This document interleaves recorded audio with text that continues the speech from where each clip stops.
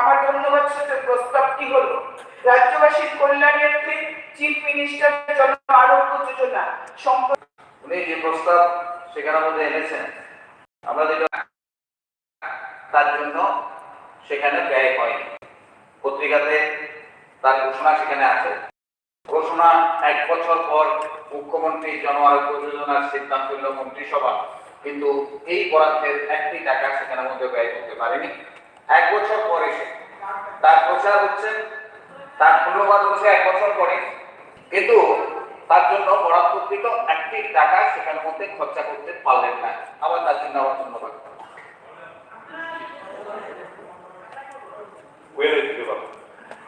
মাননীয় প্রধানমন্ত্রী মহোদয় নিজের বক্তব্য লিখিত প্রস্তাব লিখেছেন, একটা পেপারকে সামনে তিনি তুলে ধরেছেন। উনি খবর নিয়ে দেখতে পারেন যে প্রায় এই পর্যন্ত 15টা টেকনিক্যাল পয়েন্ট আছে যেগুলো আলোচনা করতে হয়েছে। কোথাও যাতে তার বাধা না হয়ে থাকে বা যারা এটার সঙ্গে যুক্ত হবে তারা যাতে তাদের চিকিৎসা পরিষেবা করতে কোথাও অসুবিধা না হয়। লং টাইম ধরে এটাকে বিভিন্ন বিচার করে বিভিন্ন দিল্লি সিদ্ধান্ত হওয়ার সঙ্গে সঙ্গে 15 তারিখ শুরু হয়েছে মাননীয় মুখ্যমন্ত্রীর হাত দিয়ে। আর এটা আজকে পর্যন্ত আমি বলছি কত বেশি হবে, কারণ এভরিডে এটাকে প্রত্যেকটি রেজিস্ট্রেশন যুক্ত হচ্ছে। এখন থেকে রেজিস্টার হয়ে যাওয়া মানে যে সঙ্গে সঙ্গে তার ট্রিটমেন্টটা হতে পারে। এখন আমি জানি না মানুষ অসুস্থ না হলে যাচ্ছে না বলে কিন্তু এরকম ভাবছেন কি, গেলে আপনি যেমন আপনি নিজে নিন। এখানে যারা আছি এই যোজনার মাধ্যমে প্রত্যেক মানুষ, প্রত্যেক পরিবার, যেখানে আমরা সকলে এন্টারটেন, আপনিও পাবেন যে কোনো রাজনীতি নয়, কোনো বিচার নয়, কোনো রকম ভাবে এর মধ্যে 100% মানুষ এর সঙ্গে যুক্ত। আমার মনে হয় না এ রাজ্যে কোনো যোজনা 100% মানুষ কভার করে এরকম কোনো যোজনা এ রাজ্যে হয়েছে কিনা আমার জানা নেই। কারণ এখানে মাননীয় মুখ্যমন্ত্রীর মাধ্যমে এ রাজ্যের 100% মানুষ এই জন আরোগ্য যোজনার মাধ্যমে সুযোগ পাবে। 5,49,000 পরিবার প্রধানমন্ত্রী আয়ুষ্মান ভারতের সঙ্গে যুক্ত আছে, তারা পাচ্ছে। বাকি 4,15,000 টোটাল পরিবার সঙ্গে হবে। অলরেডি আমার হিসাব 1.5 লাখ আর বেশি হবে, হয়তো হয়ে গেছে। সুতরাং ওনার জানকারির জন্য বলছি, সবার জানার জন্য বলছি। আমি মাননীয় সদস্য শ্রীমতী কল্যাণী, আমি মনে করি যারা হাত বলেছেন এবং সর্বসম্মতিক্রমে সেটাই সিদ্ধান্ত হয়েছে। একটা আমি ধন্যবাদ সূচক প্রস্তাবটি সবাই কর্তৃক বৃহৎ।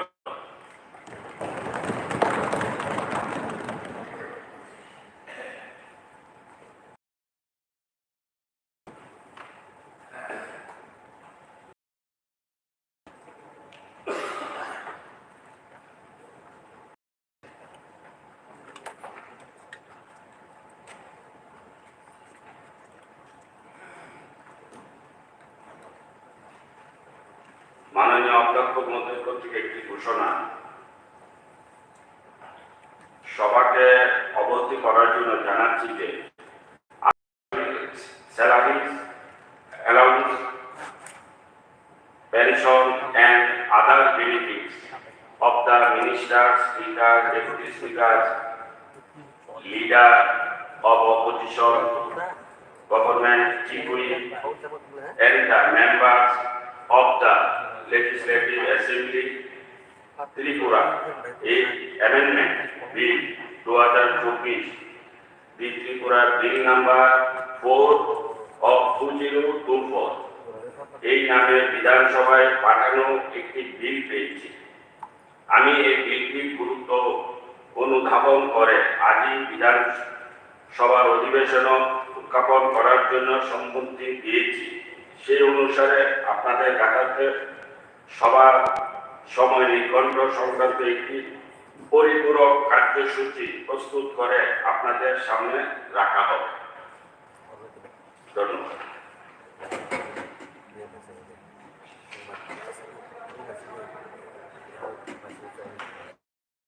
Laying of papers on the table on the house. Now the business before the house is laying a copy each of 1.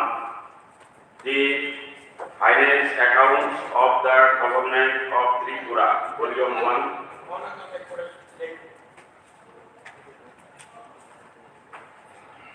Respected Honorable Deputy Speaker, I will beg to lay a copy of the finance accounts of the Government of Tripura, volume number 1 and 2 for the year 2022-23 on the table of this accounts.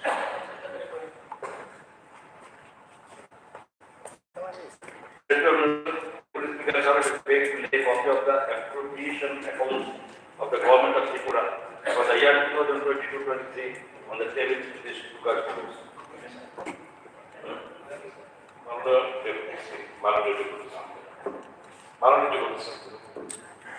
মাননীয় deputy speaker, আপনি কোনটা প্রস্তাব আপনি পাঠ করতে হবে তারপরে চলে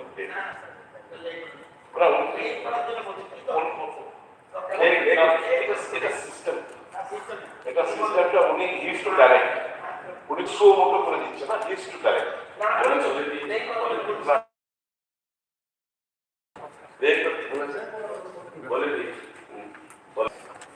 I will take a copy of the action taken of Panchayat Raj and urban local bodies on annual technical inspection report of the Comptroller and Auditor General of India for the year 2000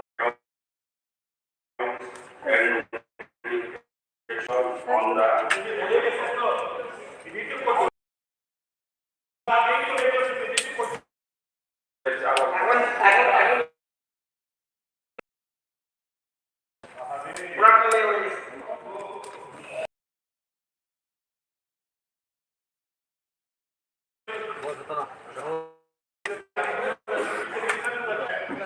Honorable Deputy Speaker, sir.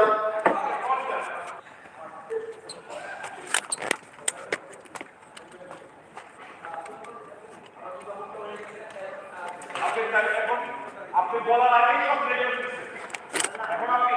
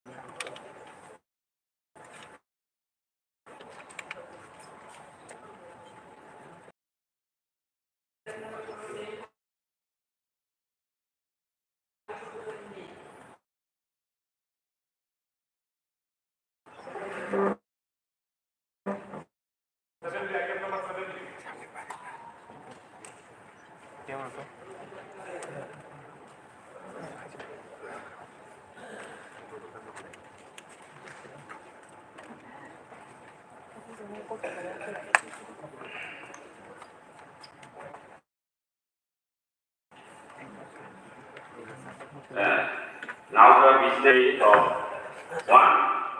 The economic review of Tripura for the year 2022 and 23 on the table of the House. Now I request the Honorable Minister in charge of the Tribal Welfare Act Department to lay a copy of the national economic review of the table of the House. Honorable Deputy Speaker, sir, I beg to lay a copy of the economic review of Tripura 2022-2023 in the floor of the House. Honorable members are requested kindly to collect copies of the finance accounts, association accounts, annual technical inspection report, notification and economic review from the notice office of the Tripura Legislature.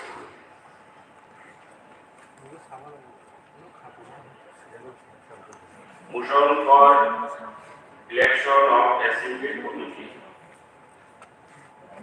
Honorable members, the team of office of 5 elected committee, 2 committee on public accounts,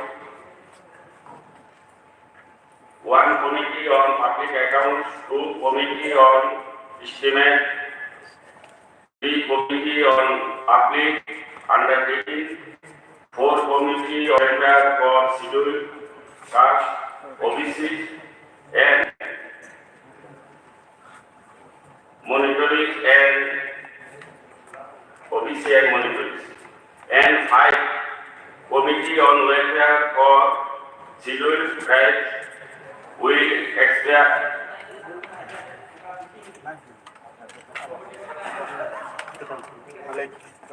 on 31/03/2024. Now these 5 elected committees are required to be constructed in the current assembly session for the financial year 2024-2025. Under Rule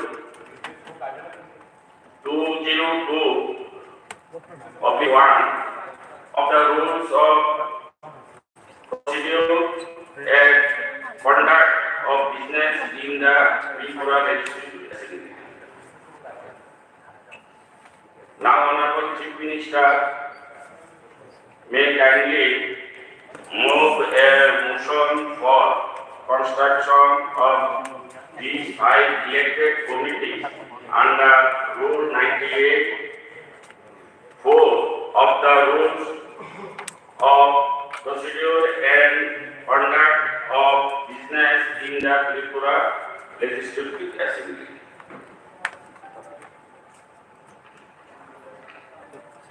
Mr. Speaker, sir, in pursuance of Rule 98 in bracket 1 number 4 of the rules of procedure and conduct of business in the Tripura Legislative Assembly, I beg to move that the House do proceed to elect 11 members to each of the committee, namely number 1, Committee on Public Accounts, number 2, Committee on Estimates, number 3, Committee on Public Undertakings, number 4, Committee on Welfare of Scheduled Castes, OBCs and Minorities, and number 5, Committee on Welfare of Scheduled Tribes, according to the principle of proportional representation by means of single transferable vote for the period ending 31st March 2025 as required under Rule 202 in bracket 1 of the rules of procedure and conduct of business in the Tripura Legislative Assembly. Now I am putting up the motion to vote. The motion before the House is there. The House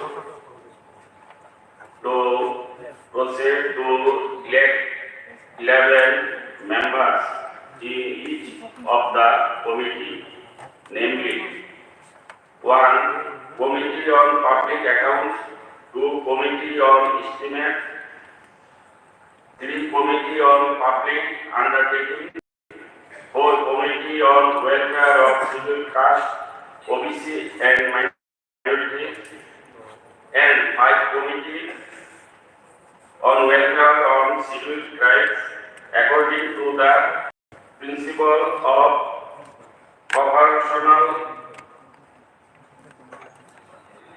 representation by means of single transferable vote for the financial year 2024 and 2025 as required under Rule 2021 of the rules of procedure and conduct of business in the Tripura Legislative Assembly.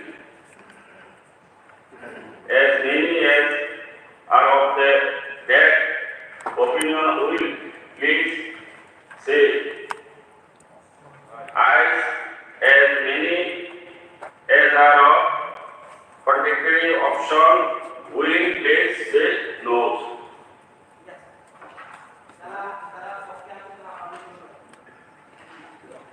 তো যারা পক্ষে আছেন হ্যাঁ বলবেন, যারা বিপক্ষে আছেন না বলবেন।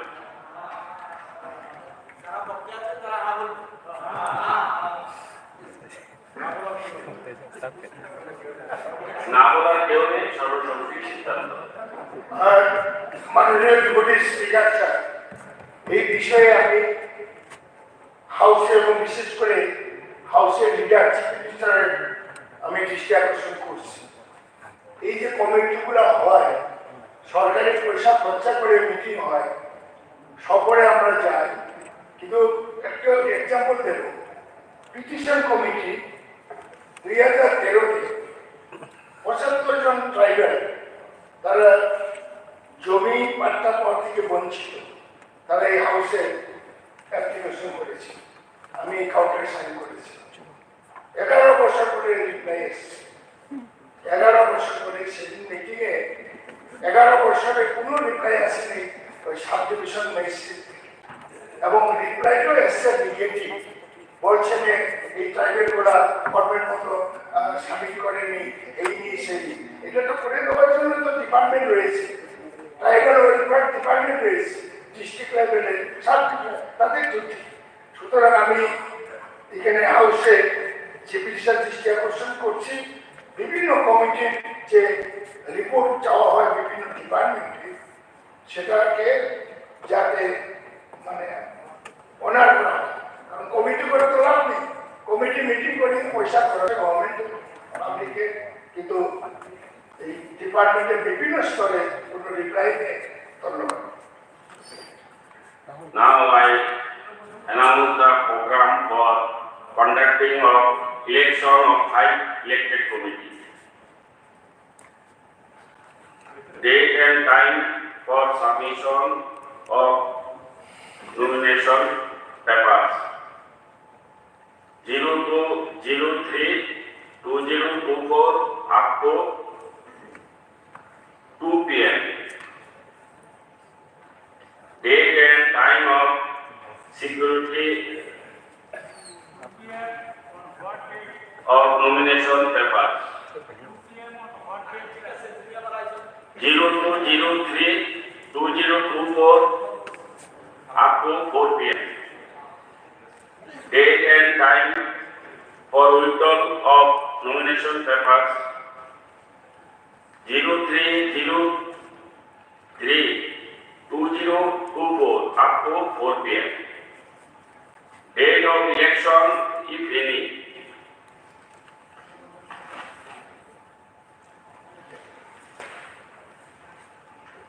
মাননীয় অধ্যক্ষ মহোদয় কর্তৃক একটি ঘোষণা। মাননীয় সদস্যগণের অবগতির জন্য জানাচ্ছি যে 2024-2025 ইংরেজি অর্থ বছরের জন্য নিম্নলিখিত কমিটিগুলি গঠন করা হবে। কমিটিগুলি হল: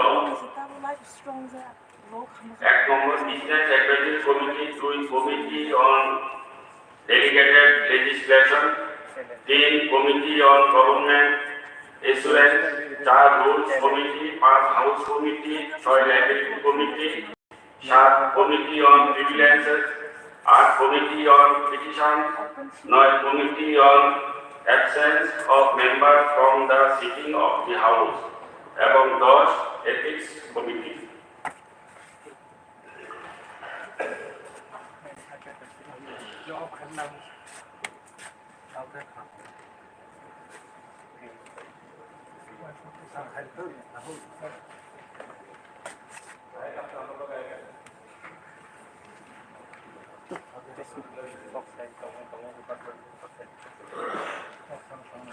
উক্ত কমিটিগুলির প্রত্যেকটিতে মোট 9 জন করে সদস্য মনোনীত হবেন।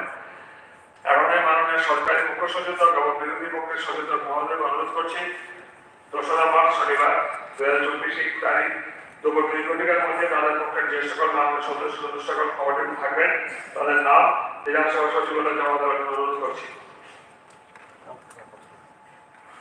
মাননীয় মুখ্যমন্ত্রী টাইমটা সোমবার করলে ভালো, কাল না, এটা কাল টাইম আছে বলো। আরে আমি ওইটা তো ঠিক করছি। আর দোসরা I think what our honorable member is saying is correct. Okay, we can submit on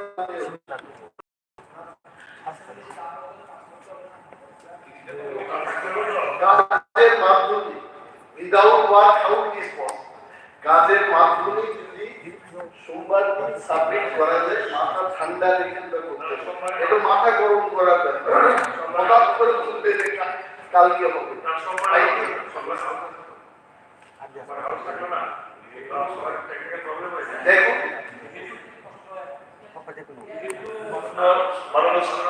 মাননীয় স্পিকার সাহেব, রোববারে সকালে ইলেকশন হইতো না, সোমবার ছিল না। তাহলে ঠিক আছে সোমবার 11 সোমবার হলে 11 দিতে হবে অ্যাসেম্বলি স্টাফও তো কাজ করতে হবে, তারা তো সব রেডি হয়েছে। সোমবার হলে আরে আপনারটা দেখো এই সাপোজ অ্যাসেম্বলি যে স্টাফরা আপনারা চালান তারা তো কাজ আছে, আপনারা তাড়াহুড়া করলে তো হবে না। এরকম না সিস্টেম অ্যাসেম্বলি স্টাফরা তো আপনি জমা দিয়ে এক করুন। এমনিতে তিন দিন, আরে তো সোমবার 11 কিছু কি করবেন একটা পর্যন্ত করুন না। আমরা আপনার কথা দেওয়া আছে সম্বন্ধে দিয়ে দেবো বলা হচ্ছে, ঠিক আছে 11টার মধ্যে করো, হাতের দিনের টাইম আছে, আড়াই দিন। এখানে প্রশ্নের জন্য আরেকটা কথা বলে রাখি মাননীয় পরিষদের মন্ত্রী, যে আমরা যে কোয়ালিফিকেশন এগুলো দেখি এটা কিন্তু টাইম থাকে সকাল 10টার মধ্যে জমা নেক্সট সেশন থেকে কিন্তু এটা যেন সকাল 9:30 মধ্যে 10টায় জমা দিলে এগুলো রেডি করে সমস্ত কনফিডেন্স করে টাইপ করে এখানে ফাইলে আসতে সময় লেগে যায়। সাধারণ এটা এই সেশন আর নেক্সট সেশন থেকে আমি মাননীয় মুখ্যমন্ত্রী মহোদয় এবং আমি অপোজিশন লিডার সাহেবকে বলে রাখলাম, ঠিক আছে? রিজিয়ন কন্ট্যাক্ট বিজনেস প্লিজ করতে হবে, ঠিক করতে হবে, তাহলে rules of procedure and conduct of business change করতে হবে। করতে হবে, করতে হবে। সুবিধা তো হবে আগে ধরে দিতে হবে। যদি we change why in the morning 9:30 we can do the previous day also, ঠিক আছে, then we can change, we have to change the rules. Sudip বাবু এইগুলো তো বললাম, The rules committee বসে থাকো, সেটা বললাম নেক্সট সেশনের জন্য। আর আমি জাস্ট আপনাকে স্মরণ করে দিতে চাইছি, তাহলে রুলস কমিটি বসে কি করতে হবে। ঠিক আছে, ঠিক আছে। পরবর্তী কার্যসূচি হলো যে পাবলিক ডিমান্ড রিকভারি অধিবেশন emergence B 2024 Tripura bill number 3 of 24 উপস্থাপন। আমি এবং অর্থদপ্তরের ভারপ্রাপ্ত মাননীয় মন্ত্রী মহোদয়কে বিলটি উপস্থাপন করার জন্য সবার মধ্যে প্রস্তাব করতে অনুরোধ করছি। Respected Speaker, sir, I would like to move on to introduce the Tripura Public Demand Recovery Amendment Bill 2024, the Tripura Bill number 3 of 2024 on the table of discussion. এখন অর্থদপ্তরের ভারপ্রাপ্ত মাননীয় মন্ত্রী কর্তৃক উত্থাপিত প্রস্তাবটি বলে দিচ্ছি। প্রস্তাবটি হলো যে Tripura public demand recovery amendment bill 2024, Tripura bill number 3 of 24 এই সভা উত্থাপন করার অনুমতি দেওয়া হোক। যারা প্রস্তাব পক্ষাধিত না বলবেন, যারা বিপক্ষাধিত না বলবেন, আমি মনে করি না বলার কেউ নেই, তাই সর্বসম্মতিক্রমে এই প্রস্তাবটি গৃহীত হবে। সবাই উত্থাপিত বিলটি প্রতিনিধি বিধানসভা নোটিশ অফিস থেকে সংগ্রহ করে নেওয়ার জন্য মাননীয় সদস্যকে অনুরোধ করছি। প্রাইভেট মেম্বার রেজলিউশন সবার পরবর্তী কার্যসূচি হলো প্রাইভেট মেম্বার রেজলিউশন। আজকের কার্যসূচিতে 3টি প্রাইভেট মেম্বার রেজলিউশন আছে। প্রথম রেজলিউশনটি এনেছেন মাননীয় সদস্য শ্রী তাবাজ্জুদ হোসেন। এখন মাননীয় সদস্য শ্রী তাবাজ্জুদ হোসেনকে অনুরোধ করছি ওনার রেজলিউশনটি সমাপ্ত করার জন্য এবং আলোচনার জন্য তোমার জন্য বলুন। রেজলিউশনটা আছে?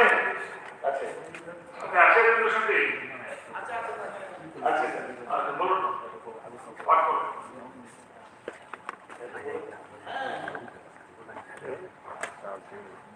ত্রিপুরার সার্বিক মানুষের স্বার্থে ন্যাশনাল হাইওয়ে এর উপর আমার যে বেসরকারি প্রস্তাব আমি উত্থাপন করতে যাচ্ছি। প্রস্তাবটি বলুন, রেজুলেশনটি বলুন। ঠিক আছে, আমি বলছি রাজ্যের প্রস্তাবিত জাতীয় সড়কের নির্মাণ কাজ এনডিআরএ সভার মধ্যে সম্পন্ন করার জন্য এই সভা কেন্দ্রীয় সরকার করবেন। আজকে এই পবিত্র বিধানসভায় যারা উপস্থিত আছেন সবাইকে আসসালামু আলাইকুম, নমস্কার এবং যথাযথ নমস্কার। মাননীয় স্পিকার স্যার, ত্রিপুরা রাজ্যের 40 লক্ষ মানুষের একটি সার্বিক চাহিদা এবং গুরুত্বপূর্ণ বিষয় যেটা নাকি ন্যাশনাল হাইওয়ে, সেটার উপরে আমি বেসরকারি প্রস্তাব আনার জন্য আমাকে সুযোগ দেওয়ার জন্য মাননীয় স্পিকার স্যার আপনাকে ধন্যবাদ জানাচ্ছি। তার সাথে সাথে আমার মানিক সাহেবকে ধন্যবাদ জানাচ্ছি। আজকে ভারতবর্ষের প্রান্তিক একটি ছোট্ট রাজ্য ত্রিপুরা, যার আয়তন 10,491 বর্গ কিলোমিটার, যার লোকসংখ্যা প্রায় 40 লক্ষ। এই ছোট্ট ত্রিপুরা রাজ্যের জন্য 2023 ডিসেম্বর পর্যন্ত আমাদের কেন্দ্রীয় সরকার ত্রিপুরার জন্য 923 কিলোমিটার রাস্তা বরাদ্দ করে দিয়েছেন। তার মধ্যে 2023 ডিসেম্বর পর্যন্ত আমরা কমপ্লিট করতে পেরেছি 486 কিলোমিটার, আর বাকি রইল 437 কিলোমিটার।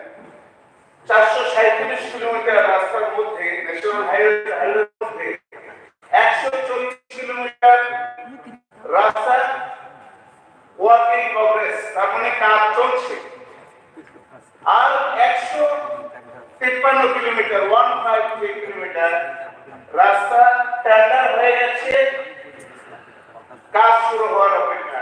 আর বাকি রইল 142 কিলোমিটার, সেটা ডিক্লেয়ার হয়ে গেছে, টেন্ডারের অপেক্ষায় আছে। আজকে এই ত্রিপুরা রাজ্যে 2023 ডিসেম্বর পর্যন্ত কেন্দ্রীয় সরকার দ্বারা প্রেরিত যে টাকা আমরা রিসিভ করেছি 4,135,000 করোড়, তার মধ্যে আমরা খরচ করতে পেরেছি 3,686 করোড়। মাননীয় স্পিকার স্যার, আরো আমাদের ত্রিপুরা রাজ্যের মাননীয় মুখ্যমন্ত্রী এবং সরকার দ্বারা আমরা পরিকল্পিত আছে কমলপুর থেকে শুরু করে আমবাসা হয়ে গন্ডাছড়া এবং অমরপুর হয়ে শান্তিবাজার পর্যন্ত প্রায় 150 কিলোমিটার রোড আমরা আমাদের মাননীয় মুখ্যমন্ত্রী এবং আমাদের সরকার পরিকল্পনা আছে, সেটা আমরা ন্যাশনাল হাইওয়ের মধ্যে এটা করার জন্য। এবং সেকেন্ড থিং, কমলপুর আমাদের খোয়াই থেকে শুরু করে আমাদের তেলিয়ামুড়া হয়ে অমরপুর দিয়ে হরিণা পর্যন্ত প্রায় 140 কিলোমিটার রোড, সেটাও আমাদের মুখ্যমন্ত্রী আমাদের সরকার পরিকল্পনার মধ্যে আছে, সেটাও আমরা কাজ করব। শুধু তাই নিয়ে শেষ নয় মাননীয় স্পিকার স্যার, আমাদের এখানে চম্পকনগর থেকে শুরু করে হুমলুম হয়ে জম্পুই জলা দিয়ে উদয়পুর পর্যন্ত প্রায় 40 kilometre road national highway golden করার জন্য প্রায় আমাদের কাজ ইতিমধ্যে শুরু হয়ে যাবে। আরো এই যে আগরতলা শহর, সেই আগরতলা শহরটাকে যে স্মার্ট সিটি, সেই স্মার্ট সিটিটাকে চতুর্দিকে ন্যাশনাল হাইওয়ে গোল্ডেনের মধ্যে ব্যারিকেড করার জন্য যে পরিকল্পনা বা যে কাজ বা চলছে, সেটা হলো ভয়ারপুর থেকে শুরু করে আমাদের এখানে বাইপাস, আমাদের বাইপাস দিয়ে আমাদের বর্ডার চেকপোস্ট দিয়ে এবং আমতুলি হয়ে চেকপোস্ট দিয়ে এবং এয়ারপোর্ট হয়ে আমাদের লেমপুচড়া হয়ে আবার ওই গয়াতপুরে গিয়ে লেগেছে 4 লাইন বাইপাস রোড। সেটা নাকি আগরতলা শহর থেকে আগামী দিনে যে কোনো পণ্যবাহী গাড়ি এবং মানুষ যে কোনো দিক দিয়ে বেরোলে আমাদের 4 লেন রুট পেয়ে যাবে। এই আগরতলা রুটটাকে আমরা আগরতলা শহরটাকে চতুর্দিকে ন্যাশনাল হাইওয়ে 4 লেন দিয়ে আমরা ব্যারিকেড করতে চাই এবং কাজ চলছে। মাননীয় স্পিকার স্যার, মাননীয় স্পিকার স্যার, যখন আজকের দিনে বলতে হয় যখন 2018 সালে ত্রিপুরা রাজ্যের বিধানসভা সাধারণ নির্বাচন হয়েছিল, 18 সালের বিধানসভা নির্বাচনের আগে আমাদের বিশ্ব নেতা নরেন্দ্র মোদীজি ত্রিপুরাতে এসেছিলেন আস্তাবল ময়দানে সভা করার জন্য। যখন তিনি প্লেন থেকে নামলেন, নামার পর রাস্তার পাশে অনেক সাইনবোর্ড লাগানো ছিল। তিনি দেখলেন কি প্রত্যেকটি সাইনবোর্ডের মধ্যে লেখা আছে ত্রিপুরা রাজ্যে স্বর্ণযুগ চলছে। 2018 নির্বাচনের আগে ত্রিপুরা রাজ্যে স্বর্ণযুগ চলছে। উনি আস্তাবল ময়দানে এসে শুনলেন যে ত্রিপুরা রাজ্যে স্বর্ণযুগের কাণ্ডারীরা দেরি করে স্বর্ণযুগ বিক্রি করছে, স্বর্ণ বিক্রি করছে, প্রত্যেক গ্রামগঞ্জে গিয়ে স্বর্ণযুগের কীর্তন করছে। আমার নরেন্দ্র মোদীজি সেই দিন বলেছিলেন যে স্বর্ণ বিক্রি হচ্ছে, এই স্বর্ণযুগের কাণ্ডারীরা যে এই যে বক্তৃতা দিচ্ছে, কীর্তন করছে, সেটা অরিজিনাল স্বর্ণযুগ না, ভিতরের ভিতর উপরে স্বর্ণের বেরিয়ে। আজকের দিন থেকে আপনারা আমাকে বিশ্বাস করুন, এই ত্রিপুরা রাজ্যে হীরার যুগ হবে। সেই দিন আমার বিশ্ব নেতা নরেন্দ্র ভাই মোদী কথা মানুষ বিশ্বাস করে, তখন ত্রিপুরা রাজ্যে যখন পরিবর্তন হলো, শুরু হলো হীরার যুগ। হীরা মানে 4টি অক্ষরের স্পেলিং HIRA। এই যে ন্যাশনাল হাইওয়ে যেটা আমি এতক্ষণ স্পেলিং করলাম, মাননীয় স্পিকার স্যার, শুধু আমি 5 মিনিট বলেছি ন্যাশনাল হাইওয়ে। ত্রিপুরা রাজ্যের ন্যাশনাল হাইওয়ের কথা যদি বলি, এই ছোট্ট রাজ্যের 1 ঘন্টা 2 ঘন্টা শেষ হবে না। আমি শুধু এতটুকু বলতে চাই, এই যে হীরার যুগ চলছে, হীরার প্রথম অক্ষর হলো H, এই যে ন্যাশনাল হাইওয়ে। আজকের দিনে আইডিয়া ইন্টারনেট 2014 সালে যখন দিল্লির মসনদে এই বিশ্ব নেতা বসেছিলেন, তখন প্রথম কাজটা করেছিলেন কি? প্রথম কাজটা করেছিলেন এই ইন্টারনেটের কাজ। প্রথম কাজটা করেছিলেন এখানে ডিজিটাল ইন্ডিয়া। এই ডিজিটাল ইন্ডিয়ার মাধ্যমে সারা ভারতবর্ষে আনাচে কানাচে আবার বৃদ্ধ বণিকদের হাতে তুলে দিয়েছেন অ্যান্ড্রয়েড মোবাইল। 2014 সালের আগে ভারতবর্ষের কেউ চিন্তা করতে পারেনি অ্যান্ড্রয়েড মোবাইল কি। আজকের দিনে এই ত্রিপুরা রাজ্যেও আনাচে কানাচে আবার বৃদ্ধ বণিকরা আজকের দিনে মোবাইলের মাধ্যমে দেখছে আপনি কি করছেন, আমি কি করছি, সবাই কি করছে, সেটা লাইভ দেখছে। সেখানে থেকেও ওই নরেন্দ্র মোদীর হীরা আয়ের পরিস্থিতি। এরপরে আসুন মাননীয় স্পিকার স্যার, আর দিয়ে রেলওয়ে। অত্যন্ত দুঃখের সাথে বলতে হয় মাননীয় স্পিকার স্যার, 2017 সালে এই ত্রিপুরা রাজ্যে তৎকালীন ত্রিপুরার প্রভারে ছিলেন সুনীল দেওধরজি। উনি যখন নরেন্দ্র ভাই মোদীকে যখন রিকোয়েস্ট করলেন ত্রিপুরা থেকে দিল্লি পর্যন্ত, আগরতলা থেকে ডাইরেক্ট একটি ট্রেন দিতে হবে, তখন নরেন্দ্র ভাই মোদী 2017 সালে ত্রিপুরা রাজ্যে দিয়েছিলেন রাজধানী এক্সপ্রেস। তৎকালীন মুখ্যমন্ত্রী স্বর্ণযুগের কাণ্ডারী মানিক বাবু ওই সেই দিন আমার রেল উদ্বোধন করতে গিয়ে বলেছিলেন ওই আগরতলা রেল স্টেশনে, এই রেল নাকি ওদের আন্দোলনের ফসল। বলতে লজ্জা লাগে মাননীয় স্পিকার স্যার, উনি মুখ্যমন্ত্রী, উনি তৎকালীন মুখ্যমন্ত্রী বলেছিলেন আন্দোলনের ফসল। 25 বছর আন্দোলন করে একটা রেল এনেছে। আজকের দিনে যথেষ্ট প্রমাণ ত্রিপুরা রাজ্যের মানুষের কাছে আমার নরেন্দ্র মোদীর নেতৃত্বে, আমার জনপ্রিয় মুখ্যমন্ত্রী মানিক সরকারের নেতৃত্বে ত্রিপুরা রাজ্যে 16 থেকে 18টা মানিক সরকারের, আমার জনপ্রিয় মুখ্যমন্ত্রী ডক্টর মানিক সাহেবের নেতৃত্বে আমাদের ত্রিপুরা রাজ্যে 14 থেকে 16 16টা ট্রেন সারা ভারতবর্ষের প্রত্যেকটি বড় বড় ক্যাপিটালে যাচ্ছে, বোম্বে, দিল্লি, ব্যাঙ্গালোর, সেখানে সবখানে যাচ্ছে। আজকে তো কোনো ত্রিপুরা রাজ্যের মানুষ কোনো জায়গায় আন্দোলন করতে হয়নি। সেদিন আমার ওই বিরোধী দলনেতা স্বর্ণযুগ বিরোধী দলের মুখ্যমন্ত্রী স্বর্ণযুগের কাণ্ডারি মানিক বাবু বলেছিল যেটা নাকি আন্দোলনের ফসল। আজকে 14 থেকে 18টা ট্রেন 16টা ট্রেন সারা ভারতবর্ষে উঠছে। ওই ওটাও তো আন্দোলন করতে হয়নি, সেটাও নরেন্দ্র মোদীর মাননীয় স্পিকার স্যার। তারপরে এটা দিয়ে শেষ নয়, এই নরেন্দ্র মোদীর নেতৃত্বে আমার জনপ্রিয় মুখ্যমন্ত্রী প্রফেসর ডক্টর মানিক স্যারের নেতৃত্বে আগরতলা থেকে বাংলাদেশ দিয়েও আমাদের কলকাতা দিল্লি যেতে পারবে, সেটাও কোনো আন্দোলন করতে হয়নি মাননীয় স্পিকার স্যার। তারপরে আসুন, আজকে আন্দোলন করেছে ওরা, শুধু আন্দোলন দিয়ে নাকি রেখে নিচ্ছে। তাদের আন্দোলনের 3টা স্লোগান ছিল মাননীয় স্পিকার স্যার ওই সময়। 3টা স্লোগান কি? একটা হলো দিল্লি দেয় না, দিল্লি দেয় না স্লোগান। সারা ত্রিপুরা রাজ্যের মানুষের কান পচে গেছে 25 বছর শুধু এই কথাটা শুনতে শুনতে, কি দিল্লি দেয় না, দিল্লি দেয় না। আর দুটো স্লোগান ছিল মাননীয় স্পিকার স্যার, সেই স্লোগানগুলো কি ছিল? ওই দুনিয়া আমার খেটে খাওয়া মানুষ রেখো, দুনিয়া খেত মজুর রেখো।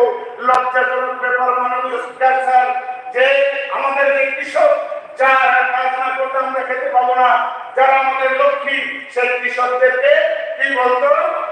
খেত মজুর বলে স্লোগান দিত। দুনিয়া খেত মজুর, সকাল থেকে সন্ধ্যা পর্যন্ত ওই কৃষক ভাইদেরকে মিছিল করতো, সন্ধ্যার সময় খালি হাতে ফিরে যেতে পারেনি।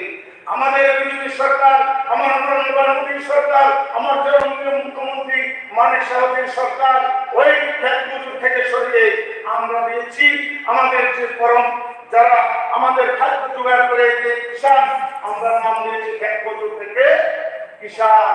সেই কিষাণদেরকে আমার নরেন্দ্র মোদীজি কোনো মিছিল করতে হয়নি মাননীয় স্পিকার স্যার। 6,000 টাকা করে কৃষক সম্মান নিধি দিয়েছেন, কোনো মিছিল করতে হয়নি।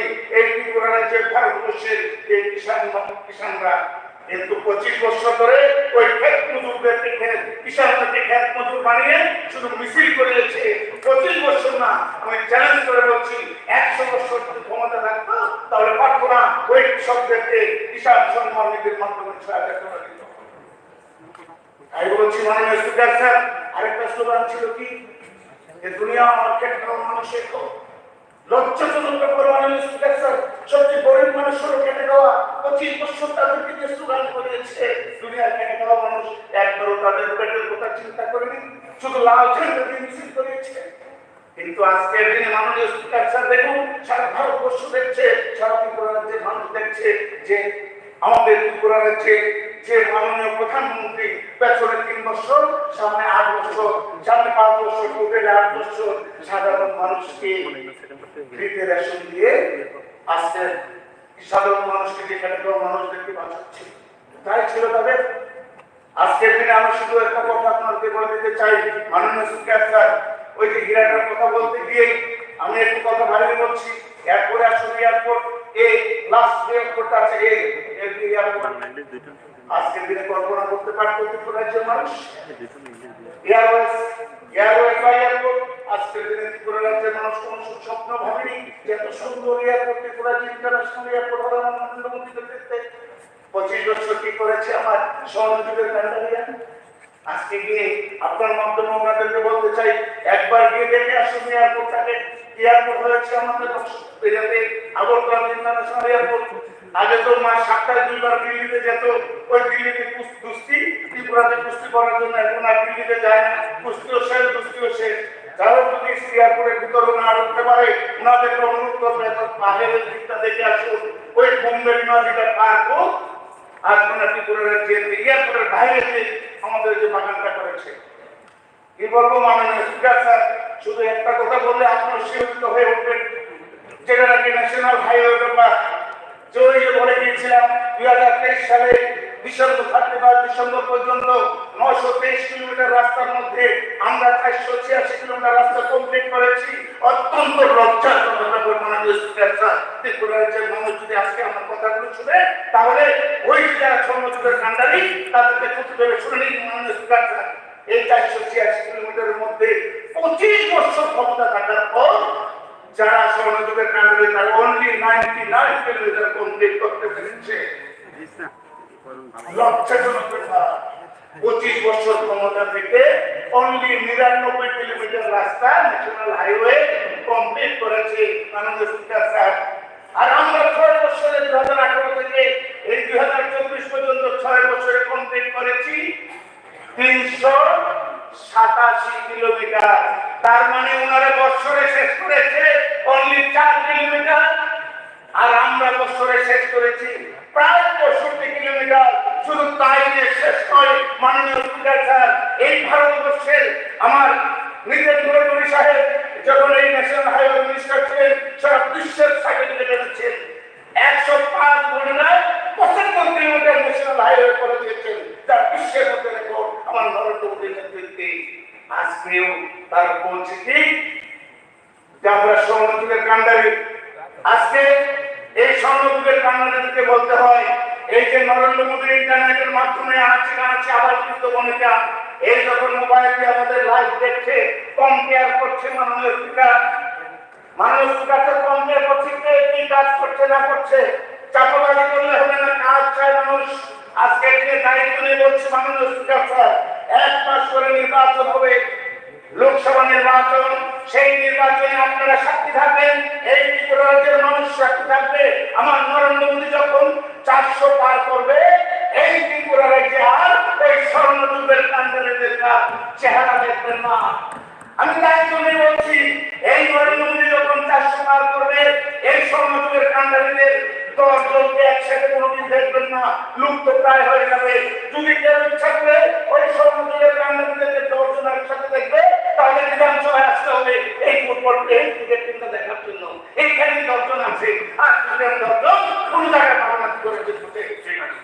মাননীয় স্পিকার স্যার, আমি শুধু এতটুকু বলতে চাই যে আপনার মাধ্যমে আমার মাননীয় মুখ্যমন্ত্রী, জনপ্রিয় মুখ্যমন্ত্রীকে বলতে চাই যে ন্যাশনাল হাইওয়ে ব্যাপারে যে আমাকে প্রস্তাব আনার জন্য বলেছেন বা আমাকে করেছেন, সুযোগ দিয়েছেন, আমি বলবো ত্রিপুরা রাজ্যের সবচেয়ে বড় যে রাস্তা হৃদয় রেখা, সে ন্যাশনাল হাইওয়ে NH 8 নম্বর রোড, সেটা হলো আগরতলা থেকে শুরু করে আমার চোরাইবাড়ি পর্যন্ত।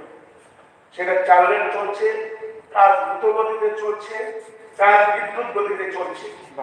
আপনি গেলে দেখবেন আমার বরপুরাতে এত সুন্দর কাজ চলছে, যেমন পার্ক হয়ে গেছে। যে একবার দেখেন যে রোড কাকে বলে, সে রোড ভাববেন না, পার্ক এত সুন্দর রোড হচ্ছে। কিন্তু ছোট্ট একটা ব্যাপার, সেটা হলো লঙ্করায় পাহাড়ে গিয়ে সেটা একটু স্লো হয়ে গেছে। আমি আমার মাননীয় মুখ্যমন্ত্রী, জনপ্রিয় মুখ্যমন্ত্রী দৃষ্টি আকর্ষণ করবো, সেখানে এই যে কাজটা স্লো হয়ে গেছে সেটাকে আরো বিদ্যুৎ গতিতে ত্বরান্বিত করার জন্য আমি অনুরোধ করবো আপনার মাধ্যমে আমার মাননীয় মুখ্যমন্ত্রী। আরেকটা রাস্তা যেটা নাকি আমার আগরতলা থেকে শুরু করে 108 নম্বর NH হাইওয়ে রোড, যেটা নাকি কমলপুর থেকে শুরু হয়ে এটা গোয়ায় হয়ে চম্পকনগর, গোয়ায় হয়ে ভেজামারা হয়ে আগরতলা ঢুকেছে। সেটার কাজও পুরো গতিতে চলছে, বিদ্যুৎ গতিতে চলছে। কিন্তু ভেজামারা থেকে গোয়ায় পর্যন্ত রাস্তাটা একটু স্লো, একটু স্লো হয়ে গেছে। আমার মুখ্যমন্ত্রীকে আমি অনুরোধ করবো এই রাস্তাটাকে যাতে আরো হাই স্পিডে কাজ চলে। তারপর যে লাস্ট গুরুত্বপূর্ণ জিনিসটা মাননীয় স্পিকার স্যার আমি বলতে চাই, প্লিজ দয়া করে আমার এই কথাটা একটু শুনুন সবাই।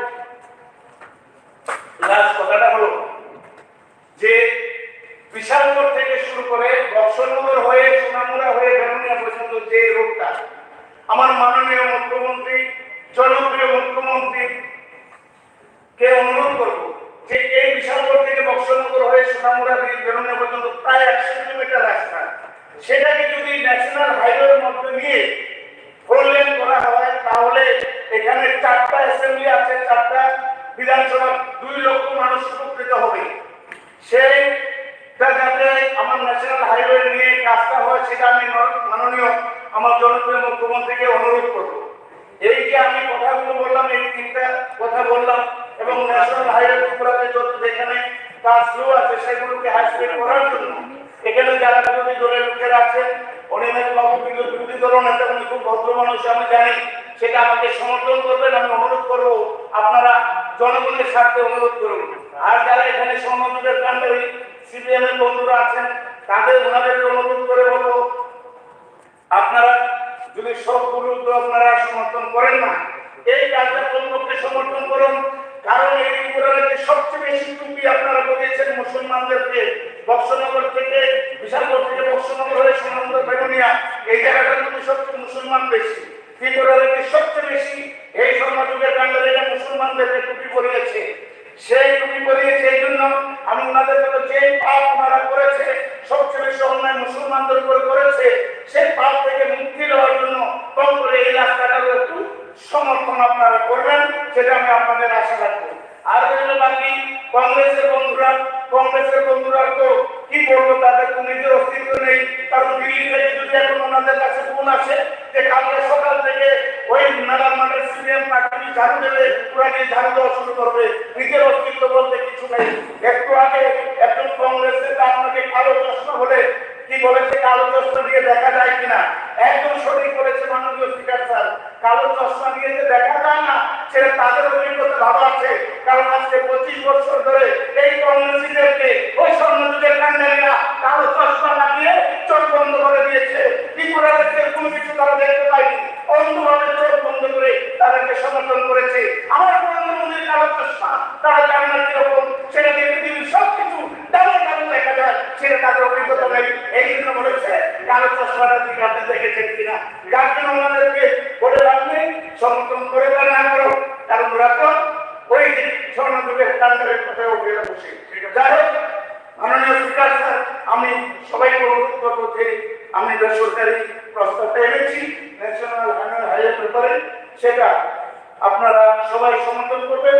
আমার পার্টির যারা আছে বিজেপি মন্ত্রী এমএলএরা তারাও সমর্থন করবেন। সেই কথাগুলো বলে আবারও আপনাকে ধন্যবাদ জানিয়ে আমি আমার কথা বলা শেষ করছি। ধন্যবাদ মাননীয় স্পিকার স্যার। ঠিক আছে, মাননীয় তোমাদেরও আপনার খ্যাতার্থ জানাচ্ছি। হাইওয়ে সমাজের আপনি রেলের কথা তুললেন। 2014 সাল পর্যন্ত রেল ছিল মিটার। নরেন্দ্র মোদী ক্ষমতা আসার পর 16 সালে রোডওয়েজ চলে এলো আগরতলা পর্যন্ত। এটাই হচ্ছে সবচেয়ে বড় ব্যাপার। ওরা আন্দোলন করতে হয়, লড়াই করতে হয়নি। এর মধ্যে বাকিটা ইতিহাস। তো আন্দোলনের পরিপ্রেক্ষিতে মিটার কেস পেয়েছি আমরা, ঠিক আছে কিনা? আপনি সঠিক বলেছেন। বড় এখন কেউ আলোচনা করবেন, কেউ উপরে সময় লক্ষ্য রাখবে। সমাজবাবু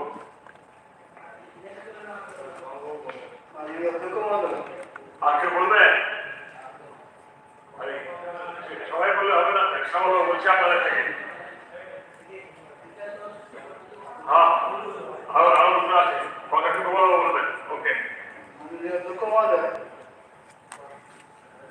রাজ্যের প্রস্তাবিত জাতীয় সড়কের নির্মাণ কাজ নির্ধারিত সময়ের মধ্যে সম্পন্ন করার যে প্রস্তাবটা এনেছে, এটা তো সমর্থন না করার কোনো কারণ নেই। যত জাতীয় সড়ক হবে রাজ্যের উপর চাপ কমবে, অর্থনৈতিক যেটা রাজ্য করার দরকার সেখানেও দেখা যাবে জাতীয় সড়ক হচ্ছে, তাতে সুবিধা হবে। যাই হোক, কিন্তু জাতীয় সড়কের যে ব্যাখ্যা এতক্ষণ শুনেছেন, তো সেটা সবাই উপকৃত হয়েছে কিনা আমি বলতে পারি।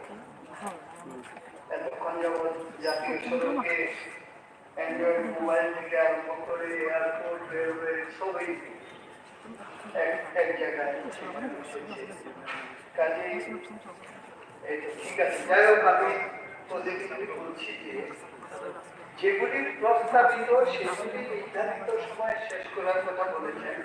প্রস্তাবিতটা তো শুরু হবে সামনে, প্রস্তাব সিদ্ধান্ত হবে কেন্দ্রে, তারপর শুরু হবে।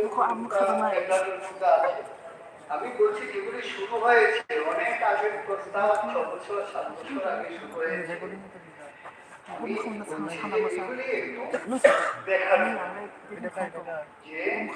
এটা যাতে তাড়াতাড়ি, চলতিগুলি যাতে তাড়াতাড়ি হয়, তারপর ওইটা নিশ্চয়ই শুরু হবে এবং শেষ হবে।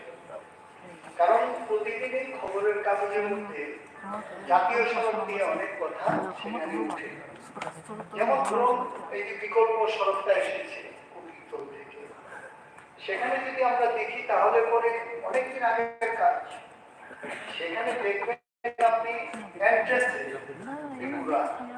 বর্তমান থেকে কুকি ব্রিজ করছেন। এই যে মানে এটা শুধুই এদিকে হচ্ছে, এটা ঠিক আছে, কিন্তু ওই জায়গাটাতে কাজটাই শুরু হয়নি।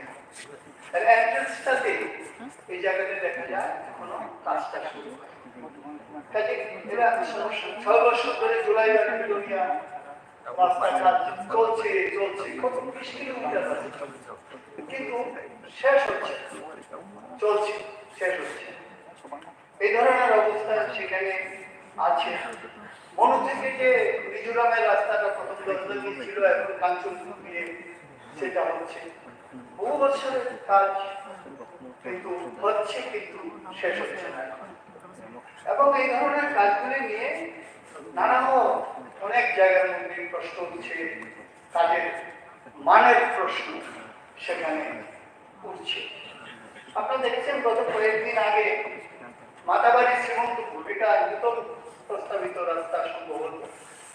এই রাস্তায় কাজ শুরু হয়েছে, বৃষ্টি নেই, বাদল নেই, যে রিটার্নিং ওয়াল করেছে, রিটার্নিং ওয়াল ব্রেক করে ফেলেছে।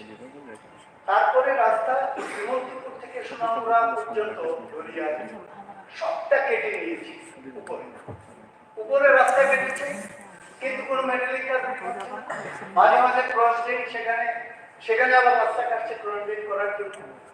মানে একসাথে কাজ শুরু হয়ে গেছে, কিন্তু এখন চলাচলের উপযুক্ত না, একেবারে উপযুক্ত সেই জায়গায় চলে গেছে। আপনারা দেখবেন বিভিন্ন কাগজে উঠে, আমি সবটা বলছি না, সেখানে দেখবেন যে আমবাসা অমরপুর হয়ে সাবরুমের যে রাস্তা, সেই রাস্তার স্যাংশন জমি অধিগ্রহণ শুরু হয়েছে। খবরের কাগজের মধ্যে কালকেও দেখবেন আপনি উঠেছে যে ওই জমি অধিগ্রহণ নিয়ে অনেক দুর্নীতির কথা উঠেছে একটা কাগজে।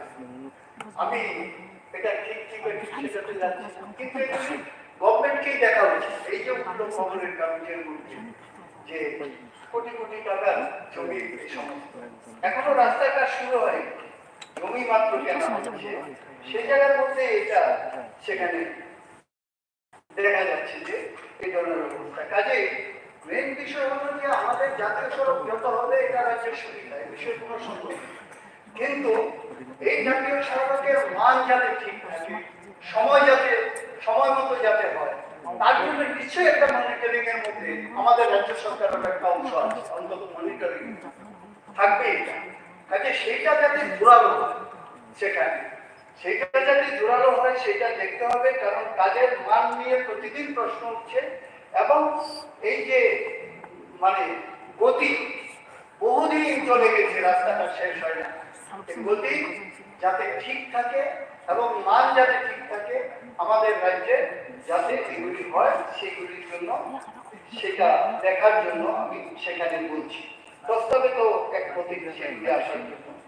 আরেকটা আমার একটা আছে, সেটা হলো যে প্রস্তাবিত যে রাস্তা তার মধ্যে সম্ভবত কিছুটা অংশ বলেছিলেন এখান থেকে ছিল না, একটা প্রস্তাব ছিল রাজ্যে, সেটা হলো হাপানিয়া থেকে আমরিঘাট। এর মধ্যে 9টা বিধানসভার মতো প্রায় করেছে। ধরুন মধুপুর, বক্সনগর, সোনামুড়া, ধনপুর, রাজনগর, হয়ে একেবারে চলে গেছে। এটা কিন্তু বিকল্প সড়ক। হ্যাঁ, এটা বিকল্প সড়ক, এটার প্রস্তাব ছিল।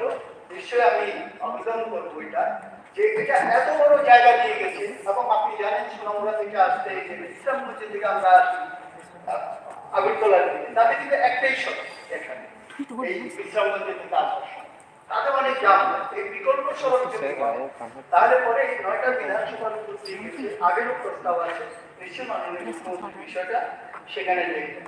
আরেকটা ছোট্ট প্রস্তাব আমি করছি, টাকার জলা থেকে সোনামুড়া, এটা ভায়া জলা এবং বিশ্রামগঞ্জে আসলো, তারপর ভিতর টকসাপাড়া হয়ে সোনামুড়া। এই যে রাস্তাটা আছে, সোনামুড়ার যে এলাকা আছে তাতে জমি অধিগ্রহণ আছে, আগে কোনো অসুবিধা নেই। এই রাস্তাটাকে যদি করা যায় তাহলে প্রান্তিক যে মানুষ এই ডিস্ট্রিক্টে, এই প্রান্তিক মানুষ ডিস্ট্রিক্ট হেডকোয়ার্টারের সাথে তার ইয়েটা সুবিধা হবে।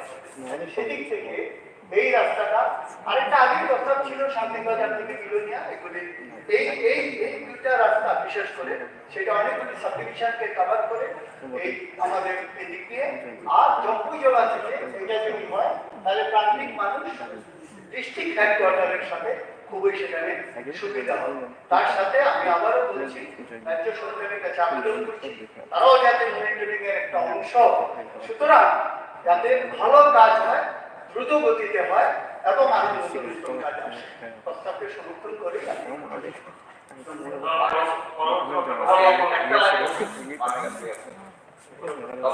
বলেছেন জাতীয় সড়কের কথা, জানেন না যে জাতীয় সড়ক সেই স্বর্ণযুগের মানিক সরকারের কথা বলেছেন, যতটা জাতীয় সড়ক ত্রিপুরাতে হয়েছে সেগুলো বেশিরভাগ না, প্রায় সবগুলোই হচ্ছে সেই সময় স্বর্ণযুগে। এই সরকার আসার পর একটি আমাকে let me say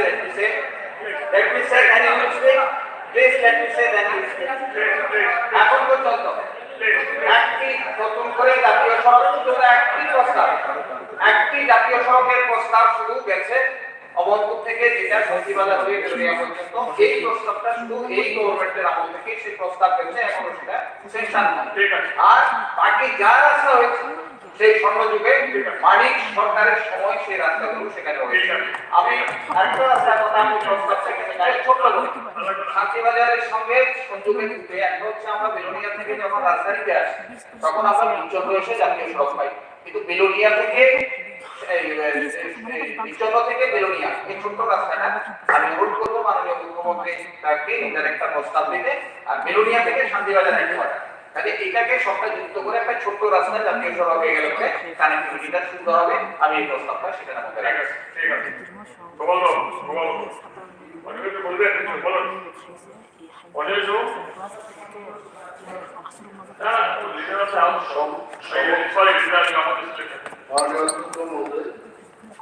মাননীয় সদস্য তোফাজ্জল হোসেন যে রেজলিউশনটা এখানে এনেছে, এখানে বিরোধ করার কোনো ব্যাপারই প্রশ্ন। রাজ্যের জাতীয় সড়ক হোক, ছোট সড়ক হোক, এভরিথিং উই ওয়েলকাম। এবং এখানে যারা বসে আছেন সবাই আমরা একটু সমর্থন করি, বরঞ্চ মাননীয় সদস্যরা আমাকে বলেছে যে আরো কতগুলো জায়গায় কিভাবে তৈরি করা যায় এটার চিন্তা ভাবনা করার জন্য। আমি আগেও বলেছি, আজকেও আবার সেই কথা রিমাইন্ড করিয়ে দিতে চাই এখানে যে জাতীয় সড়ক নির্মাণের জন্য NHIDCL is the organization। আসলে এই টাকাটা তো আসছে ministry of road transport and highways. ত্রিপুরায় এটা মনে হচ্ছে যে NHIDCL is the authority to construct the roads, national highways। এবং আমি আমার অভিজ্ঞতার কথা বলছি, when I requested the NHIDCL authority to discuss, there are certain loopholes in the নির্মাণ কাজের মধ্যে যেগুলো আমি দেখেছি, wanted to discuss with them, খুঁজে কাউকে পাওয়া গেল। and finally একটা নম্বরে যখন আমি ফোন করি, এক্সিকিউটিভ ডাইরেক্টর অফ NHIDCL বলছিলেন যে আমি আইজলে আছি। আমরা জনপ্রতিনিধিরা যদি প্রশ্ন করতে না পারি, if we cannot question them on the law quality of work, কি হচ্ছে? যখন আমি গাইডলাইনটা করি দেখলাম সেখানে জনবহুল এলাকাগুলোতে সেখানে ব্যারিকেড বা রিলিং এর মতো সৃষ্টি করে মানুষ যেন অ্যাক্সিডেন্টে মারা না যায় তা ব্যবস্থা করতে হবে। There are places যেখানে ড্রেন করে এই ড্রেনটার উপরে আবার সিমেন্টের প্লেট বসাতে হবে। They did not do। মানুষ কোথায় হাঁটাহাঁটি করবে, পেডেস্ট্রিয়ানের জন্য মানে রাস্তার এই পার থেকে অন্য পারে যাওয়ার জন্য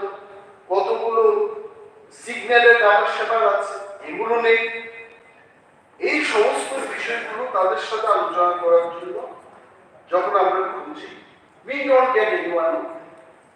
আমি মাননীয় মুখ্যমন্ত্রী তথা আমাদের পূর্ত দপ্তরের উনি ভারপ্রাপ্ত মন্ত্রী, ওনার দৃষ্টি আকর্ষণ করব, এই যে প্রস্তাবটা যখন যাবে, আমাদের রাজ্যে পিডব্লিউডি দপ্তরের এনএইচ ডিপার্টমেন্ট আছে, ন্যাশনাল হাইওয়েজ, এবং সেই ডিপার্টমেন্টের কাছে আমি জানি they don't have any work, সমস্ত কিছু যদি কেন্দ্রীয় সরকার কর্তৃক পরিচালিত এই সংস্থাগুলো দিয়ে যদি কাজগুলো করা হয়, আমাদের এইভাবেই কিন্তু সেখানে চিঠি দিয়ে দিয়ে জানতে হবে যে এই কাজগুলো কেন হচ্ছে।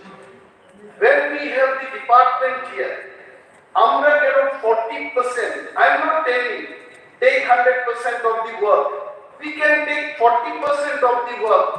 মিজোরামে হচ্ছে, মণিপুরে হচ্ছে, আসামে হচ্ছে, the state PWD department is taking up the work. কেন এখানে এই কাজগুলো নেওয়া হচ্ছে না? Then probably কিছু কিছু জায়গায় আমরা প্রশ্ন করতে পারবো, কাজের মানদণ্ড বৃদ্ধি পাবে। এই প্রস্তাবের সাথে ওইগুলো যেন another point is হাইওয়ে করার, আমি একটা জিনিস দেখেছি ত্রিপুরায় কি হচ্ছে, প্রথম বাড়িঘর হচ্ছে, তারপর ওই বাড়িঘরকে কেন্দ্র করে তার সেটাকে লক্ষ্য রেখে হাইওয়ে গুলো। আই ডোন্ট থিংক নরেন্দ্র মোদীজি দেশের প্রধানমন্ত্রী উনি যে হাইওয়ের কথাগুলো বলেন, আমি শুনি মাঝে মাঝে ওনার বক্তব্য, উনি কি বলেন, ফাস্টেস্ট ওয়েতে যেন আমরা একটা জায়গা থেকে আরেকটা জায়গায় পৌঁছাতে পারি। তো হাইওয়ে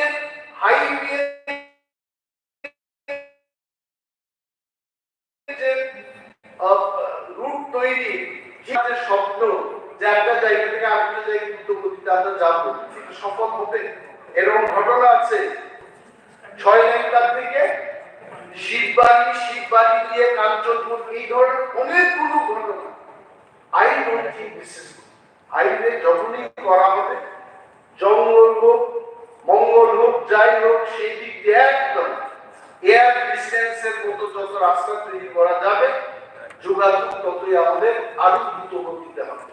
নতুবা এখানে বিরোধী দলের এমএলএ বাড়ি, এটা দিয়ে হবে না, শাসক দলের কেউ আছে, এটা দিয়ে রাস্তা এভাবে। I think non political unbiased decision নিয়ে ত্রিপুরায় যেহেতু হাইওয়ে তৈরি হচ্ছে, আরো হবে। I am sure government is thinking of making more highways. আপনারা করুন, আমরা আপনাদের সাথে থাকবো, যেহেতু এটা ত্রিপুরার ডেভেলপমেন্টের জন্য হচ্ছে, কিন্তু এইগুলো যেন জিগজাগ ভাবে ওই খোয়াই থেকে আসার জন্য তেলিয়াপুরা জিরানিয়া রাস্তা, দিস ইজ নট। এখন ওই আমাদের পার্লামেন্টারি অ্যাফেয়ার্স মিনিস্টার বাড়ি দিয়ে আমরা খোয়াই থেকে আসছি, কি সুন্দর, অনলি 1 hour, এবং কৈলাসহর থেকে যাওয়া হচ্ছে অনলি 2 hours। এককালে কৈলাসহর থেকে আগরতলায় আসার জন্য পুরো দিন চলে যাবে। So this is my request, এই প্রস্তাবের সাথে আরো কিছু কয়েকটা লাইন ঢুকিয়ে ভালো প্রস্তাব যেন কেন্দ্রীয় সরকারের কাছে। Thank you so much. এখানে মাননীয় মন্ত্রী মহোদয় বলবেন কিছু? সমর্থন হয়ে গেছে সবাই, আর লাগবে কিছু? আপনি গোপাল বাবু, সুদীপ বাবু যিনি সিনেমাতে বলুন না। হ্যাঁ, সুদীপ বাবু তো একটা প্রপোজাল আছে, ব্রেকফাস্ট ডিনার দিয়ে হয়। আমি যেহেতু আমি 1 সেকেন্ড সময় দিচ্ছি, 1 সেকেন্ড। মাননীয় অখিলেশ মন্ত্রী আমরা পেয়ে গেলাম দিগন্ত উত্তরটা, যে আগে কৈলাসহর থেকে অনুভূতি হয়ে আগরতলা থেকে সারাদিন লাগতো, এখন 2 ঘন্টায় লাগে। স্বর্ণ যুগের রাস্তার কি অবস্থা ছিল, হীরা যুগের রাস্তা অনেক উত্তর দিয়ে দেন। বিশেষ বলুন, সবাইটা খেয়াল করবেন কেন? Such application in the take a photo constructive কথা বলতো, এই যে প্রশ্নটি স্যার আমাদেরকে বলবে না। ওকে, ঠিক আছে। আর কিশোর বাবু, কিশোর স্যার, আমরা তো বিরোধীকে পর্যায়ে দিচ্ছি, বলুন। মাননীয় সদস্য তোফাজ্জল হোসেন সাহেব যে প্রস্তাবটা দিচ্ছে অত্যন্ত প্রণিধান এবং এটা বিরোধিতা করার কারণ ঠিক বক্তব্যগুলো উনি বক্তব্য রাখতে গিয়ে বা বর্তমান যে অবস্থা এটা জানা উচিত যে অনেক সময় আমরা কি করি ধান ভাঙতে শিবের দিক দিয়ে এটা it is fact when at the time of UPA government in center Mr. Roshan Fernandez is no more in the world now. Transport surface Mr. Chilen surface and Mr. Chilen উনি আসার পর এই যত আছে সবগুলি রোডকে স্যাংশন করে রাজ্য সরকারের কাছে হস্তান্তর করা শোনেন আমি এই ভুল চেয়েছি তো আমি বলছি আর কথাটা it is the national highway is the project of the central government. At that time government was here they have to supervise এখানে যখন ন্যাশনাল হাইওয়ে হয় তখন একটা কথা আছে স্টেট গভর্নমেন্টের পিডব্লিউ ডিপার্টমেন্টের এনএসপি এটা গঠন করা হয় একটা সুপারভাইজ করে এখন আমরা প্রায় দিনই আমরা পত্রপত্রিকায় দেখি যে নির্মমানের কাজ এখন এই ওয়ার্ক 9% একটা রেভিনিউ স্টেট গভর্নমেন্ট পেয়ে থাকে আনফরচুনেটলি আমাদের প্রফেসর ডক্টর মানিক শাহ মন্ত্রী আসার আগে এই এখন এখানে প্রথমতেই আমি বলবো যে কেন্দ্রীয় সরকারকে অনুরোধ জানাচ্ছি কি নির্ধারিত সময় এখন দিল্লি তো একই এখানে একই ডাবল কাকে কে বলবে রাজ্য সরকার পুরো টাকা দিল্লিকে দিয়েছে এখন কথা হলো কাকে কে রিকোয়েস্ট করবে ডাবল এবং আমি আমার একটা অভিজ্ঞতা আছে এই ব্যাপারে আমি এটা এক্সপ্লেন করেছি ব্যাপারটা হলো একটা পিএস ইউকে উইদাউট এনি এই ন্যাশনাল হাইওয়ে প্রস্তাব যাতে করে রাজ্য সরকার এখানে 9% রেভিনিউ লস এবং আমি যে কথা বলতে চাই যে নির্মমানের কাজ হচ্ছে কারণ একটা বিপ্লব ত্রিপুরা আমরা এটা ব্যবহার করতে ন্যাশনাল হাইওয়ে ভালো কিন্তু এখানে যিনি আমাদের যে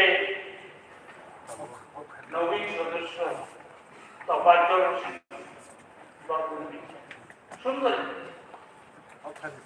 কিন্তু উনি বলতে গিয়ে অনেক সময় বলেছেন দিল্লিতে দোস্তি ওই দোস্তির সময় ওনার অবস্থান কোথায় ছিল বা আমাদের অনেকের অবস্থান কখন কোথায় ছিল আমরা জানি আমি জানি তবে আমরা আমাদের অনেক সাথী স্যার আপনি ভালোভাবে বুঝবেন বোঝাতে হবে you are the senior man also এখান থেকে ওখানে ওখান থেকে এখানে কখন কোথায় যায় সেটা এখন আমার বক্তব্য এই যে নির্মমানের কাজটা করছে এখানে বলা হয়েছে 486 kilometre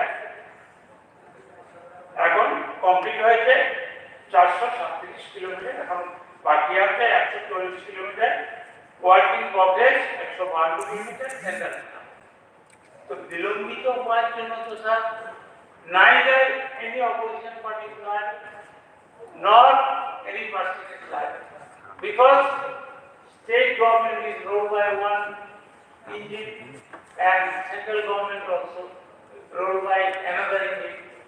Both the engine collapsed or running hydrogen. তবে আমি প্রস্তাবটা ভালো, কিন্তু প্রস্তাব এনে আমাদের বলার মতন একটা পরিস্থিতি হয়েছে, তার মানে যে ওই ইঞ্জিনটা কাজ করছে বা এই ইঞ্জিনটা কাজ করছে, এখন তো ডাউন ইঞ্জিন। এখানে আমার এখন স্পষ্ট মনে আছে এই ন্যাশনাল হাইওয়ে নিয়ে এখন বর্তমানে লার্নের আপনাদের মিনিস্টার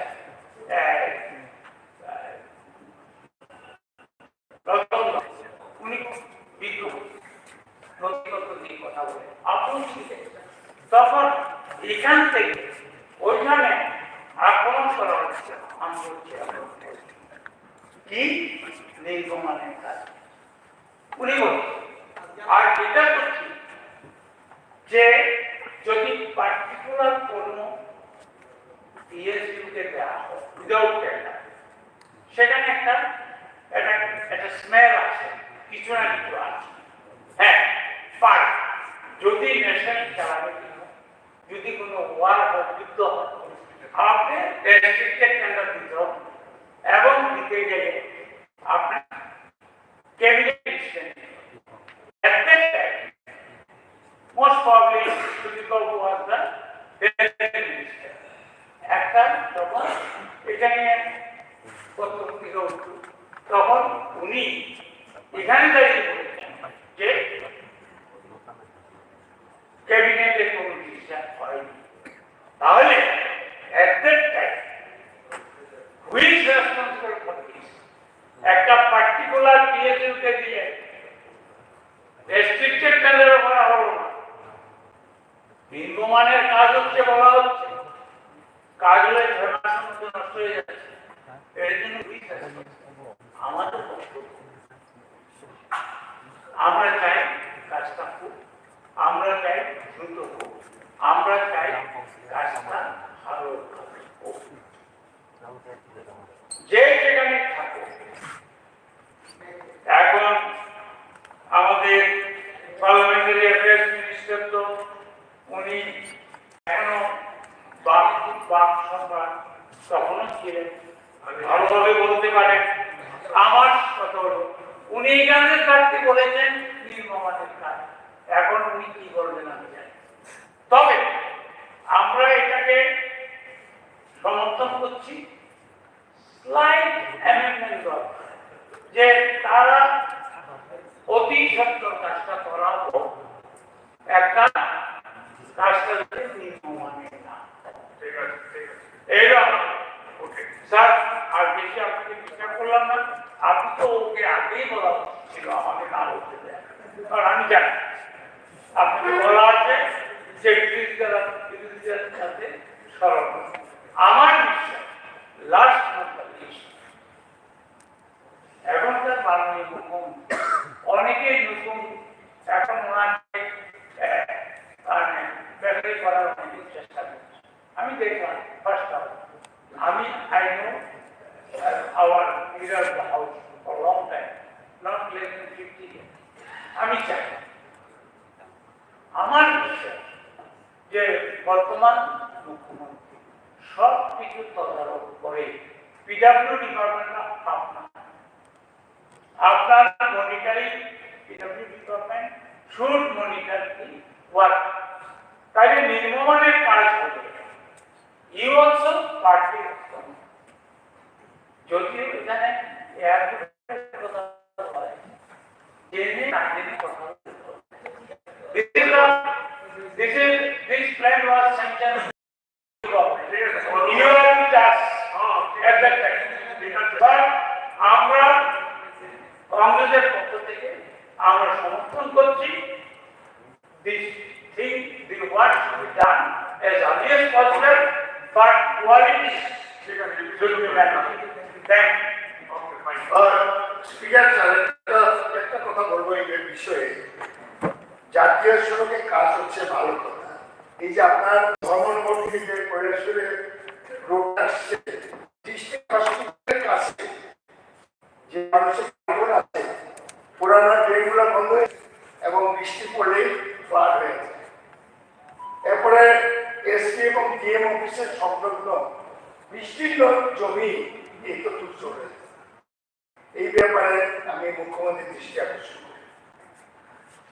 এখন আমি মানবদর্শক সমাধান করতে বলে দিচ্ছি। সেটি হলো রাজ্যের প্রস্তাবিত জাতীয় সড়কের নির্মাণ কাজ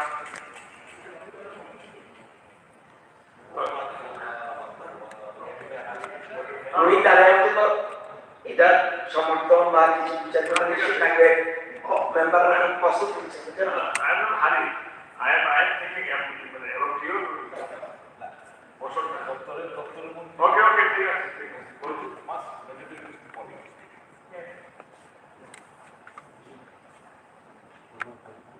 মাননীয় স্পিকার মহোদয়, আজকে আমাদের মাননীয় Shri Tofazzal Hossain private members resolution এখানে এনেছেন।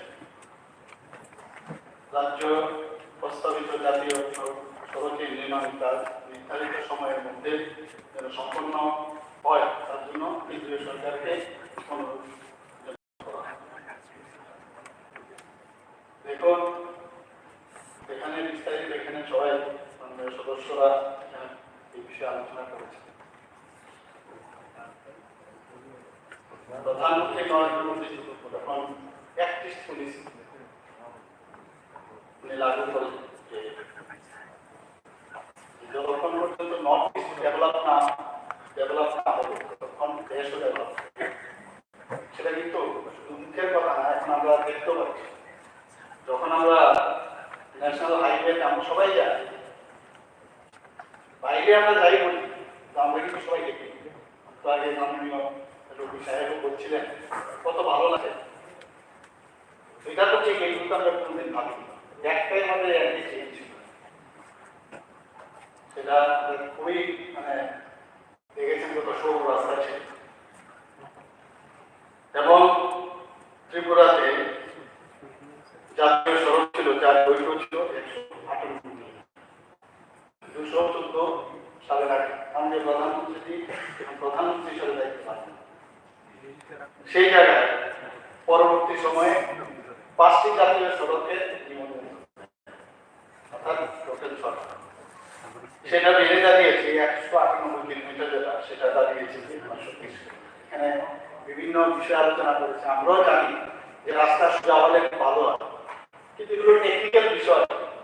যারা এক্সপার্টরা আছেন যখন এই বিষয়ে ডিসিশন নেন যে কিভাবে রাস্তাটা হলে সোজা হলে লাভ হবে, আর সোজা করতে গেলে যে বাজেট আছে বাজেট অনুযায়ী আসে, এগুলো অনেকগুলো বিষয় থাকে। এবং কেন্দ্রীয় সরকারের যে এজেন্সি আছে তারা এগুলো দেখে ডিপিআর তৈরি করে। সেই ডিপিআর এর মাধ্যমে আমরাও চাই সোজা হবে, হয়তোবা এখন হয়নি, পরবর্তী সময় আবার সোজা হবে। এরকম রাস্তা কিন্তু চেঞ্জও হয়, যেটা সুবিধা হবে মানুষের জন্য সেটা নিশ্চয়ই আমরাও সেটা আমাদের বছর আছে, সেটা আমরা এখানে কিছু জায়গা বলা হয়েছে। আমরা তো জানি যে কেন মাঝে মাঝে ঠিক আছে, কোনো জায়গার মধ্যে আছে সোয়াম্পে ডিপিআর তো করে ফেলেছে, তখন কিন্তু বুঝতে পারিনি, যখন গেল ড্রিল করতে বা দেখা গেল যাচ্ছে সেটা উপর থেকে আগে সেইভাবে কিন্তু মনিটর করা হয়। ওখানে দিলে হচ্ছে আরো নতুন করে হয়তো রাস্তা চেঞ্জ করে আরেক জায়গায় আরেক রাস্তা নিতে হচ্ছে। কোনো জায়গার মধ্যে ফরেস্টের থেকে অবজেকশন আসছে, কোনো জায়গার মধ্যে দেখা গেল যে যারা বাড়িঘর যারা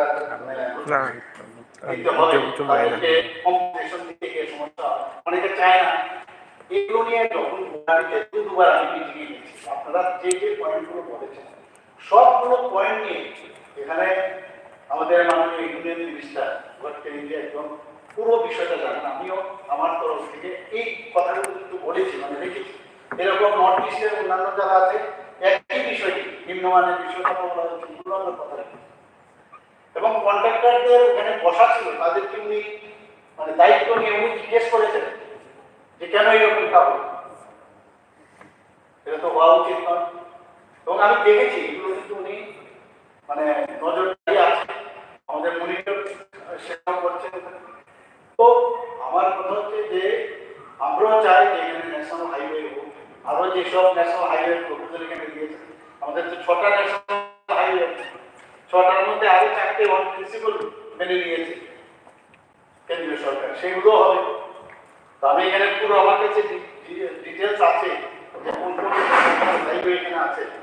তো আমি যেহেতু এখানে সবাই এটাকে মেনে নিয়েছেন যে মানে এটার বিরোধিতা কেউ করছেন না, তো আমি এটা লেই করে দেব এবং আশা করি যে আমাদের মাননীয় বিধায়ক বলছেন যে এখানে প্রাইভেট মেম্বার্স রিজলিউশনটা এনেছে, আমরাও চাই যে কাজটা যেন প্রতিটা কাজে এখানে লেখা আছে কিন্তু কবে শেষ হবে, কোনোটা 2024-এর এপ্রিল, কোনোটা 2015-এর ফেব্রুয়ারি মাসে, এগুলো কিন্তু টাইমও দেওয়া আছে, এরকম না যে চলছে যেমন মাননীয় বিধায়ক মধ্যে বললেন যে চলছে কাজ, এরকম না, সত্যি নজরদারি আছে, কিন্তু সময়ে সময়ে যেখানে সমস্যা হয় সেটা নিয়ে আলোচনা হয়।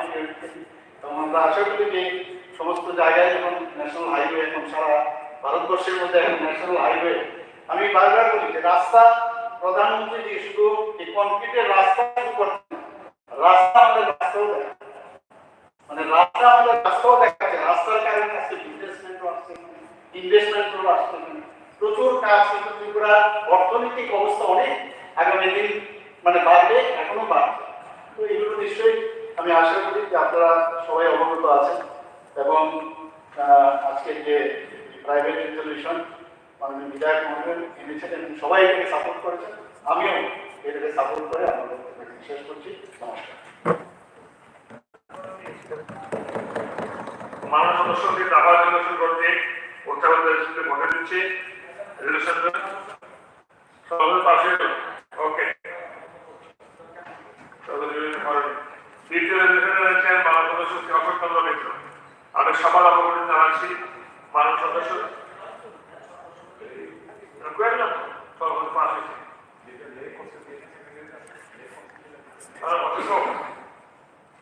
অশোক বাবু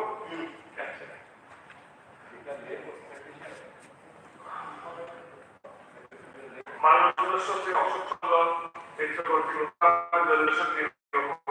মানব সদস্য শ্রী জিতেন্দ্র মজুমদার মহোদয়ের সংসদীয় প্রস্তাবে নোটিশ দিয়েছে। ওনার সংসদীয় প্রস্তাবটি হল ত্রিপুরা বিধানসভা এই মর্মে প্রস্তাব করছে যে সকল অনিয়মিত কর্মচারী 5 বছরের অধিক সময় ধরে সরকারি কাজে নিযুক্ত আছেন তাদের নিয়মিত পরসংগঠিত অর্থদপ্তর নির্দেশিকা অনুসরণ করার প্রক্রিয়া অব্যাহত রাখা হোক। আমি সংসদীয় প্রস্তাবটি উত্থাপন অনুমতি দিয়েছি। আমি এখন মাননীয় সদস্য শ্রী অশোক চন্দ্র মিত্রকে অনুরোধ করছি ওনার নামিত রেজলিউশনকে উত্থাপন করে বক্তব্য রাখার জন্য। বলুন।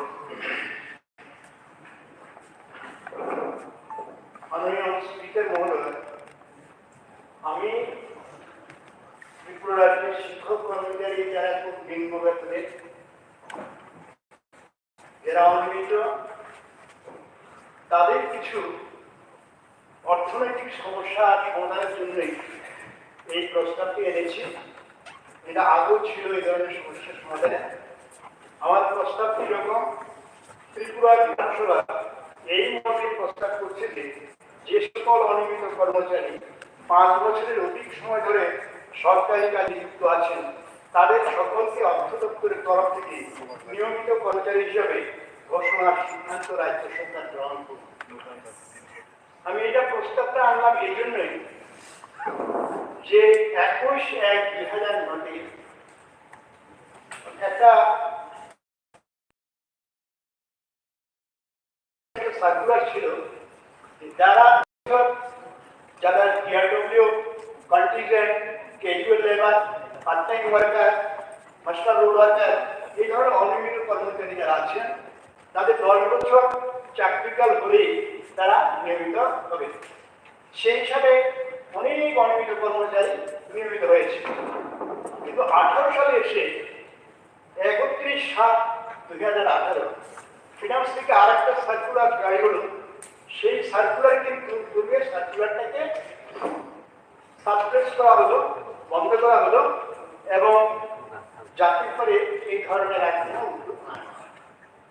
এটার পরেই যারা রেগুলার হয়েছে কিন্তু যারা হতে পারেনি তাদের সংখ্যা ভালোই সংখ্যা আছে। এর মধ্যে রয়েছেন অনেক প্রকল্প কর্মচারী, যারা কিন্তু দেখুন সর্বশিক্ষা অভিযান, যেটা বর্তমানে সমগ্র শিক্ষা অভিযান নামে পরিচিত, সেখানে কিন্তু ৬,০০০ শিক্ষক অশিক্ষক কর্মচারী আছে। তাদের চাকরিকাল প্রায় 12-15 বছর এরকম হয়েছে। এর মধ্যে কিছু কিছু রেগুলার হয়েছেন ট্রেডের মাধ্যমে। হাইকোর্টও একটা রায় দিয়েছিলেন তাদেরকে রেগুলার করার জন্য, কিন্তু নানা রকমের আইনের ফাঁকফোকরের কারণে দেখে কিন্তু তাদেরকে রেগুলার করা হলো না। এখানে আমার বক্তব্য হল, সারা দেশে এই ধরনের সর্বশিক্ষা শিক্ষক অশিক্ষক কর্মচারী যারা আছেন, এটা শুধু ত্রিপুরা রাজ্য নয়, ভারতবর্ষের সমস্ত প্রদেশই রয়েছে। দেখা গেছে যে আমাদের আসাম, পাশাপাশি আসাম রাজ্য, আমাদের চণ্ডীগড়, উড়িষ্যা, এই ধরনের বহু রাজ্য তারা কিন্তু নিয়মিত করেছে, নিয়মিত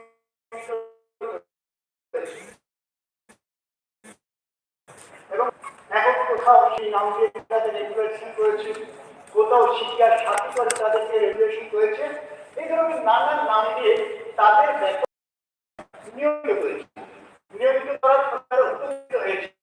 আমি এখানে দাবি করব, এই ধরনের যারা সমগ্র শিক্ষা অভিযানে যারা আমাদের গ্রাজুয়েট টিচার আছে, যারা গ্রাজুয়েট টিচার আছে, আমাদের পোস্ট গ্রাজুয়েট টিচার আছে এবং অনেক অশিক্ষিত কর্মচারী আছে, যারা বিভিন্ন পদে আছে, বিভিন্ন পদবিতে ক্লার্কের আছে, বিভিন্ন পদবিতে আছে, তাদের নিয়মিত করা, এটা সদিচ্ছা যদি থাকে, গভর্নমেন্ট সেই সদিচ্ছাকে কাজে লাগিয়ে সিদ্ধান্ত নিতে করে তাদের আমাদের বেতন ভাতাটাকে নিয়মিত করা যায়। আমার প্রস্তাব হলো তাদেরকে নিয়মিত করা। আমাদের জাতীয় শিক্ষা মিশন, এটা জাতীয় শিক্ষা মিশন। এখন আমি বলবো যে স্বাস্থ্য দপ্তরটাই তো চলছে জাতীয় শিক্ষা মিশনের মাধ্যমে।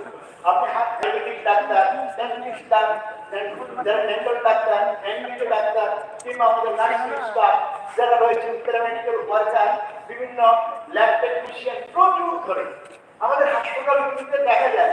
তাহলে কিন্তু স্বাস্থ্য ব্যবস্থাটা বন্ধ হয়ে যায়। এই যে স্বাস্থ্য মিশনে যারা কাজ করে, আমার প্রশ্ন হলো যে একটা ল্যাব টেকনিশিয়ান, একটা প্যারামেডিক্যাল ওয়ার্কার যারা রাজ্য সরকারে নিয়োজিত হয়েছে, বা তারা যে বেতন পান তার অর্ধেকও বেতন যদি তারা না পান, দেখা গেছে অর্ধেকও বেতন পান, কোথাও কোথাও অর্ধেক বেতন পান, স্বাভাবিকভাবে সেখানে একটা কর্মসংস্কৃতির কিন্তু সেখানে একটা অভাব। এই কর্মসংস্কৃতির অভাব যখন একদিন ঘটবে, তখন কিন্তু আমরা সিনিয়র স্কুল আজকে শুধু এই সমস্ত সর্বশিক্ষা শিক্ষক দ্বারা চলছে, ঠিক তেমনি বহু হাসপাতাল, প্রাইমারি হেলথ সেন্টার, এগুলো কিন্তু তাদের দ্বারা চলছে। কর্মসংস্কৃতিটাকে যদি ঠিক রাখতে হয়, তার বেতন ভাতাটাকে নিয়মিত করতে হবে। আমার প্রস্তাব হলো যে আমার যদি সদিচ্ছা লাগে, আমি এই কাজগুলো আমি করতে পারি।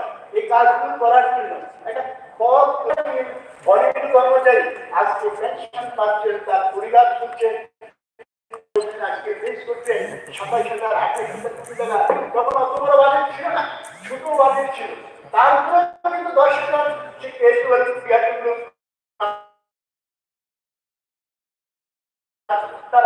সে উদ্যোগকে ত্বরান্বিত করার জন্য আমি এই প্রস্তাব রেখেছি। আমি রেখেছি সেখানে একটা অ্যামেন্ডমেন্ট এনেছেন। আমি কি বলবো, অ্যামেন্ডমেন্ট সংশোধনী কেন? সংশোধনীটা হলো আমি চাই না এই ব্যবস্থা কি হবে, যা চল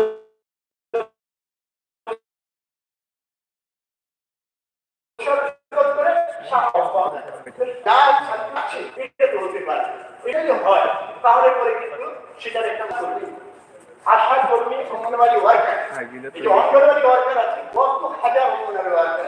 আপনারা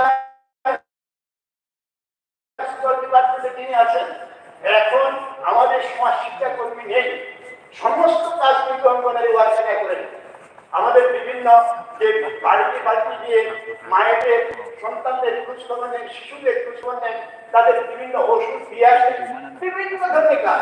শুধু প্রি প্রাইমারি নার্সিং এর লেখাপড়া শুধু নয়, নানা ধরনের কাজ কিন্তু আজকে অঙ্গনবাড়ি কর্মীদেরকে লাগানো হচ্ছে। স্বাভাবিক ধরনের এই অঙ্গনবাড়ি কর্মীরা কত পান? ৯,৫০০, ১০,০০০ টাকা পান। যাদের ১০ বছর বেশি হয়েছে তারা ১০,০০০ সামথিং পান, যারা ১০ বছরের কম তারা ৯,০০০ সামথিং পান। কত লোক তাদের সেখানে বৈধ। সুতরাং এই অঙ্গনারী কর্মী যেহেতু সমাজ শিক্ষা দপ্তরটা তুলে দিলেন, ICDS দপ্তর হয়ে গেল, স্বাভাবিকভাবে এই কর্মীদের একটা আমাদের যে নিয়মিত বেতনক্রমের আওতায় আনার জন্য এই উদ্যোগ আপনারা গ্রহণ করবেন, তার জন্য আপনারা ভাবতে হবে, গভর্নমেন্টকে ভাবতে হবে। আমাদের আশা করি সেটা জানেন, স্বাস্থ্য দপ্তরের দায়িত্বপ্রাপ্ত মন্ত্রী আমাদের মুখ্যমন্ত্রী আশা কর্মীরা যে কি কাজ করে, প্রতিটি জায়গায় জায়গায় আশা কর্মীরা কিন্তু কাজ করছে, বিভিন্ন পঞ্চায়েতে কাজ করছে, বিভিন্ন কাজ করছে, নানা ধরনের স্বাস্থ্য বিষয়ে হসপিটালে নিয়ে যাওয়া, রোগীদের হসপিটাল থেকে আনানো, শিশু সন্তান হলে তার সম্পর্কে যে সমস্ত টিকা থেকে আরম্ভ করে দেওয়া হয়, সব বিষয়ে কিন্তু আশা তাদের তাদের রেমুনারেশন অত্যন্ত কম। মিড ডে মিল ওয়ার্কার অনিয়মিত কর্মচারী প্রতিদিন কাজ করতে হবে। আজকে আমাদের সেই পিয়ন নেই, আমাদের যেটা দপ্তরি বলতাম, আমরা পিয়ন বলতাম, গ্রুপটি বলতাম, তা নেই। বড় বড় শহরের দিকে স্কুলে তুলে থাকতে পারে এই মিড ডে মিল কর্মীরা, তারা একদিকে মিড ডে মিল রান্না করবে, স্কুলের সমস্ত দক্ষতা বন্ধ করবে, তারপরে স্কুলের ঘন্টা দিয়ে দিবে, সমস্ত ক্লাসগুলোর দায়িত্ব আজকে তাদের দিয়েও করানো হচ্ছে। কিন্তু তাদের বেতন কত? 2,500। এর মধ্যে আমি শুনলাম যে 3-4 মাস নাকি তারা এখন বেতনই পান, তারা স্যালারি পাচ্ছেন। শুধু এখানে আমাদের ভাবা দরকার, মাননীয় মুখ্যমন্ত্রীর প্রতি আমার এই অনুরোধ, আমাদের অর্থমন্ত্রীর প্রতি এই অনুরোধ, এই যে নিম্ন আয় যে সমস্ত কর্মচারীরা রয়েছেন তাদের প্রতি সুন্দর দিতে হবে, তাদের প্রতি নজর দিতে হবে। আমার সিদ্ধান্তগুলো যাতে সেখানে যায়, তাহলে গ্রামীণ অর্থনীতি সেখানে আরো বেশি সে শক্ত হবে। তাদের হাতে টাকা গেলে গ্রামীণ অর্থনীতি, এই যে ছোট ছোট কর্মচারী তাদের হাতে টাকা যখন যাবে, যে আমি যে প্রস্তাবটা দিয়েছি বিচার বিশ্লেষণ করে দেখুন, এবং আমি এই দাবি করব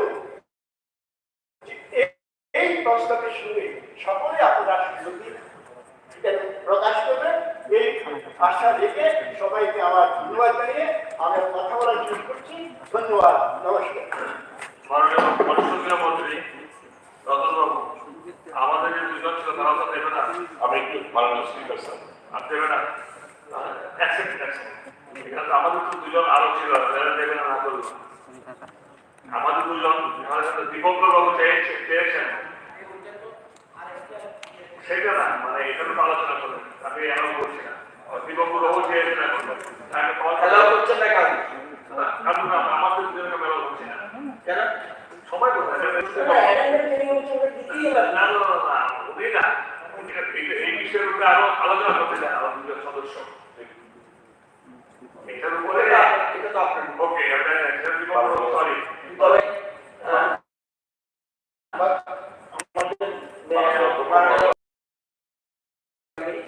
এই ইস্যুতে 3-4 মিনিট বলবো।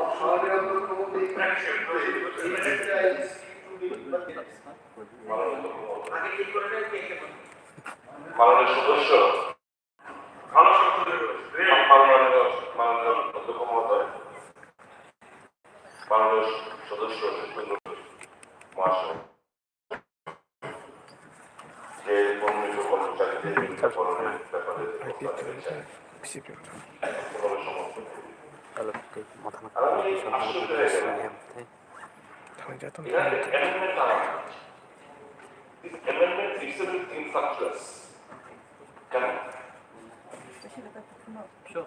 অর্থ দপ্তরের নির্দেশিকা অনুসরণ করার প্রক্রিয়া অব্যাহত রাখা হোক। There is no circular from the finance department. The circular which was there was withdrawn on July 2018. After that, no circular came into force. Now this amendment is infractuous.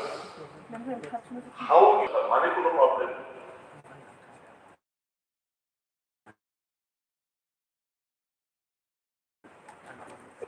I will, Speaker, after ruling this amendment, in the energy is to withdraw it.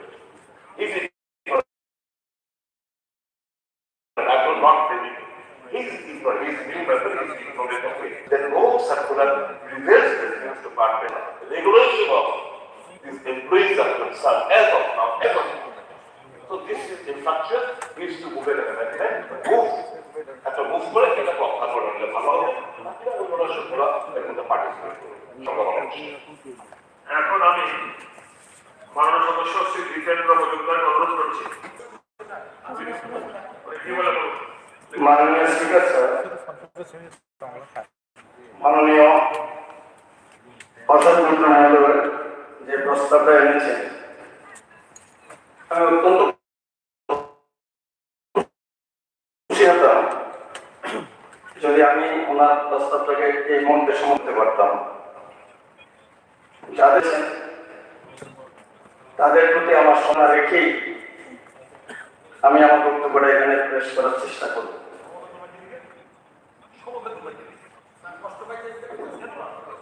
কেন আমি সমাধান জানাতে পারবো না কেন?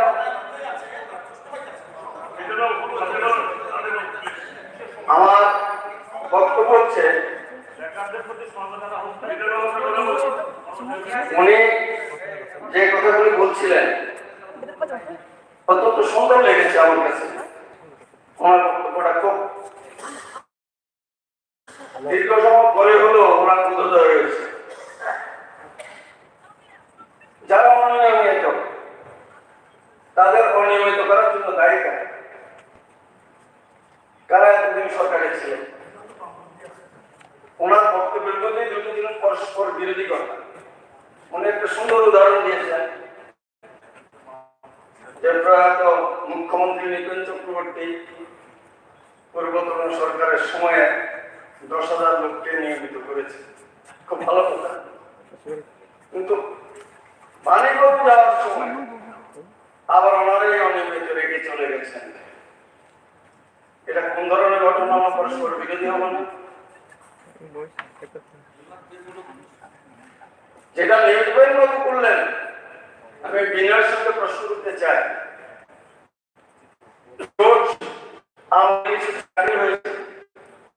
অষ্টআশি থেকে 93 পরে যারা সরকারে এলেন সেই চাকরিগুলি বাতিল করে দিলেন, তারা অ্যাপয়েন্টমেন্ট দিলেন। তখন কোথায় ছিল সেই কথাগুলি? কারা নিয়েছেন? আপনারা কি নিয়েছেন? DWS, part-time worker, continuous worker, casual worker। কোন সময়? আমি সকলটা বলছি, তখন আপনাদের নেওয়ার জন্য অনেক রকম বৈষম্য।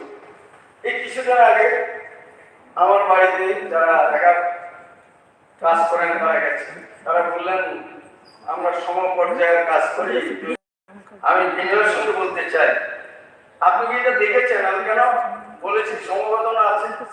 এই সরকার এই পর্যন্ত বাম অর্ডারের কথা বলছেন, কিছুদিন আগে ওরা গেছেন বললেন এত যা পাইনি 5,110 টাকা পেতাম, এখন 7,000। আমাদের সরকারের মেয়াদটা মাত্র 6 বছর। করোনা কাজ করার সুযোগ নেই। আপনারা কি জানেন চাকরি 270 টাকা পার ডে বেতন করতেন, এখন যদি সরকার তাদের প্রতি সমবেদনা না থাকে, যে কথাটা আমি বললাম, তাহলে 150 টাকা পার ডে বাড়ানোর কোনো মানে থাকে না। সরকার সমবেদনশীল বলে যারা পেতেন 280 টাকা তাদের 430 টাকা, যারা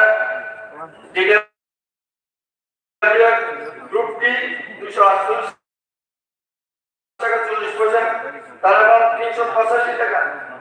চিন্তা করে দেখুন, দেওয়া যাবে মান্থলি রেন্টের দেখুন, যারা পেত গ্রুপ ডি 7,344 টাকা, তারা হচ্ছে 11,380 টাকা, 4,036 টাকা পার মান্থ বেড়ে গেছে। এইভাবে 26টা আইটেমে সবাইকে বাড়িয়ে দেওয়া হয়েছে, কাউকে বাদ দেওয়া হয়নি। আশা কর্মীদের বাড়ানো হয়েছে, হোমগার্ডদের বাড়ানো হয়েছে। অর্থাৎ এই সরকার তার এই সময়কালের মধ্যে কত সমাবেদনশীল হলে পরে প্রত্যেকের কথা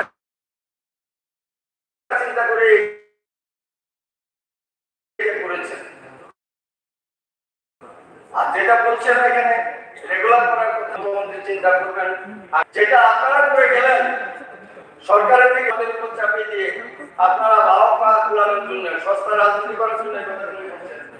আমি কি দিনের সঙ্গে আপনাদের কাছে একটা প্রশ্ন করতে পারি? 10,330 প্রসঙ্গ আপনারা এনেছেন।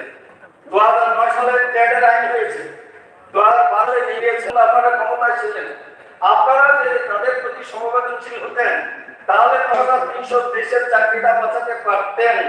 কারণ 16 সালের পরে 2 বছর আপনারা ক্ষমতায় ছিলেন, কিন্তু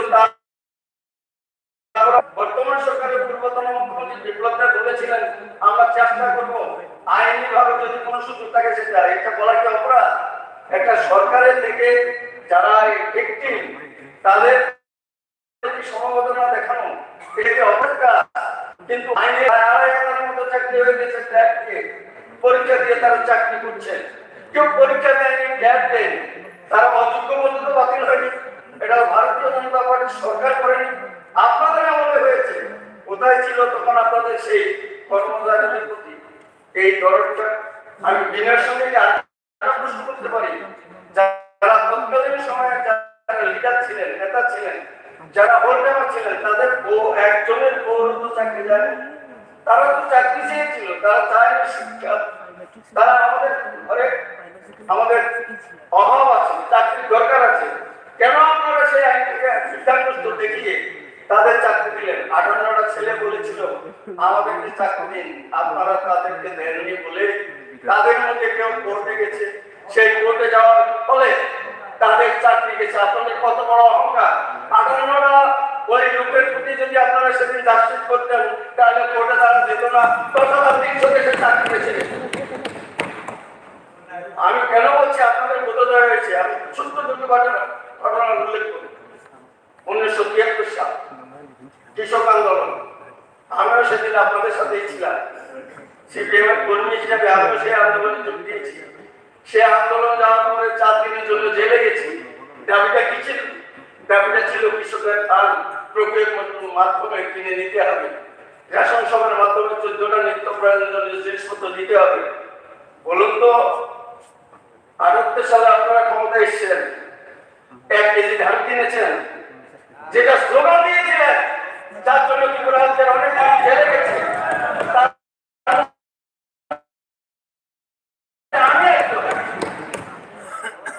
আপনারা করেছেন রেশন সভার মাধ্যমে।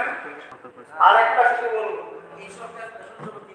আমি সেটা বলছি, আরেকটা ঘটনা বলছি। 1974 সাল সাতপাড়া আন্দোলন ত্রিপুরা রাজ্যে, সেদিন আমিও এই আগরতলা প্রাইমারি চৌমনির সামনে লাঠি কাটা হয়ে আমি জেলে গিয়েছিলাম, 13 দিন জেলে ছিলাম, জেলে থেকে পাঠানোর পরীক্ষা দিয়েছি।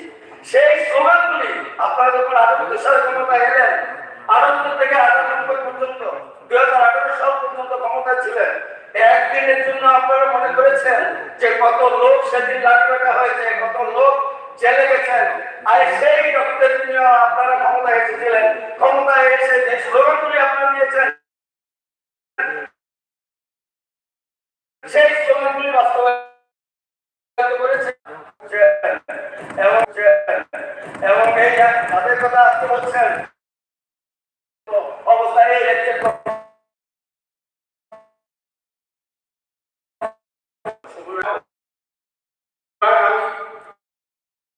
বেশি কথা বলতে চাই না,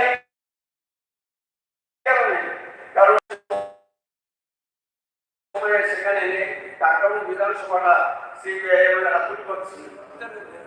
বিরোধীরা চাকরি পায়নি, তারাই চাকরি পেয়েছে, তারাই গাড়ি আছে। সুতরাং এখন যে চাকরি হচ্ছে সেই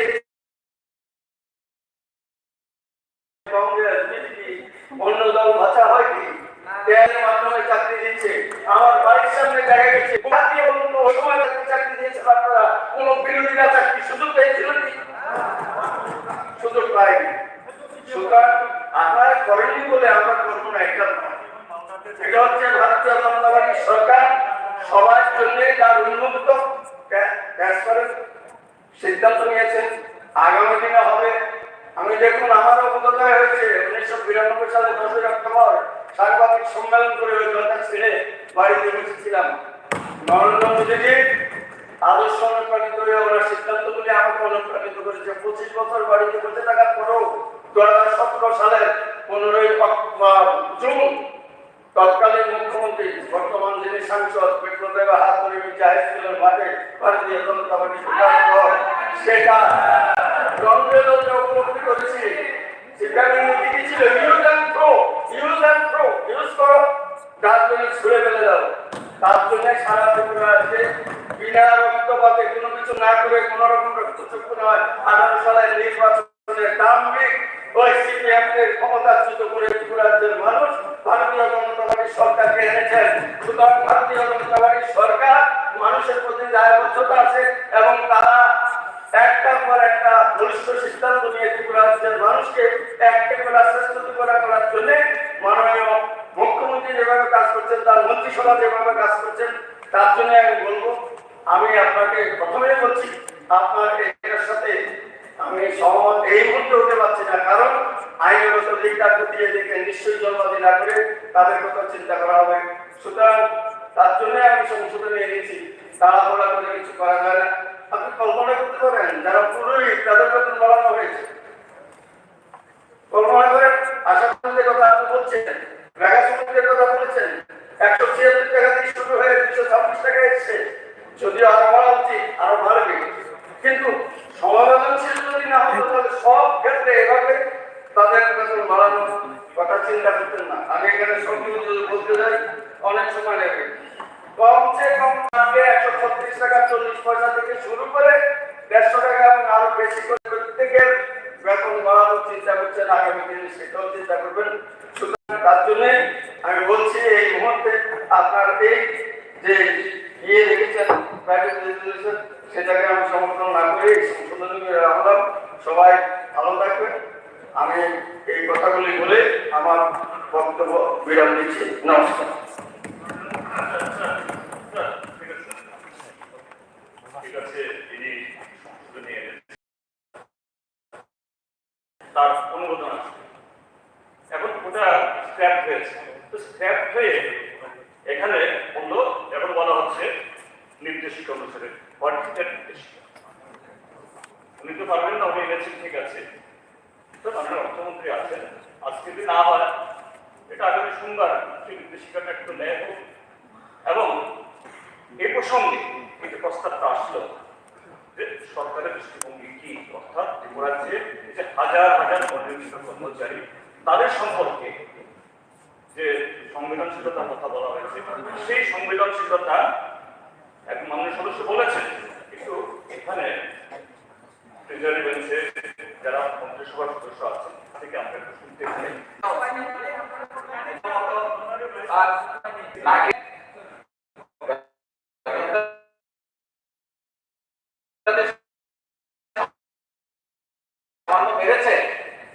যারা শিক্ষক তারা চাকরিচ্যুত হয়েছে কেন? সেদিন যদি এই প্রতিশ্রুতি না দিতেন যে 10,323 আমরা সরকারে এসে তাদের নিয়মিত করব, তাহলে সেদিন তারা ভোট দিতেন না এবং সেই ভোট না পেলে পরে বিজেপি সরকার হতো না। বিজেপি সরকার যদি না হতো তাহলে তাদের চাকরি হয়ে যেত। কে বলল? 10,323 তাদের কল্যাণে চাকরি গেল। আজকে 10,323 যদি ভোট না দিত তাহলে বিজেপি সরকার হতো না, আর বিজেপি সরকার হওয়ার ফলে আজকে 10,323 চাকরি সেখানে গেছেন।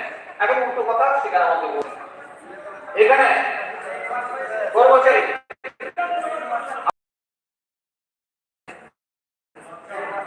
যাই হোক, উনি প্রসঙ্গক্রমে রেলের মতো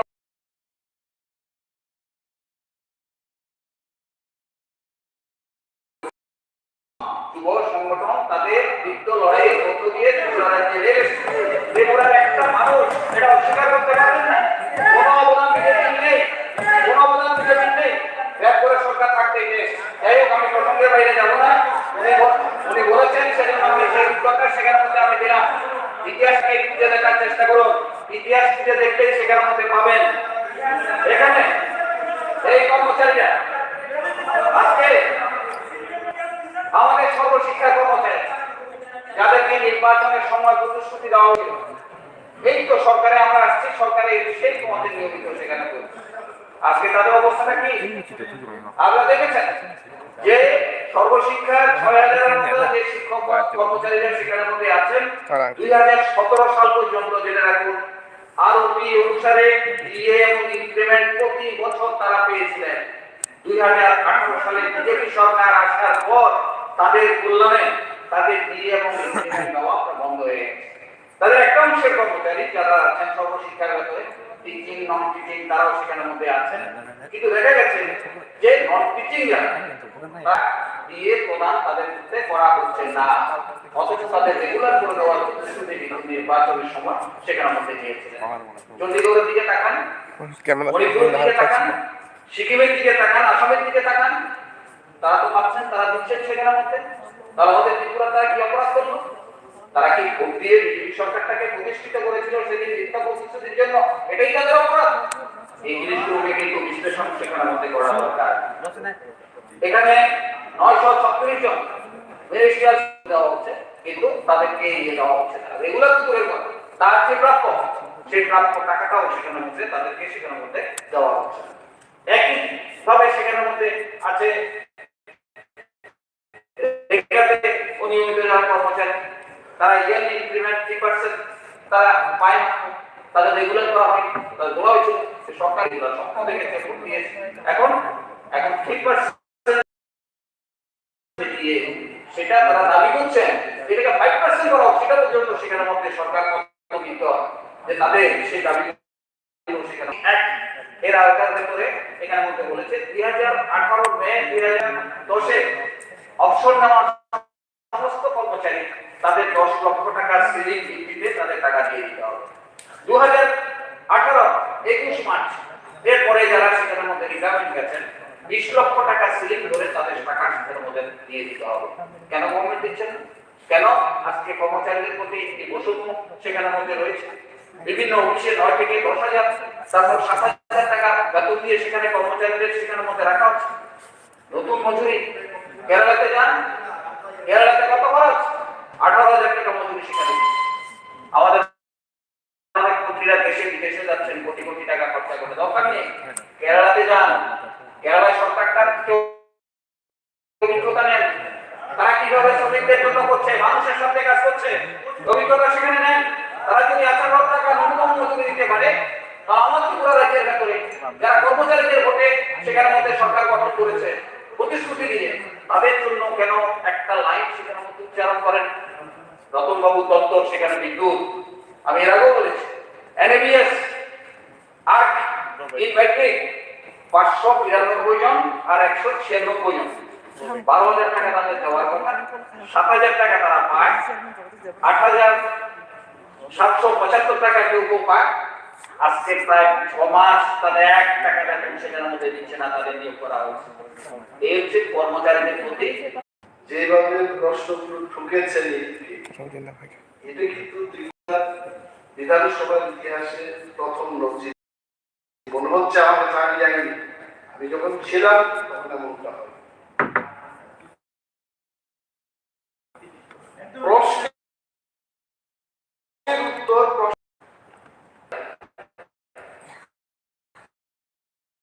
অনেকগুলো কেন্দ্রীয় সরকারের আওতাধীন স্কিম আছে, সেখানেও সদস্য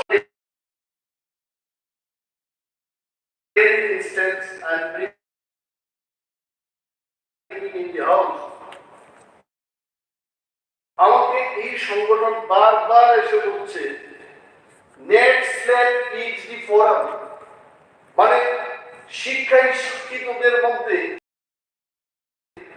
এদের চাইতে উপরে আর কেউ।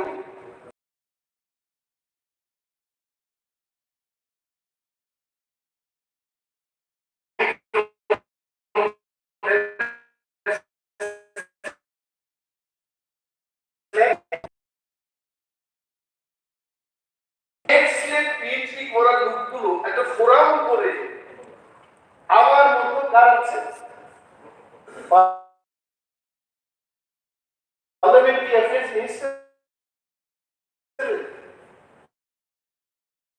আমি জানি উনি পিএইচডি পাওয়ার পরবর্তী সময় এগুলো অনুষ্ঠানে উনি আমাকে ডাকতেন।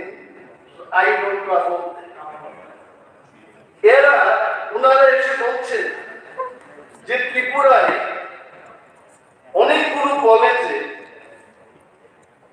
কন্ট্রাক্ট বেসিসে তারা 14 বছর কাজ করছে, কিন্তু এদের নিয়মিতকরণ করা হচ্ছে। তাতে কি হচ্ছে, এখানে মাননীয় মন্ত্রী মহোদয় যিনি পার্লামেন্টারি অ্যাফেয়ার্স এর মিনিস্টার, প্রফেসর নিয়োগ করতে হবে। ইফ রাফলি উই ক্যালকুলেট, আমাদের এই রাজ্যে we need 2100 more assistant professors। সেখানে এই শিক্ষক সর্বদার পদ্ধতি রাজ্যের শিক্ষা ব্যবস্থা চলছে। তাতে কি হচ্ছে, পত্রিকায় দেখেছি কিছুদিন আগে যে more than 40% স্টুডেন্ট বিশ্ববিদ্যালয়ের এবং এরা ধর্ণা দিয়ে ভাইস চ্যান্সেলরের কাছে ধর্ণা দিয়ে তাদেরকে বলা হলো একটা ক্যাটাগরিতে থাকবে, যে ক্যাটাগরির নাম হচ্ছে ক্যাটাগরি 1। ক্যাটাগরি 2 তে যারা আসবে, they don't have NATSLET but they have masters in the subject। এদেরকে কি সুন্দরভাবে এরা ফ্রেম করেছে, যে সিট 10 বছর ধরে যারা করছে তারা 31,000 টাকা পার মান্থ পেয়ে যাবে, আর 10 বছরের বেশি যারা করবে তারা 35,000। আমাদের রাজ্যে শিক্ষিত বেকারদের চিৎকারটা হচ্ছে, আত্মনাদটা হচ্ছে, তারা বলছে ঠিক আছে আপনারা যদি চাকরি দিতেই না পারেন, কিন্তু government will not take responsibility of the unemployed youths। আমার প্রথম দাবি, সরকার বেকারদের দায়িত্ব নিই এবং দায়িত্ব নিয়ে হাজার বেকারদের কর্মসংস্থান ব্যবস্থা করুক, এবং কিছু সময় বাদে, যেটা আমাদের মাননীয় বিধায়করা বলেছেন, যে 10 বছর হোক 5 বছর হোক একটা আইন তৈরি করে তাদের নিয়মিতকরণ করার ব্যবস্থা গ্রহণ করা। এইভাবে আগেও বলেছি এই কথা, যে টেট পরীক্ষা দিয়ে যারা শিক্ষকতার চাকরি করে, nowhere in India, আমি জানি না আপনি আমার দিকে দেখছেন, nowhere in India other than in Tripura তারা ফিক্সড পেতে চাকরি করে না। বাট আমাদের ত্রিপুরা, শ্রেষ্ঠ ত্রিপুরা হ্যাজ গট একটা ইনস্ট্যান্স আমরা তৈরি করেছি, যে টেট পরীক্ষা দেওয়ার পরও ফিক্সড পেতে চাকরি করতে হবে। আমি অনুরোধ করবো সরকারের কাছে, আমি তর্ক করছি না, আগামীকাল এরা দেখাবে যে শুধু প্রশ্নই করেছে। আমি অনুরোধ করছি সরকারের কাছে, যে টেট পরীক্ষা দিয়ে যারা ফিক্সড পেতে চাকরি করছে, please don't do such thing to them, তাদেরকে রেগুলার করার ব্যবস্থা করুন। আবার বলছি, পিপল আর ওয়াচিং আস, এসটিডিটি বেকার কত বছর ধরে আমরা বলছি, you are not taken any action. যারা টেট পরীক্ষায় উত্তীর্ণ হয়ে গেছে, you have not given them offer. তাহলে সরকার যে বলছে যে আমরা উন্নয়নের দিকে এগিয়ে যাচ্ছি, I tell you, you add up on this point, তখনই মনে হবে যে এই রাজ্যটা এগিয়ে যাচ্ছে। I not take much of your time. অনুরোধ সেখানেই থাকবে যে হাজারো আমাদের এই রাজ্যের অনিয়মিত কর্মচারী যারা আছেন, তাদেরকে দ্রুত আপনারা নিয়মিত করে তাদের ভবিষ্যৎকে সুরক্ষিত করুন। এই কয়েকটি কথা বলে বক্তব্য শেষ করছি। ধন্যবাদ। মন্ত্রী মহোদয়,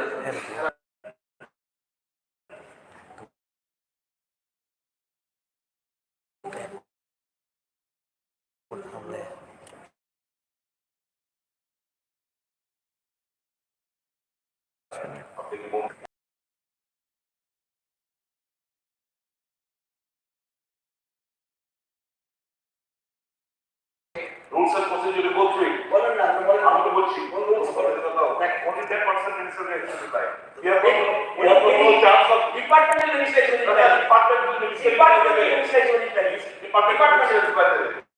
departmental আমি রিপ্লাই দিচ্ছি না, রিপ্লেসমেন্ট ডিপার্টমেন্টে বুঝো।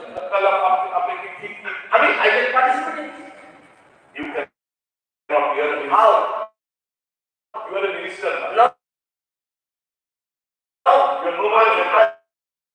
আমি You are no more a member. You can't. আমি ডিপার্টমেন্ট আপনি যখন প্রশ্ন করতে পারেন না মিনিস্টার হিসেবে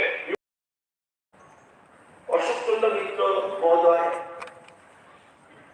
যে প্রস্তাব এনেছেন এবং ইন্টারভিউ এনেছেন আমাদের সংস্কৃতি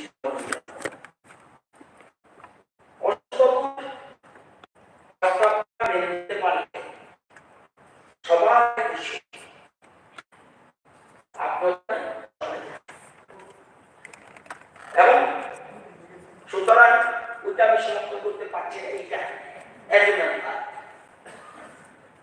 কারণ 2003 without the conference of the finance department আমার সদস্য মানে আমার সদস্য মানে হাউসের সদস্য সেই দিনে উনি বলেছেন যে নিয়মিত করতে পারলে খুশি। এটাও তো ঠিক সুদীপ বাবু, এটাও তো জিতেন বাবু, এটাও তো লিডার অফ দ্য মানবেন। স্কিম ওয়ানটা আপনি রেগুলার করবেন টিভিতে দেখার জন্য বলে রাখছি, তাহলে করতে পারবো না কেন? তাহলে করতে পারবো না কেন? এবং শুধু এটা নয়, এরপরে আজকের ট্রেজারি থেকে টাকা নিচ্ছে কতজন? এই ফাইনাল কনফারেন্সে তাদের সঙ্গে লাইন করেছে। আরে আপনি একটা লাইন করেছেন সমস্যার সমাধান করার জন্য। আরে শুনুন না, ব্যবহার করছেন। আমি আপনাকে পাঠিয়ে দিচ্ছি না, আমি আপনাকে পাঠিয়ে দিচ্ছি, আমি আপনাকে পাঠিয়ে দিচ্ছি সবটা করে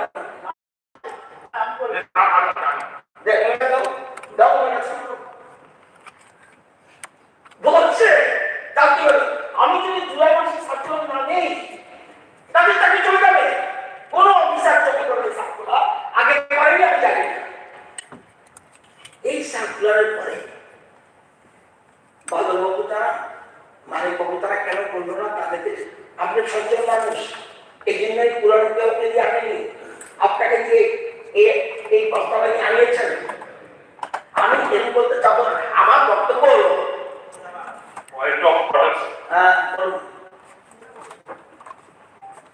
এখন যদি উনি সেগুলো যদি একটা লেখাকে বিকৃত করে হাউসকে বিভ্রম করে অবজেক্টিভ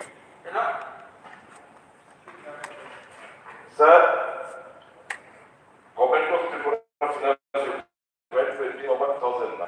এটা সার্কুলার এখানে উনি যে প্রশ্নটা দিলেন প্রশ্ন all concerned shall immediately terminate those hereafter contingent part-time fees paid casual sector workers who have been engaged after 31st March 2003 without the concurrence of the finance department. Wait. Do you mean to say that all those working as DRW contingent or casual, they do not have the finance concurrence? Do you mean to say that? No, that's not. No, you are not minister. You are not the minister. We know you. We are the fighter. You cannot. आपने बाजार में मुझे बात তারপরে এই যে 2009 পর্যন্ত in spite of this ওদের জনকে রেগুলারাইজ করা হয়েছে আমরা work commission same they have the finance contract সেটা হলো সেটা হলো স্যার কিছু হতে পারে কিছু কোনটা করেছে কোনো বাধ্য থাকতে পারে কিন্তু তারা করছে তারা ফিনান্সের কনফারেন্স নয় ম্যানেজমেন্ট নয় স্যার ওনার তো বলো উনি আমি বলি না আমি বলি না উনি আপনি না চালাকি করে চালাকি করে দোকান ধরে আওয়াজ করলে আপনার কথা মেনে নিতে হবে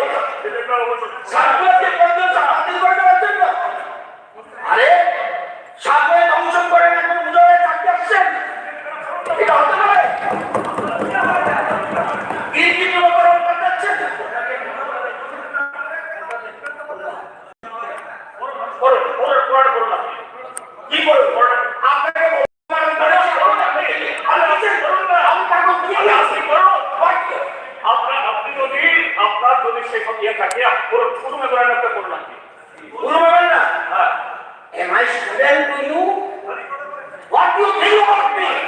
You already support. I already support you. প্রসঙ্গটা তো আপনি তুললেন স্যার, আপনি তুললেন, আপনি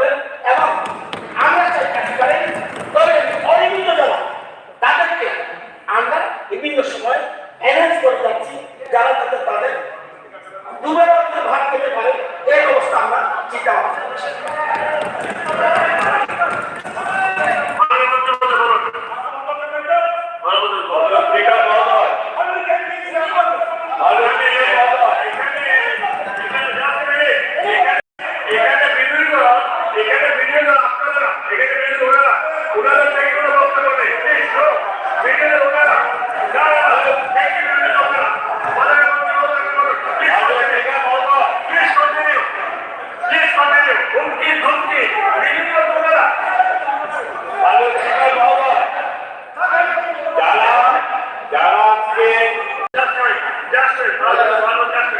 মাননীয় আমার মাননীয় অধ্যক্ষ মহোদয়,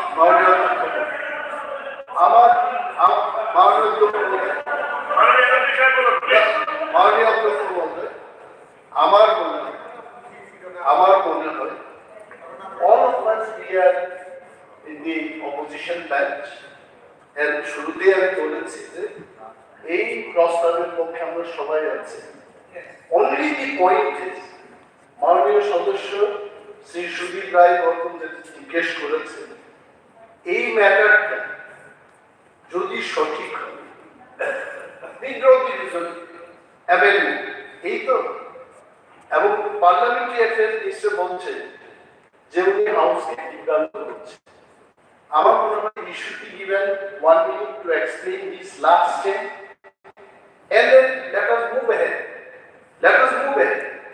আমরা শুনছি পার্লামেন্টারি অ্যাফেয়ার্স মিনিস্টার যা বলেছেন আমরা শুনেছি। Please give him 1-2 minutes to explain his step and then we move ahead with the proceeding.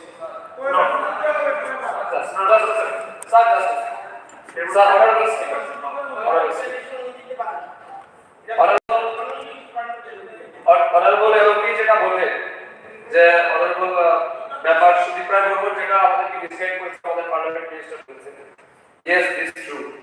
কেন আমি বলছি, তিনি বলেছেন যে আমাদের honourable minister parliament affairs minister he cannot join in a discussion but raised by the honourable member as per the rules of procedure and conduct of business in Tripura Legislative Assembly. The article number 77 is clearly mentioned that subject to the provision of these rules, a member or a minister may move a resolution relating to a matter of general public interest. It's clearly mentioned subject of resolution. So it's clearly says minister also. Sudhanshu মাননীয় মন্ত্রী মহোদয় please answer. মাননীয় মন্ত্রী মহোদয় please মাননীয় speaker মহোদয়, মাননীয় সদস্য যে এই প্রস্তাবটা এনেছে, এখানে আমরা একবারও কেউ আমাদের তথ্য বলেনি যে অশোক চন্দ্র মিত্র মহাশয় যেটা এনেছেন সেটা পূর্বাশ্রয় কেউ অপোজ করে। সিস্টেমটা শুধু বলার চেষ্টা করেছে এবং এটা আমাদের দায়িত্ব দাঁড়িয়ে রয়েছে যে এই ইস্যুটা যেটা উঠেছে এটার প্রতিতে কি ব্যবস্থা কি ছিল সেটা আলোচনা করার অধিকার এখানে সবাই। শুধু এতটুকু বলতে হবে যে এটা কিভাবে দাবি করছেন যে করতে হবে, তো আমি সেই পরিপ্রেক্ষিতে শুধু আমার বলার কথা হচ্ছে, তো শুরুটা বাধাতে হবে আমাদের পরিচয় মন্ত্রী মহোদয়, উনি এই সম্পর্কিত বলার জন্য উঠেছিলেন, কিন্তু যেভাবে মানে শুরু করেছেন সবাই মিলে, তো আসল বক্তব্যটা তোলার সুযোগ তো ওনাকে দেবেন। এটা তো ঠিক নয়, আপনারা বলে যাবেন আর আপনারা কি কাজ করেছেন, আপনাদের কারণে আজকে যে প্রশ্ন উঠছে সেটা সমস্ত দায়ভার আপনাদের।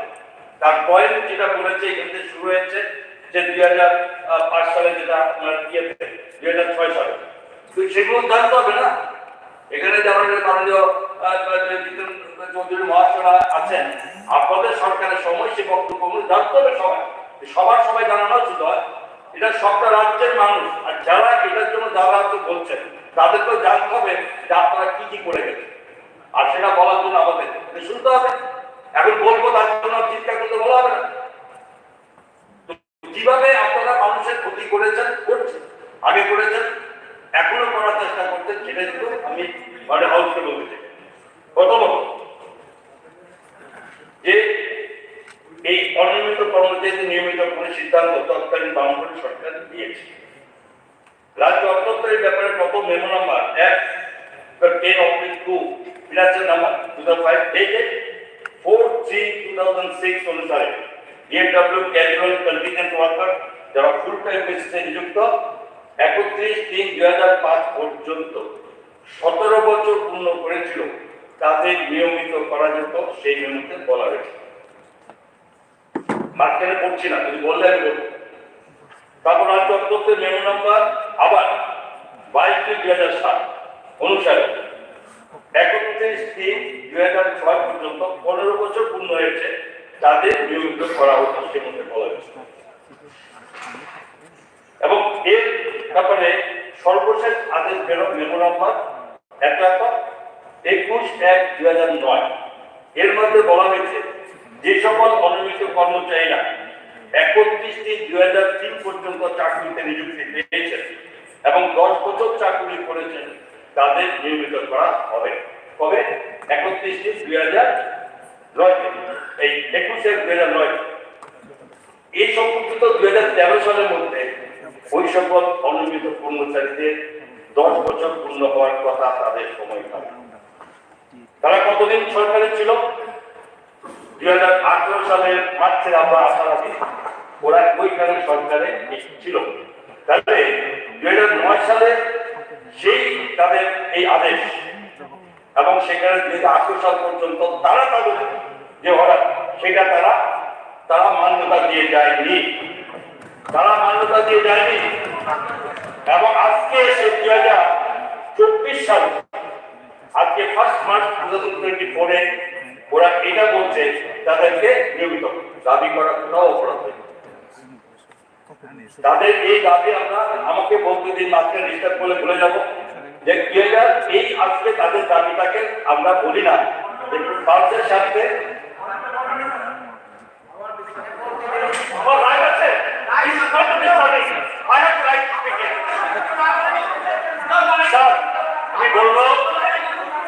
আমি বলবো after 2009 till 2018 February you go by the minutes of the cabinet council of ministers.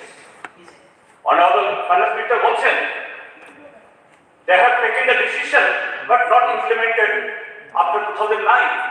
I will request the disarmament after this memo was issued in 2010, 11, 12, 13, 14 till February 2018 ক্যাবিনেটের যে সমস্ত মাইনাসগুলো হয়েছে কত এরকম 10 বছর যারা হয়েছে তাদেরকে রেগুলার করা হয়েছে। You please bring out this sir. আপনি বলছেন হয়নি এরকম স্যার। না, you are presenting officer here. I am submitting to you. It is my submission to you. No, sir. উনি বলছেন না হয়নি। আমি বলবো I challenge. আমি বলবো না। আমি বলছি আপনি আছেন, আমি এখানে বলেছি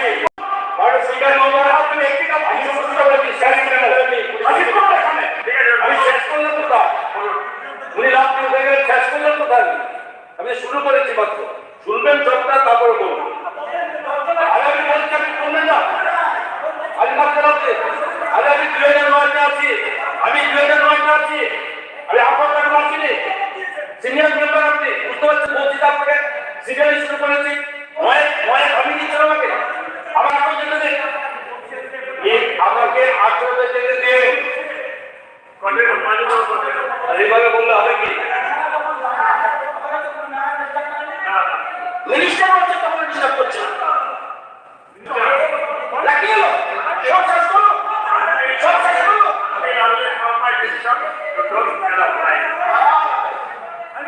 আরে আমি শুরু করে শেষ বিদ্যুৎবাবু কথা শেষ করতে দিন। আপনি কথা বলতে পারবেন না, আমি শেষ করতে দিচ্ছেন না। বলুন।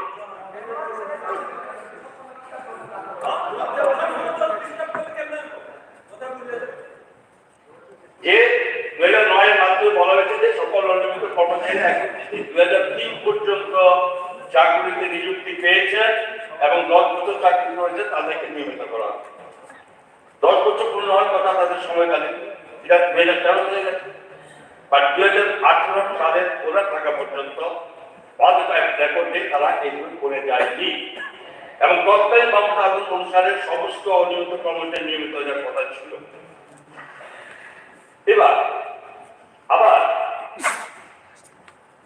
2009-এ 21 জন্য এও লেখা ছিল যারা 31/3/2000 পর চাকরিতে নিযুক্ত হয়েছে তাদেরকে যেন ছাঁটাই করা হবে উক্ত মেমো অনুসারে যা বলেছে তাই all the concerns immediately terminate those PRW contingent part-time of the casual etc.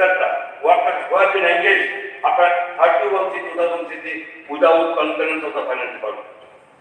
তো এটা বলেছে আমার একটা বলেছিল যে এরপর কোনো ধরনের অনিয়মিত কর্মচারী নিয়োগ হলে 2009 সালে যে সকল আধিকারিক ওই সকল অনিয়মিত কর্মচারীদের নিয়োগ করেছেন তাদের বিরুদ্ধে ব্যবস্থা নেওয়া হবে। আমি আমার বলে এবার আসুন তাহলে কি হয়, আমরা সরকার এসেছি 2018 সালে, তো এইবার ঠিক করেছেন সুদীপ বাবু, উনি ছিলেন তখন মন্ত্রিসভা।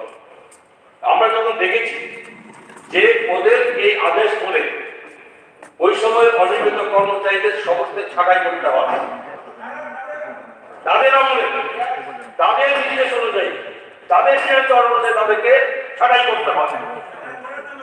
এবং এরা বলেছে আমরা সরকার আসার পরে memo number 10 of within bracket 2 finance within G object 2008 part তারিখ 31/7/2018 এই কামে তৎকালীন সরকার দা মেমো ইমপ্লিমেন্ট করলে সবার চাকরি চলে যেত। আমরা সরকারে এসে যাতে অনিয়মিত কর্মচারীদের চাকরি না যায় তার জন্য ওই সকল মেমো রিপিল করেছি এবং সময়ে সময়ে ওদের বেতন ভাতা বৃদ্ধি করেছি। তো এগুলো হচ্ছে আসল কথা। এগুলো প্রতিটা অর্ডার আছে, এভাবে নয় যে আমি শুধু বলে গেছি। এর প্রতিটা গাইডের অনুযায়ী মেমোরেন্ডাম গুলো এখানে আছে, চাইলে সব কপি করে আমি দিয়ে দেবো। দেখেন আমরা যে করেছি সেটা সমস্ত অনেকে বলেছে, কিন্তু আমার হচ্ছে এই টাকা কিভাবে বেড়েছে বাড়ানোর তালিকাতে বোঝা যায় সরকারের এমন ইচ্ছা নেই যে তাদেরকে বাতিল করে দেওয়ার জন্য। তার কি প্রমাণ দেখা যে এই যে তাদের সময় 15/6/2017 ডিআরডব্লিউ গ্রুপ সি যেখানে ছিল 257 টাকা না 220 টাকা 20 টাকা ছিল, আমরা 21-এর 257.50 করেছি, 22-এর 370 করেছি এবং আপডেট 27/12/2022 এই 420 টাকা করেছি। ঠিক তেমনি ডিআরডব্লিউ টেকনিক্যাল যেখানে ওরা 230-এ ছেড়ে গেছিল, আমরা সেখানে 267 টাকা 280 টাকা 430 টাকা। যেগুলো ডিআরডব্লিউ গ্রুপ ডি তারা ছেড়ে গেছিল 198 টাকাতে, আমরা 239-90 248-40 385 টাকা আদায় করেছি। আমার বক্তব্য হচ্ছে সরকারের ইচ্ছাটা কি সেটা আপনাদের নয়, আপনারা তো শুনলেও শুনবেন না, কিন্তু এই সবার মাধ্যমে রাজ্যে কাদের জন্য চিৎকার করছেন তাদেরকে শোনাতে হবে। এরা রাজনৈতিক গিমিক নয়, এখন শুনবেন আমি চিন্তা করো আপনার ইচ্ছা বলে করছে, আপনাদের ইচ্ছা ছিল না। এরা সে ধরে ধ্বংস করেছে 10,300 পেজের চাকরি বলেছে 2014-এ ওই সময় মাননীয় সদস্য সরকারি যে সুদীপ রায় বর্মন মহাশয় বারবার সরকারকে এই সভাতে বলেছিল যে গভর্নমেন্ট অফ ইন্ডিয়ার যে সার্কুলার আছে সেটা আপনাকে মানা উচিত, না হলে এই সমস্ত লোকের চাকরি চলে যাবে। সেই দিন কিন্তু কেউ শুনেনি, তখন কনফার্ম ছিল যে 2014-18 সালে তারা ক্ষমতা আসবে, তো সেদিন হয়নি। আজকে তাদের চাকরি চলে গেছে। আমাদের সরকার আমরা 2 বছর চেষ্টা করেছি তাদেরকে চাকরি রাখার জন্য। এখানে বড় বড় কথা বললে হবে না। আমরা এই লোকগুলোকে যদি আত্মযাপন না করতাম, যদি 2 বছর আত্ম না করতাম, আজকে এই লোকগুলো 2023-এর মতো অবস্থা হতো। আমরা করিনি এটিকে অপরাধ করেছি আমরা অপরাধ করিনি, অপরাধ ওরা করেছে। ওদের থাকার জায়গা নেই, সামনে ইলেকশন আসছে, এই লোকগুলোকে দেখাবে যা আমরা চেষ্টা করেছি, বিজেপি সরকার দেয়নি। আমরা তাদের বলছি সর্বনাশ তোমাদের করেছিল, করে গেছে, আমরা করিনি, আমরা বাঁচিয়েছি, আমরা পার্মানেন্ট করিনি কিন্তু বাঁচিয়েছি। কিন্তু সরকার তারপরেও এই সমস্ত বিবেচনা সরকারে আছে বলে আজকে সরকার বিভিন্ন ভাবে এখন তাদের বিদায় করে। কিন্তু অনেক আছে সরকার ট্রান্সপারেন্ট, সমস্ত সরকারি চাকরি ক্ষেত্রে ওদের মতো দিতে পারেনি। ওদের মতো যাকে মনে হচ্ছে চাকরি দিয়ে দাও, কোনো ক্রাইটেরিয়া মানা নেই। আজকে তারা করতে ভোগান্তি মানুষ পাচ্ছে। বিজেপি সরকার যা করবে মানুষের চাকরি দেওয়া মানে তাদের চলে যাওয়ার নয়। তাদের থাকার জন্য করা হবে। এইভাবে বললে হবে না। আজকে 10টি চাকরি চলে গেছে, অপরাধ করছে আমাদের দিকে। আরে কত শুনুন মশাই, অনেক বলেছেন আপনি, আসল জায়গায় করার চেষ্টা করুন। অপরাধ করেছেন আপনারা আর ঢাকার জন্য বসে আসছেন সভাতে। মাননীয় বিকল্প আমি এরপরও বলবো যে আমাদের সরকার এ রাজ্যের মানুষের সর্বনাশ করার জন্য নয়। আমাদের সরকার এ রাজ্যের সমস্ত কৃষক শ্রমিকদের শুরু করে সমস্ত অংশের মানুষের কল্যাণের জন্য সরকার চিন্তা করে কাজ করে। আজকে তারা যেখানে আছে, আজকে তাদের চাকরি দেওয়ার জন্য ভারত সরকারের নিয়মের মধ্যে করতে হচ্ছে না, চাকরি আছে আছে 10,300 দেশের মতো অবস্থা হলে আজকে এদের অবস্থা হতো। তারপর সরকার এটা সংবেদনশীল, সরকারের ভাবনা আছে রাজ্যের মানুষের জন্য। ওদের আর ভাবনাতে কি হবে? ভাবনাতে এখন তো দেখাতে হবে না, অনেক দেখাচ্ছে যে কি ধরনের মায়াকান্না চলছে। এই মায়াকান্নার মানে আজকে বসিরা মেমোরেন্ডাম করে কথা উত্তর দিচ্ছে। সুতরাং আমি যে প্রস্তাব এনেছে তার এই প্রস্তাবের সারা কারণ আমি তাকে সমর্থন করতে পারি না, কিন্তু রাজ্যের মানুষের যারা আছে তাদের প্রতি সমবেদনা সংবেদনশীলতা আমাদের সরকার। ধন্যবাদ। এখন আমি মানব সদস্য শ্রী জিতেন্দ্র মজুমদার পক্ষের সংশোধন আকারে উত্থাপিত রেজুলেশনটি ভোটে দিচ্ছি। সংশোধিত আকারে রেজুলেশনটি হল ত্রিপুরা বিধানসভা এই পদে প্রস্তাব করছে যে সকল অনির্বাচিত কর্মচারী 5 বছরের অধিক সময় ধরে সরকারি কাজে নিযুক্ত আছে, তাদের নিয়মিত করা সম্পর্কিত অর্থযাত্রা অনুসরণ করার প্রক্রিয়া অব্যাহত রাখা হোক। যারা এই প্রস্তাবের পক্ষে আছেন তারা হা বলবেন, যারা বিপক্ষে আছেন তারা না বলবেন। আমি মনে করি যারা হা বলেছেন তারাই সংখ্যাগরিষ্ঠ, অর্থাৎ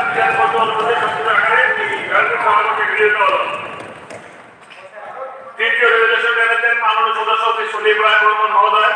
আমি এখন মাননীয় সদস্য শ্রী সুদীপ রায় বর্মন মহোদয়কে অনুরোধ করছি ওনার রেজুলেশনটি সহমত করে আলোচনা শুরু করার জন্য।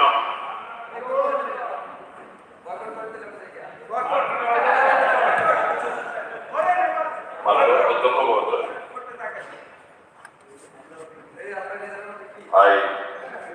অনুরোধ থাকবে আমাদের যা প্রভিশন রয়েছে অন্তত এই প্রভিশন মোতাবেক সুযোগখানা যাতে আমরা পাই সেটা আপনি সুনিশ্চিত করুন এই চেয়ারে বসে। আমি শেষ মুহূর্তে দাঁড়িয়ে আপনার দৃষ্টি আকর্ষণ করছি না, আপনার আমাদের এই হাউসের যে rules and procedure conduct of business যিনি মুবারকটা বসেন, he has got every right to reply. আপনি সেই সুযোগটা ওনাকে দিলেন, এটা ঠিক না। আমার অনুরোধ থাকবে please maintain the dignity of the house and the chair. 3:50 শুরু হয়েছে, এখন এটা তো ইট ইজ রাইট না রাইট মানে 3:50 শুরু হয়েছে আলোচনা। আপনারাই বললেন মাননীয় অধ্যক্ষ মহাশয়, আপনারাই বললেন, মাননীয় মুখ্যমন্ত্রী পরিষদের দলনেতা বললেন প্রয়োজনে আমরা হাউসের সময়টা বাড়াবো, কিন্তু কথা যদি আমরা বলতে না পারি আপনার রাইট যদি কার্যকর হয়ে যায় ঠিক আছে আলোচনা হয়েছে। এবার আপনার কাছে যাবে house of the box, please please বলুন। ঠিক তাই এগুলো সময় সবসময় সমানভাবে যায়। যাই হোক, আমার আজকে যে একটাই মুভ করার আগে একটা শুধু আমি পরিষদ দলনেতা এবং ফিনান্স দপ্তরের মন্ত্রীর কাছে আমার আবেদন থাকবে। আপনার এই রেজুলেশন সম্পর্কে না হলো কিছু রকম শুনুন না, হ্যাভ দ্য পেশেন্স।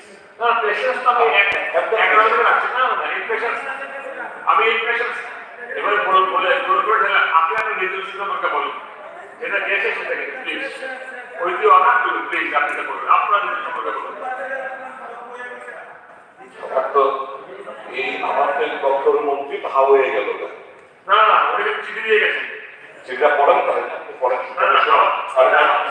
আপনি চান তৈরি করতো আপনি কেউ বললেন হাউসটাকে গোয়েন্সি লাইফ হয়ে গেল না কে চিকিৎসা স্যার আপনারা বলছেন তো দপ্তরের মন্ত্রী উনার চিঠিটা দেখান কালকে কিন্তু বুঝতে হবে তো আপনার রেজুলেশনটা আপনি বলবেন না।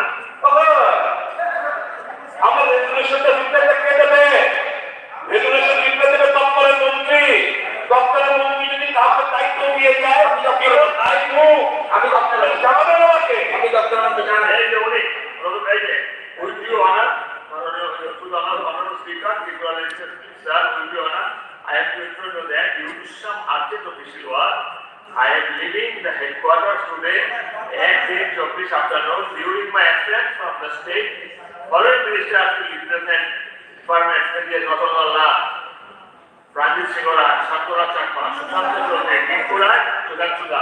এটা চিফ মিনিস্টারের দপ্তর, হ্যাঁ? এটা সিএম, এটা চিফ মিনিস্টারের দপ্তরে রিপ্রেজেন্ট করবে।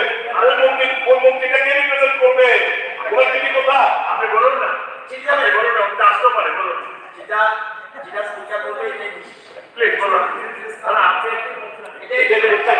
সুদীপবাবু, সুদীপবাবু, হাউসটা চলছে গায়েব করে ওই টু লাইক ও ভাই বলেন সুদীপবাবু, সুদীপ বলুন, আপনার চেষ্টা বলুন, প্লিজ।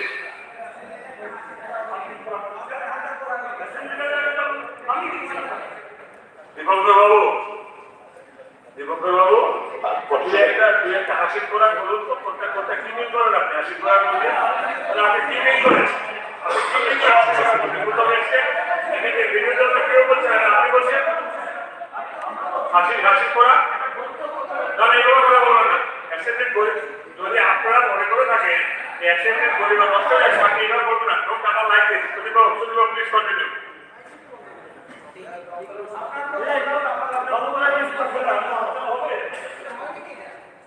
যদি স্যার অনেকক্ষণ তো আমরা চেষ্টামেচি করলাম, একটু লাইটার নোট দিয়ে শুরু করতে চাই।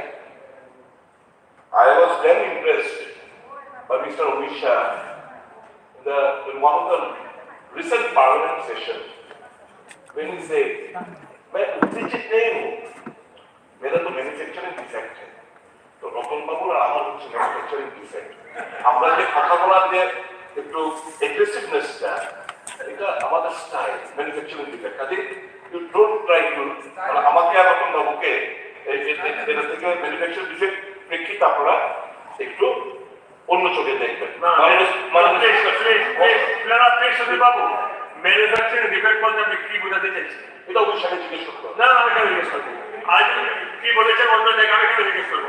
আপনি এখানে পার্লামেন্ট থেকে আমি তো প্রথমে বললাম অমিত একটা বক্তব্য পার্লামেন্টে, যেটা আমার দৃষ্টি আকর্ষণ হয়েছে এবং পার্লামেন্টে রেসপন্স হয়নি, সেটা দিয়ে আমি শুরু করতে চাই। কেমন পার্লামেন্টে আপনি আমাকে আপনি তো বাবুকে টার্গেট করলেন কেন?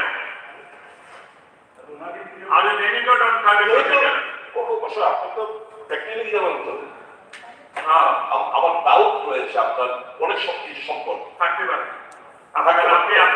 আমি তো শুরুই করলাম, আমার লাইফটার মধ্যে শুরু করি। আমি ব্যাপারটা বুঝতে না। ঠিক আছে, সবকিছু লাইটার। আপনি কিন্তু হালকার লোকে হাল দিতে কথা না, ঠিক আছে, আপনি ওদের বাড়ি হইতে পারেন শরীরে, আপনার কি করতে পারেন? এই প্লিজ, আপনি কি বলছেন? লাস্ট কথা আপনার কি বলেন? আপনি অপদার্থ বলবেন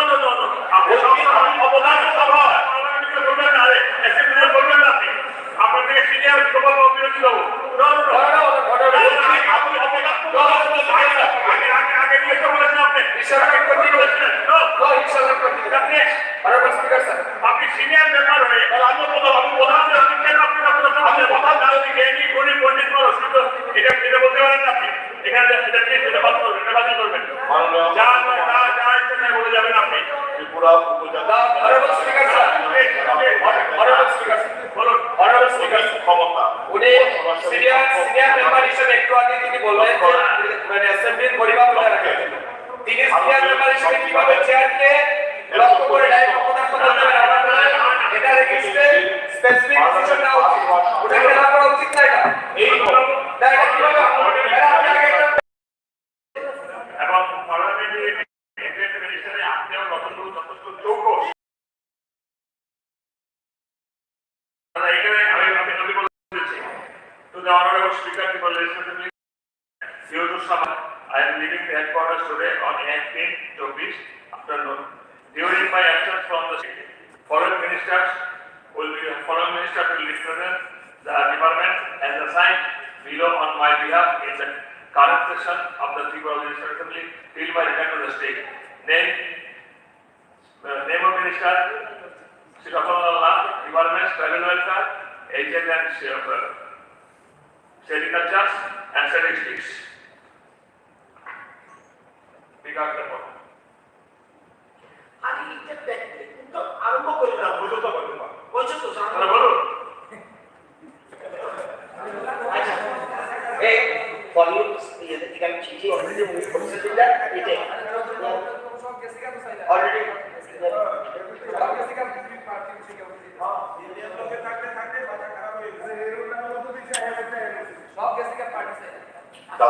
ডাস্টবিনে দেখলে তো ডাস্টবিন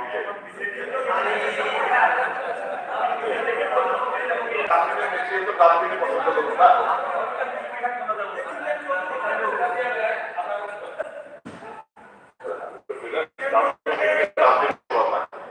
মাননীয় অধ্যক্ষ মহাশয়, ত্রিপুরা উপজাতি এলাকা স্বশাসিত জেলা পরিষদের হাতে অধিক ক্ষমতা ও সরাসরি অর্থ প্রদানের লক্ষ্যে ভারতীয় সংবিধানের 125তম সংশোধনীটি পার্লামেন্টে পাশ হওয়া সাপেক্ষে এই মর্মে একটি অর্ডিন্যান্স জারি করার জন্য ত্রিপুরা বিধানসভা কেন্দ্রীয় সরকারকে অনুরোধ জানিয়েছে।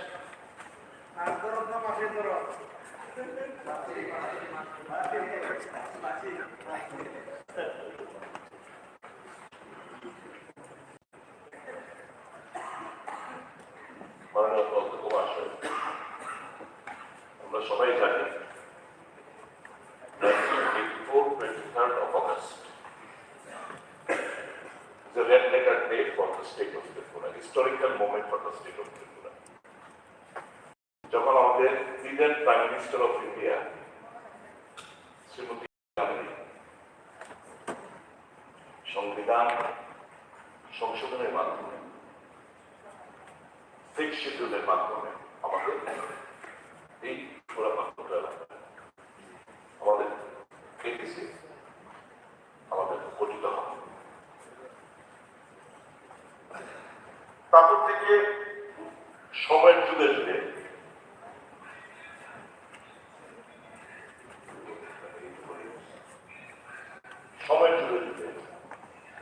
মিউনিসিপাল অ্যাক্ট অ্যামেন্ডমেন্ট, পঞ্চায়েত রাজ অ্যামেন্ডমেন্ট, সব কিছু অ্যামেন্ডমেন্ট হয়, কিন্তু এই 5th schedule amendment for more empowerment এটা এখনো শুরু হয়। সেই মর্মে 2011 আপনারা জানেন, I don't want to repeat, 2011 যেদিন ইউপিএ সরকার রাজ্য সরকারগুলোকে যেখানে চারটি প্রদেশে যেখানে 6th শিডিউল জারি রয়েছে, চালু রয়েছে, যাওয়া তার মধ্যে আছে মিজোরাম, ত্রিপুরা, আসাম এবং মেঘালয়। এই চারটি প্রদেশের মধ্যে একটা ড্রাফট প্রপোজাল পাঠিয়েছে রাজ্য সরকারের এবং ওখানকার এডিসি ভিউ পয়েন্ট দেরি হয়েছে, সরকারের পরিবর্তন ঘটেছে কেন্দ্রে, কিন্তু তার ডিমান্ড স্টিল আরো জোরালো হচ্ছে দিনকে দিন। Immediately for more empowerment of the autonomous district council area, এই যে 6th শিডিউল অ্যামেন্ডমেন্টের প্রয়োজনীয়তা নাই, যাতে করে অধিক ক্ষমতা অর্পণের, কারণ nearly at presently it's nearly a department of the government of Tripura. তার সাহিত্য শাসন বলে কিছু নেই, চেয়ে থাকতে হবে।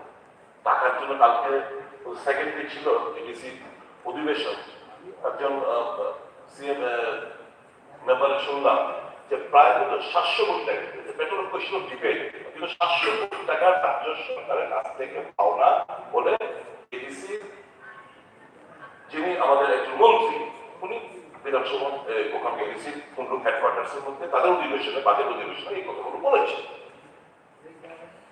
এখন হচ্ছে এই যে খসড়া 2019 আপনারা পাঠিয়েছেন সরকারের তরফ থেকে, কি কি আছে, কি কি এডিসি নাম পাঠিয়েছে, নোমেনক্লেচার চেঞ্জ করেছে, ত্রিপুরা টেরিটোরিয়াল কাউন্সিল, আর কি এখানে আর্টিকেল 280 আপনারা সংবিধানের আর্টিকেল 280 একটা সংশোধনের চেষ্টা করেছেন।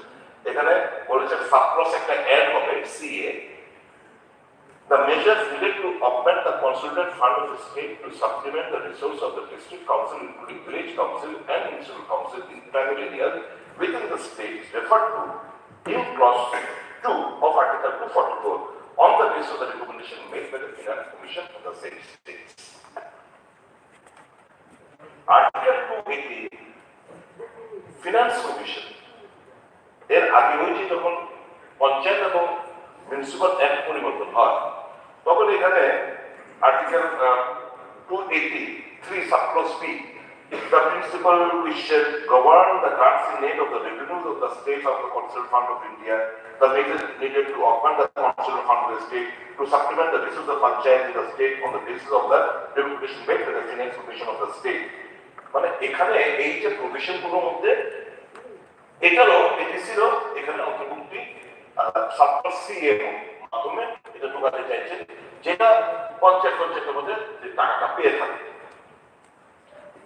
এখন আমাদের মূলত কি মানে আমরা যারা আমরা বিভিন্ন পার্টির এখানে যারা শাসক গোষ্ঠী আছে এরাও বলে থাকে ডাইরেক্ট ফান্ডিং এর কথা, কংগ্রেসও বলে ডাইরেক্ট ফান্ডিং, লেফট পার্টিদের এরা বলে ডাইরেক্ট ফান্ডিং, মমতা তো বলে ডাইরেক্ট ফান্ডিং।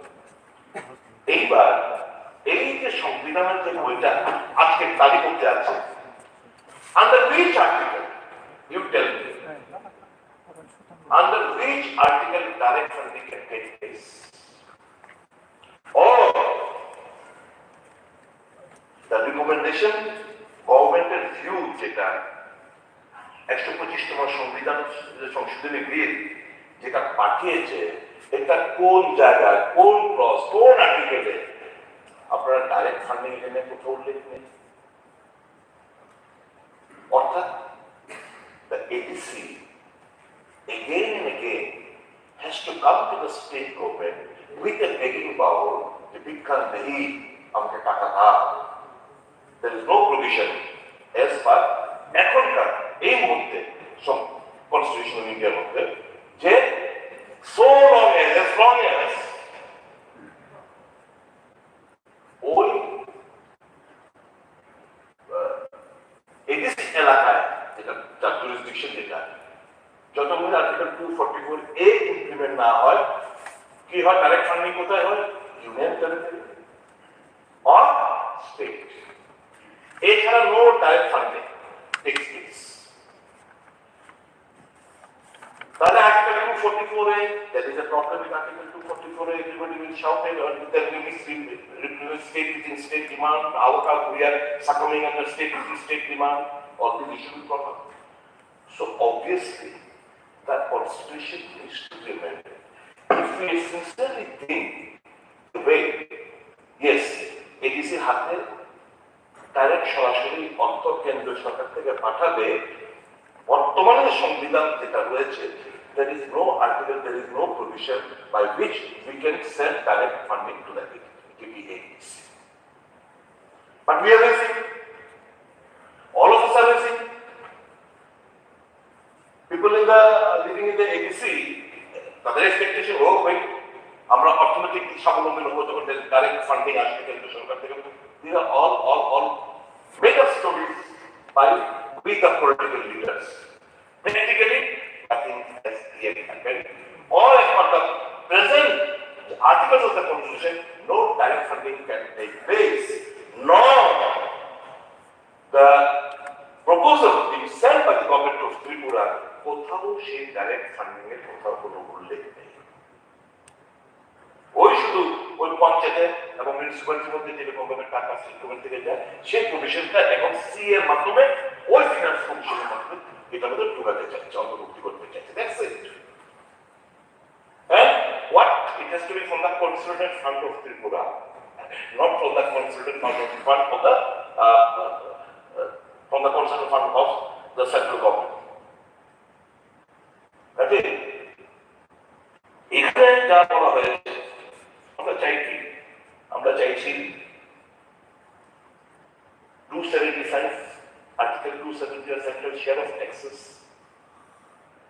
এখন তো মোটামুটি ভারতবর্ষের সব জনগণ যারা দিনারে দিন কাজ খেতে পারে না, একবেলা দুটো ভাত খায়, তাদেরও ইনডাইরেক্ট ট্যাক্সের আওতায় হতাম না। মানে central government indirect tax on their paying fees. So now, while the central share of taxes are being distributed, ये लोग भी तो हकदार हैं. Why will they not be getting the share of taxes they receive? Now, the Article 275 says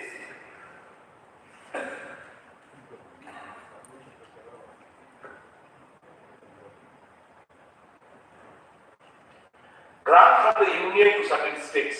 I just read it out for you. Such sums as Parliament may by law provide a charge to the Central Consolidated Fund of India in each year as grants in aid of the revenues of such states as Parliament may determine to be in need of assistance in different sums may fixed for different states, provided there shall be paid of the Consolidated Fund of India as per grants in aid of the revenue of a state, such capital and recurring sum as may be necessary to enable the state to make the cost of such schemes of development as may be undertaken by the state with the approval of the government of India for the purpose of promoting the welfare of the scheduled tribes in that state or raising the level of administration of the scheduled area therein to that of the administration of the rest of the state of that states. The Article 275, we strongly demand. The Pramotha party is demanding for a constitutional solution. These are the constitutional solution. Article 371K.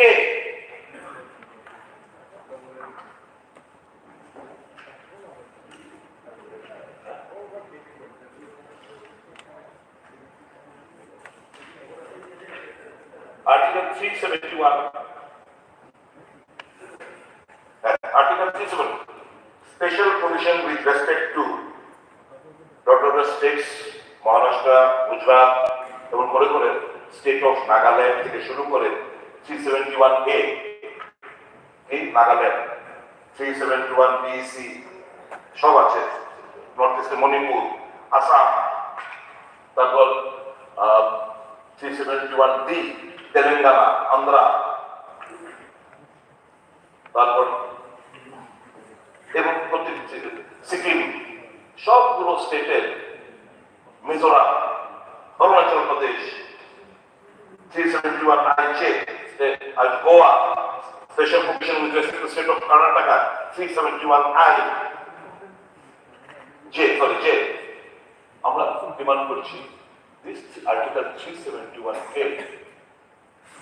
be made available to for the indigenous people of the state. This is a constitutional solution. Once what we want, all of us want, social, economic and political upliftment of the indigenous people. এটা তো চাই আমরা। অর্থনৈতিক, রাজনৈতিক, সামাজিক দিক দিয়ে তারা এক পারবো, people living up এক পারবো। It's a sort of fact. যখন আমরা যাই, the pace of development that exists in the tribal belt is no match with that of the people living in the plains. It is universal accepted fact. And that is the reason many such slogans are being raised, which probably hurt many of our sentiments. The fact of the matter বুঝতে হবে কেন এই ডিমান্ডগুলো আসছে। তাহলে যখন এই 125তম সংবিধান সংশোধনী বিলটা যদি পাস হয় কি হবে? এখন ভিলেজ কাউন্সিল নির্বাচন বলে ওরা, সবাইকে ডিমান্ড করছে আমরা। এখন হলে single tyre panchayat village committee system, 125th amendment bill pass হলে will be enabling 3-tier panchayat village committee system over there.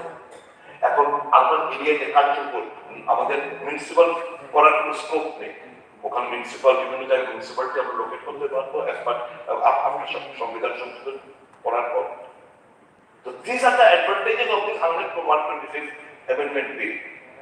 আর কি প্রস্তাব দিয়েছে যে ত্রিপুরা টেরিটোরিয়াল কাউন্সিল 50টা সিট হবে from raised council shall consist of not more than 50 members, of whom 6 members including at least 3 women members from unrepresented tribe shall be nominated by the governor, and the rest of the members shall be elected on the basis of under suffrage.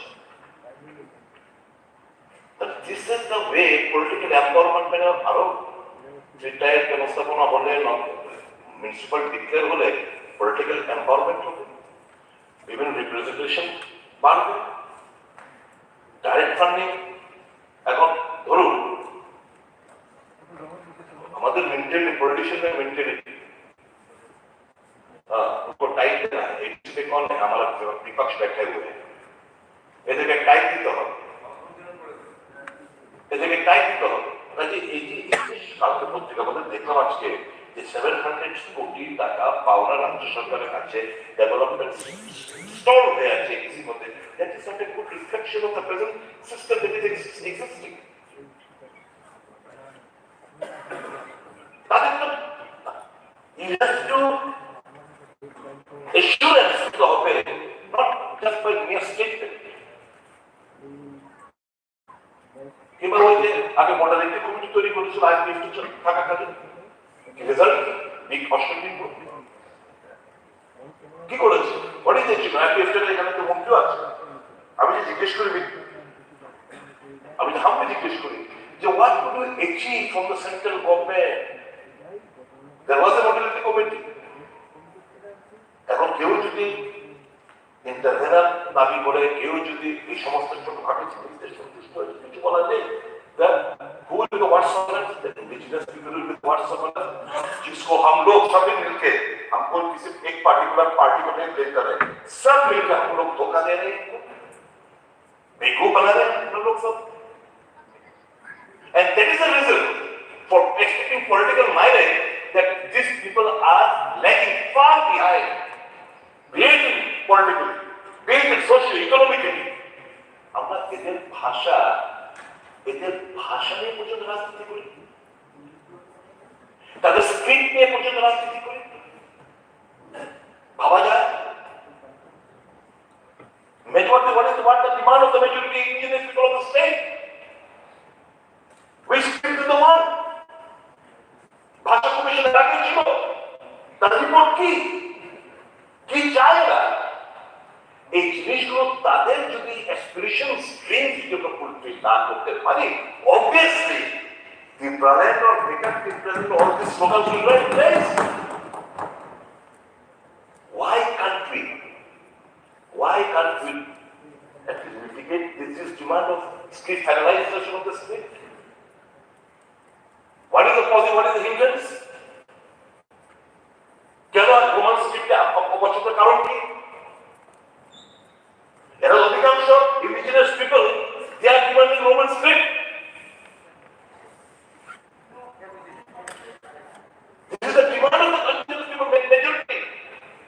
এখন you people will stop, say no, this is not the majority demand. Let the referendum take place. Let the referendum take place. And a referendum হোক in the Malay. যে কোন script, তার Bangla script না Roman script না Devanagari script, কোন script পাওয়া যায় একটা রেফারেন্ডাম হোক তাহলে। এখন এই যে বললাম সংবিধান সংশোধনী বিল পার্লামেন্ট আছে না, এখন পার্লামেন্ট তো আগে পার্লামেন্ট ইলেকশন আগে তো পার্লামেন্ট বসবে না। আমি যার প্রেক্ষিতে বললাম আপনার রাজনৈতিক ফায়দা দুটি, রাজনৈতিক ফায়দা বিজেপি দুটি থেকে আমার কোনো আশা ব্যথা নেই। Our concern is for the welfare of the indigenous people. Our concern is for the welfare of the indigenous people. It is not that for the first time I am raising this issue. I have been raising this issue since long.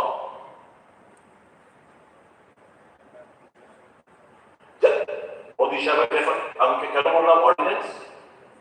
Modi সাহেব 2014 থেকে 19 সাল অব্দি 57টা আপনার এনেছে ordinance এনেছে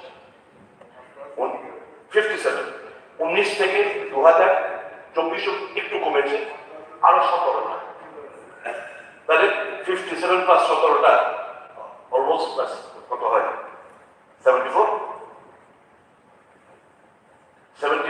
ordinance উনি আমার ত্রিপুরাটাকে মানতে পারবেন।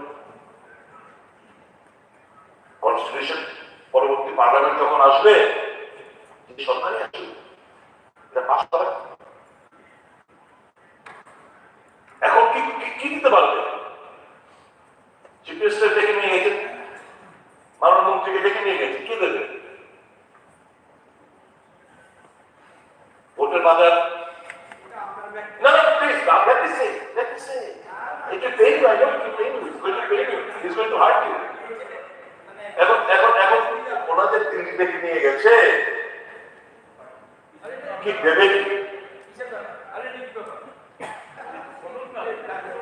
ঠিক আছে, আমার ব্যাখ্যা, ওরা যদি যা থাকে ওদের কাছে গেছে, ফাইন। এখন কি দেবে কি?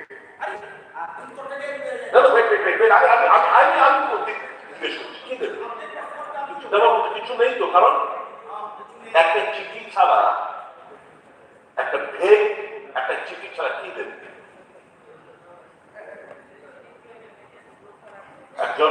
আমাদের একজন জনপ্রিয় leader, is on still on fast. I told, he's still on fast. Why this delay? Why this delay process? Why are they betraying the innocence and the simplicity of the leader of a political party? Why? You are in this position because of him. Do you disagree with that? You are in the treasury bench with 39% of vote share just because of him. You owe a lot, you people owe a lot to that leader. The multi-party system, this is the process. Fine. No, you are absolutely correct. But yes, you are absolutely, you also know mathematics, I also know mathematics. We all know mathematics. But you people owe a lot to him. You are 1% ahead. You owe a lot, you people owe a lot to him. So now it is your turn to give it to him, to pay him back, to reciprocate. Not to him, but for the cause for which he is fighting. For the cause for which he is fighting. It's high time people acknowledge his fight. It's high time people acknowledge and give due recognition to the fight that he has undertaken. It's not a matter of joke. You and I cannot do that. But he has taken it. কাজে এটা খুব সময় উপযোগী একটা private revolution, যাতে করে এই যে এখানে বিভিন্ন ধরনের যে কথাগুলো বলা হয়েছে খুব একটা বেশি তো নেই কিছু। 125th Amendment Bill মেইন জিনিস হচ্ছে কি, এই অর্থটা তো যদি না আসে আবার তো খেলাখেলি ঘর ক্ষুধা রক্ষা করার তো হবে। আমার বক্তব্য থাকবে সেন্ট্রাল গভর্নমেন্টের কাছে আপনার মাধ্যমে হাউসের এই রেজুলেশন পাস করার মাধ্যমে, central government please wait up, you have delayed the entire process for many years. It has been lying before the parliament for passage, but you have not done so. And not only passage of this present যেভাবে আছে, এটার মধ্যে direct funding এর কোনো provision নেই। My humble submission to you, through you to the central government, is insert something or amend the constitution in such a way which will enable the equity for direct funding provision. এটা অন্তত আপনার মাধ্যমে কেন্দ্রীয় সরকারকে আমরা সঙ্গে অনুরোধ করতে পারি। আদারওয়াইজ এই যে আকারে বর্তমানে রয়েছে, that will not suffice, because each and every time they shall have to come with a main power of the state government, which we do not want. If we are really very serious for the cause for which indigenous people are fighting, there is no other option. This is the demand, this is the time for which they have stood up, and we should fully support this demand for which they are fighting originally or on faster process going on. মাননীয় অধ্যক্ষ মহোদয়, অনেক জনজাতিদের, আদিবাসীদের শুধু হিসেবে আমরা use করে দিচ্ছি। Indira Gandhi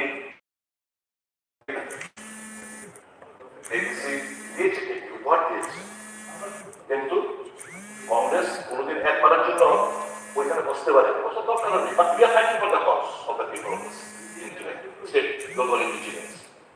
There is no doubt about it.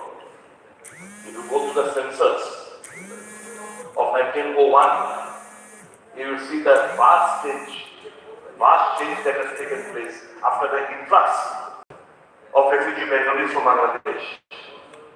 They have been outnumbered. It's a fact. It's a well accepted fact.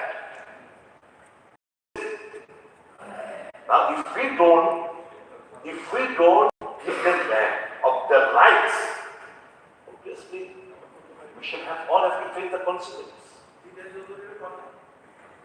আমার অনুরোধ থাকবে আপনার মাধ্যমে, enough of enough is enough, बहुत देर हो चुका है, बहुत देर कर लिया। আমার বিশ্বাস কেন্দ্রীয় সরকার, আমার বিশ্বাস, আমি জানি না নিশ্চয়ই এই কাজে হয়তো গেছে, আমার দৃঢ় বিশ্বাস কাজে গেছে, নিশ্চয় কিছু পাবে এই প্রত্যাশা আমরা রাখি। আর এটা খুব সময় উপযোগী, আপনার মাধ্যমে আমাদের হাউসের খবর রাখবেন, এই হাউসের সেন্টিমেন্ট অন্তত উচ্চতম নেতৃত্বের কাছে আপনি পৌঁছে দেবেন এবং রেজুলেশনটা আনলিমিটেড অ্যাকসেপ্ট করে চলুন আমরা মিলে এটাকে পাঠাই, যাতে করে for the central government. With this few words I সকলকে ধন্যবাদ। মাননীয় সদস্য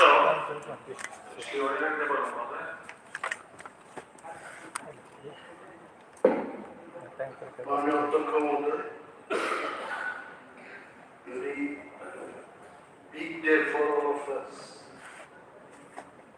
যে মাননীয় সদস্য is also very senior member of this house, Shri Sudip Roy Barman মহোদয় একটা প্রস্তাব এনেছেন ত্রিপুরা উপজাতি এলাকা সশস্ত্র জেলা পরিষদের হাতে অধিক ক্ষমতা ও সরাসরি অর্থ প্রদানের লক্ষ্যে ভারতীয় সংবিধানের 125তম সংশোধনী বিল পার্লামেন্টে পাশ হওয়ার সাপেক্ষে এই মর্মে একটি অর্ডিন্যান্স জারি করার জন্য ত্রিপুরা বিধানসভা কেন্দ্রীয় সরকারকে অনুরোধ জানাচ্ছে। And I must thank him for bringing this issue in this house. ওনাকে কি ভাষায় ধন্যবাদ জানাবো আমার কাছে সেই ভাষা নেই, আর I can tell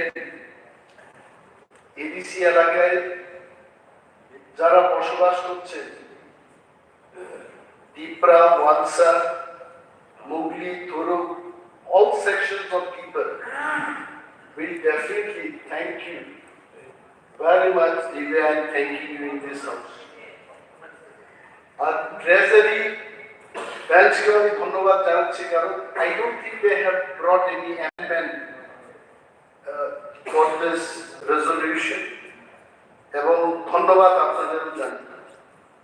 Although honorable member has tried to bring the loopholes of 125th amendment, direct funding নেই সেখানে, এই কথা উনি বলেছে, but still direct funding নেই তো direct funding দেওয়া যাবে if it is modified। তারপরেও বহু বছর বাদে এই বিধানসভায় অন্তত এবিসি সম্পর্কিত একটা বিল এখান থেকে গেছে, we must thank। তবে বিলে আর কি কি আনতে হবে, এগুলোতে যদি direct funding and many other constitutional safeguard যদি insert করা যায়, it will become much more stronger autonomous district council। আমি এই হাউসের মধ্যে এটাও বলতে চাইব যে আমরা যে এবিসিটা পেলাম, it is not the fight of Tiprasas alone। ট্রাইবালরা নিজেরাই শুধু ফাইট করে এবিসি আনতে পেরেছে। আমি কিন্তু আই এম নট ওই তত্ত্ব দিয়ে আমি একমত না।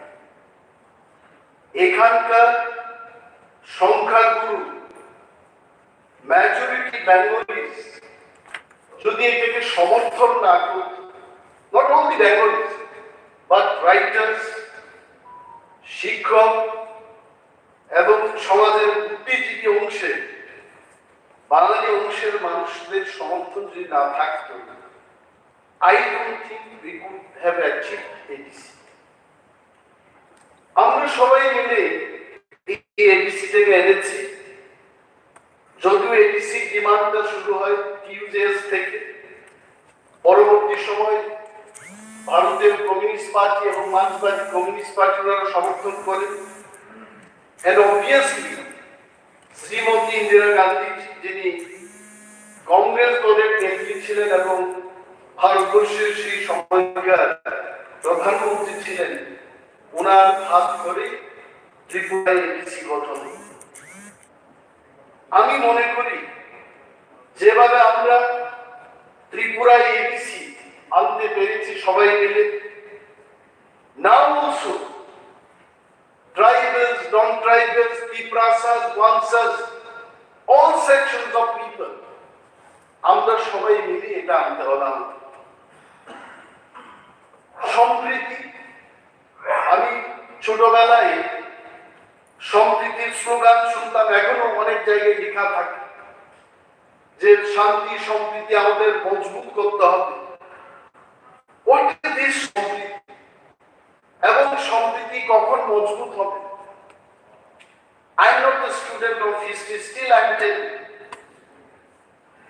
এখানকার যারা বাঙালি অংশের মানুষ আপনারা আছেন, নোয়াখালীতে যখন দাঙ্গা হলো, কুবেনদের ত্রিপুরার তৎকালীন মহারাজা গেছে, he helped the people, এবং সেখান থেকে বাঙালিদের মনে মহারাজাদের প্রতি, ত্রিপুরাদের প্রতি একটা ভাব ভালোবাসার জন্ম হয়।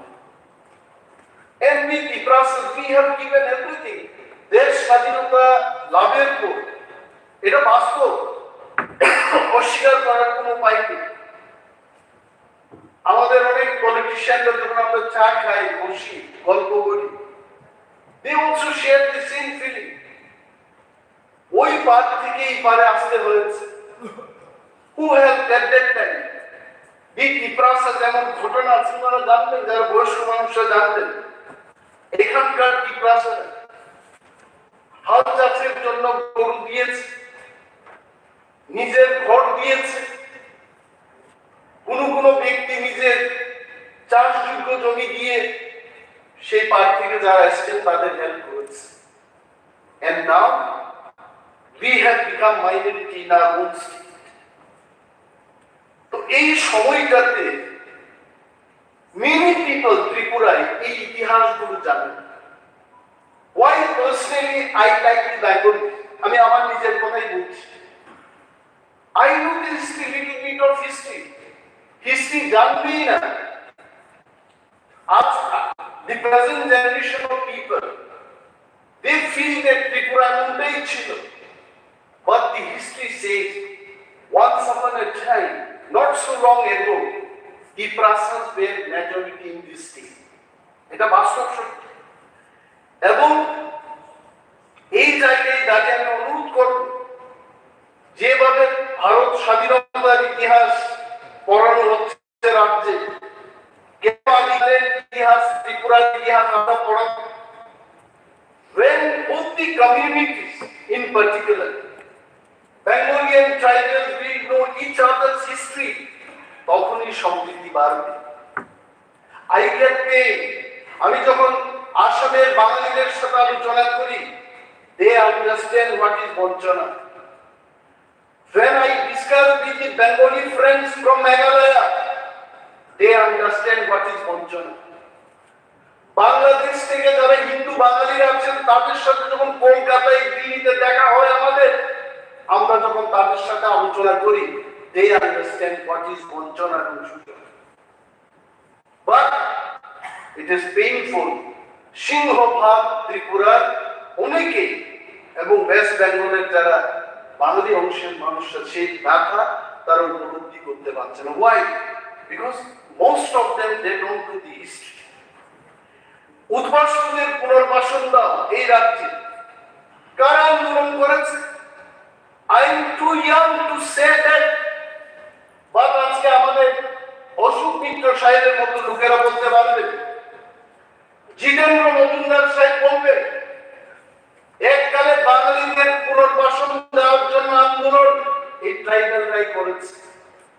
খোয়াই কমলপুর থেকে পায়ে হেঁটে এসে এই আগরতলা শহরের মধ্যে তারাই আন্দোলন করেছে। আজকে তারা প্রায় এই রাজ্য থেকে বাঁচার কি বলে প্রান্তিক, আমরা প্রান্তিক হয়ে গেলাম এই যাচ্ছে। কেন এই দাবি আসছে? অল পলিটিশিয়ান, এটা ব্যাপার কথা। আইপিএফটি তারা কি চায়? Roman street, Congress Roman street চায়, সিপিএম দল রোমান স্ট্রিট চায়, এখন আমরা চাইছি। অন 21st of February বই মেলায় রোমান স্ট্রিট কি লিখেছেন? নাথিং, কিছু লেখা হয়নি। ইতিহাস বলবে নৃপেন বাবু যখন 13 দিন হাঙ্গার স্ট্রাইক করেছিলেন উদ্বাস্তুদের পুনর্বাসন দেওয়ার জন্য, কারা সঙ্গ দিয়েছে? ট্রাইবালস। ভুলে যাবেন। I only want to remind our friends from Treasury Bench এবং যারা আমাদের লাইভ বিধানসভার এই অধিবেশনকে দেখছেন বাড়িতে বসে, তারা যেন বুঝতে পারে যে what were the tribals. আমরা কিন্তু আমরা যুদ্ধ করতে চাই না কেউ সাথে। We only want বেঁচে থাকার মতো একটা ক্ষমতা, এটা আমাদের দরকার। এবং এই কারণে আজকে ত্রিপুরা রাজ্যে এই সমস্ত দাবি উঠে আসছে। গ্রেটার ত্রিপুরালেন এই দাবিগুলো উঠে আসছে। এডিসির অবস্থা দেখে, ADC like playground of the state government. এডিসির হাতে টাকা নিয়ে বেতন দিতে পারছে না। And you are talking about development. আমি তো ছিলাম, for 2 years I was there. কোথায় টাকা? 600 কোটি টাকার মতো চলে যায় only salaries and pension. And we are only talking about politics. No VC election, no by election. আমাদের স্টেটের এমএলএদের জন্য বাই ইলেকশন হচ্ছে, অথচ দেখা যায় এডিসিতে চিত্তরঞ্জন দেববর্মা মহোদয় এখানে আছেন, আমি ছিলাম। আমরা যখন খালি করে এসেছি, এটা আর বাই ইলেকশন হচ্ছে। এবং এই সমস্ত দিক থেকে বিচার করে ত্রিপুরার মানুষ, প্রত্যন্ত অঞ্চলের মানুষ এখন মনে করছে যে আমাদের আর কোনো উপায় নেই, আমাদের আলাদা রাজ্য ছাড়া এই ত্রিপুরায় বেঁচে থাকার আর কোনো উপায় নেই। এটাই আমাদের কথা। আজকে আমাদের মহারাজা প্রদ্যুৎ কিশোর, ওনাকে অনেকভাবে লেখা হয়, বলা হয় মুকুটবিহীন কোনো ক্ষমতা নেই। আরে গণতন্ত্রে মহারাজাদের কোথা থেকে ক্ষমতা আসে? আজকে মহারাজা নিজে কেঁদে কেঁদে বলছে আমি একটি পিওনের চাকরি দিতে পারছি না। এটাই বাস্তব। বলছে প্রদ্যুৎ কিশোর দেববর্মা ট্রাইবেলদের সেন্টিমেন্টকে নিয়ে খেলছে, ট্রাইবেলদের গ্রেটার ত্রিপুরালেন এনে দেবে বলে সেন্টিমেন্টের উপর দাঁড়িয়ে রাজনীতি করছে। সেন্টিমেন্ট কেন হবে না? Why sentiment will not grow?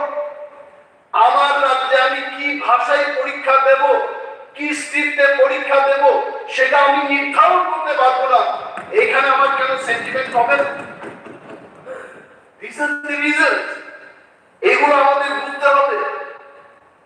এবং এই হাউসের মধ্যে বলছি, আমাদের ত্রিপুরা রাজ্যে শত শত বেকার বলতে হবে, হাজার হাজার বেকার। এই বেকারদের মধ্যে বিরাট অংশ এডিসি এলাকায় যারা বসবাস করছেন তারাও বেকার। তাদের কি আছে? What they have? আজকে চাকরি করতে গিয়ে, ইন্টারভিউ দিতে গিয়ে তাকে বলা হচ্ছে you are not fit to do this work. বিভিন্ন জায়গায় তাকে বলছে যে শিক্ষাগত যোগ্যতা বা স্ট্যান্ডার্ড সেই মাত্রায় নেই, ক্যান্ডিডেট পাওয়া যাচ্ছে না। Can you believe this?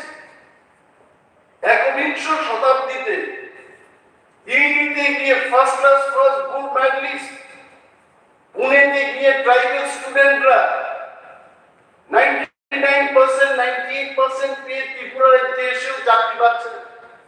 I am not telling that সমস্ত লোকের জন্য চাকরি তৈরি করে চাকরি দিয়ে দিই, but whatever is there in your control, এটা কেন আপনি দেবেন? এন্ড রিয়েলি আই থ্যাঙ্ক, বলার অনেক কিছু আছে, বাট আই ডোন্ট থিঙ্ক আলোচনায় শেষ কথা। আমাদের 60 MLAs ইনক্লুডিং অনারেবল CM, আমাদের পার্লামেন্টারি অ্যাফেয়ার্স মিনিস্টার, উনি তো আটা ট্রাইবেল, ওনার আর্থিক জীবন ট্রাইবেলদের সাথে উনি কাটিয়েছেন। All of us, we should understand the pain of ADC people, এবং এই ADC কে এটা যদি একদিন আগেও কার্যকরী হয়, সে অংশের মানুষের বা সে রাজ্যের অনেক মঙ্গল।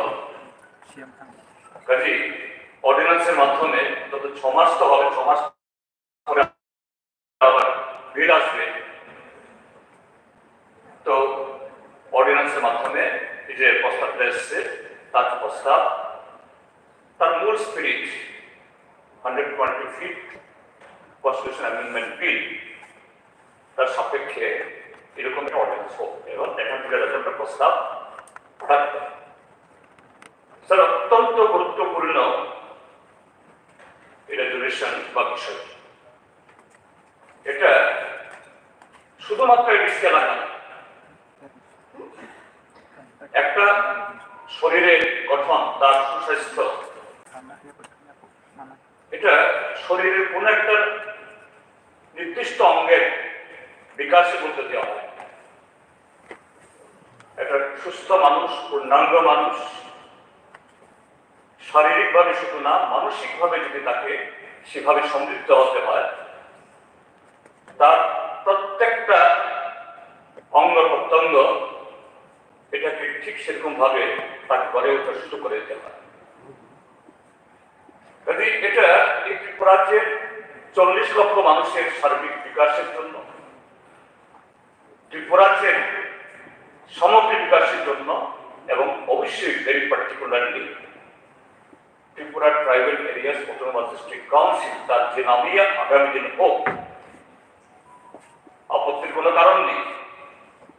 সে এলাকায় বসবাসকারী মানুষের আর্থ, সামাজিক, সাংস্কৃতিক, তার সার্বিক বিকাশের জন্য এটা হওয়া খুবই জরুরি। স্যার, এই যে কেন আসলো একটু বোধহয় সংক্ষেপে হলো তার ক্রনোলজি, এটা আমরা এখানে যারা সদস্য তারা জানেন না, কথা আমি বলছি না, তবু মনে হয় একটু বলা দরকার। মাননীয় লিডার অপোজিশনও কিছু বলেছেন, খুব সুন্দরভাবে তুলে ধরেছেন, এবং তিনি মোবার তিনি বলছেন কেন 2016-17 এসে ভারতের পার্লামেন্টে এই বিলটা আসে। কেন শুধু ত্রিপুরা রাজ্য না, উত্তর পূর্বাঞ্চলের আরো 9টা রাজ্য থেকে, আরো 3টে রাজ্য থেকে, আরো 9টা এডিসি থেকে, মিজোরামের 3টে এডিসি, আসামের 3টে এডিসি, মেঘালয়ের 3টে এডিসি, মোট 10টা এডিসিকে নিয়ে তার যে এম্পাওয়ারমেন্টের জন্য এই প্রস্তাব করা হয়েছে। ভারতের সংবিধান তো রচিত হয়েছিল 1950-তে, তখন তো ত্রিপুরার রাজ্যের জন্য এ কথা ভাবা হয়নি। দেশ ভাগ হওয়ার পর জিওপলিটিক্যাল রিজন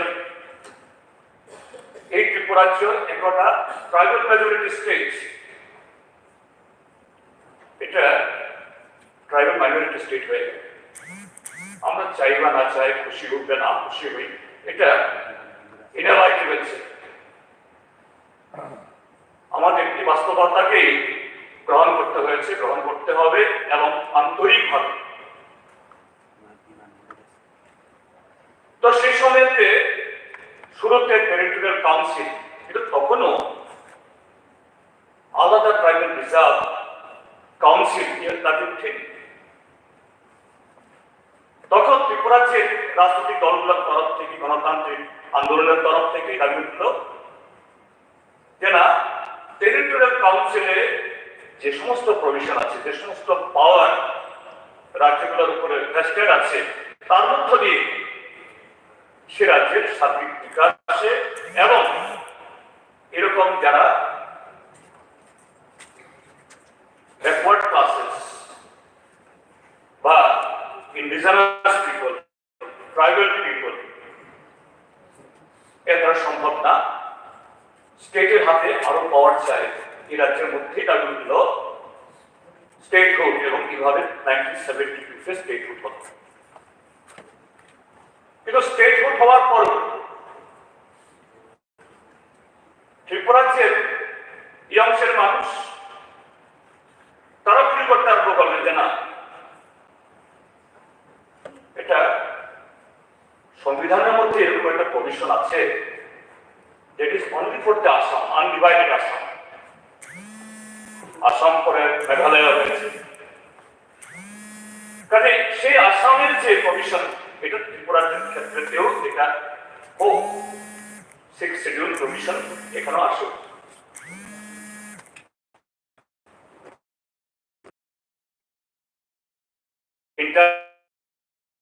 এরকম ক্ষেত্রে সবচেয়ে until and unless land can be touched,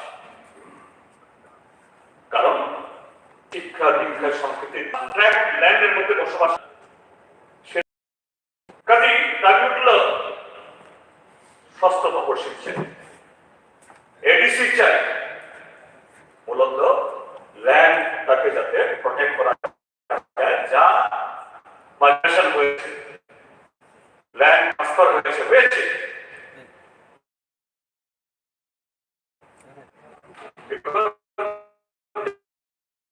they are also part and parcel of this great country. এইভাবে একটা সময়ে ইউজেস এবং গণমুক্তি পরিষদ অর্থাৎ কমিউনিস্ট এবং আরো অন্যান্যরা ঐক্যবদ্ধ হয়ে 1974 এই চিলড্রেন্স পার্কে, তখন রবীন্দ্র ভবন ছিল না, টাউন হল ছিল না, অন্য কোনো বড় হল ছিল না, একটা কমিউনিটি হল ছিল। ওখানে সমস্ত সোশ্যাল, কালচারাল, পলিটিক্যাল হতো। I was ঐতিহাসিক কনভেনশন থেকে রেজলিউশন অ্যাডপ্ট হলো 4 points. Number 1, ADC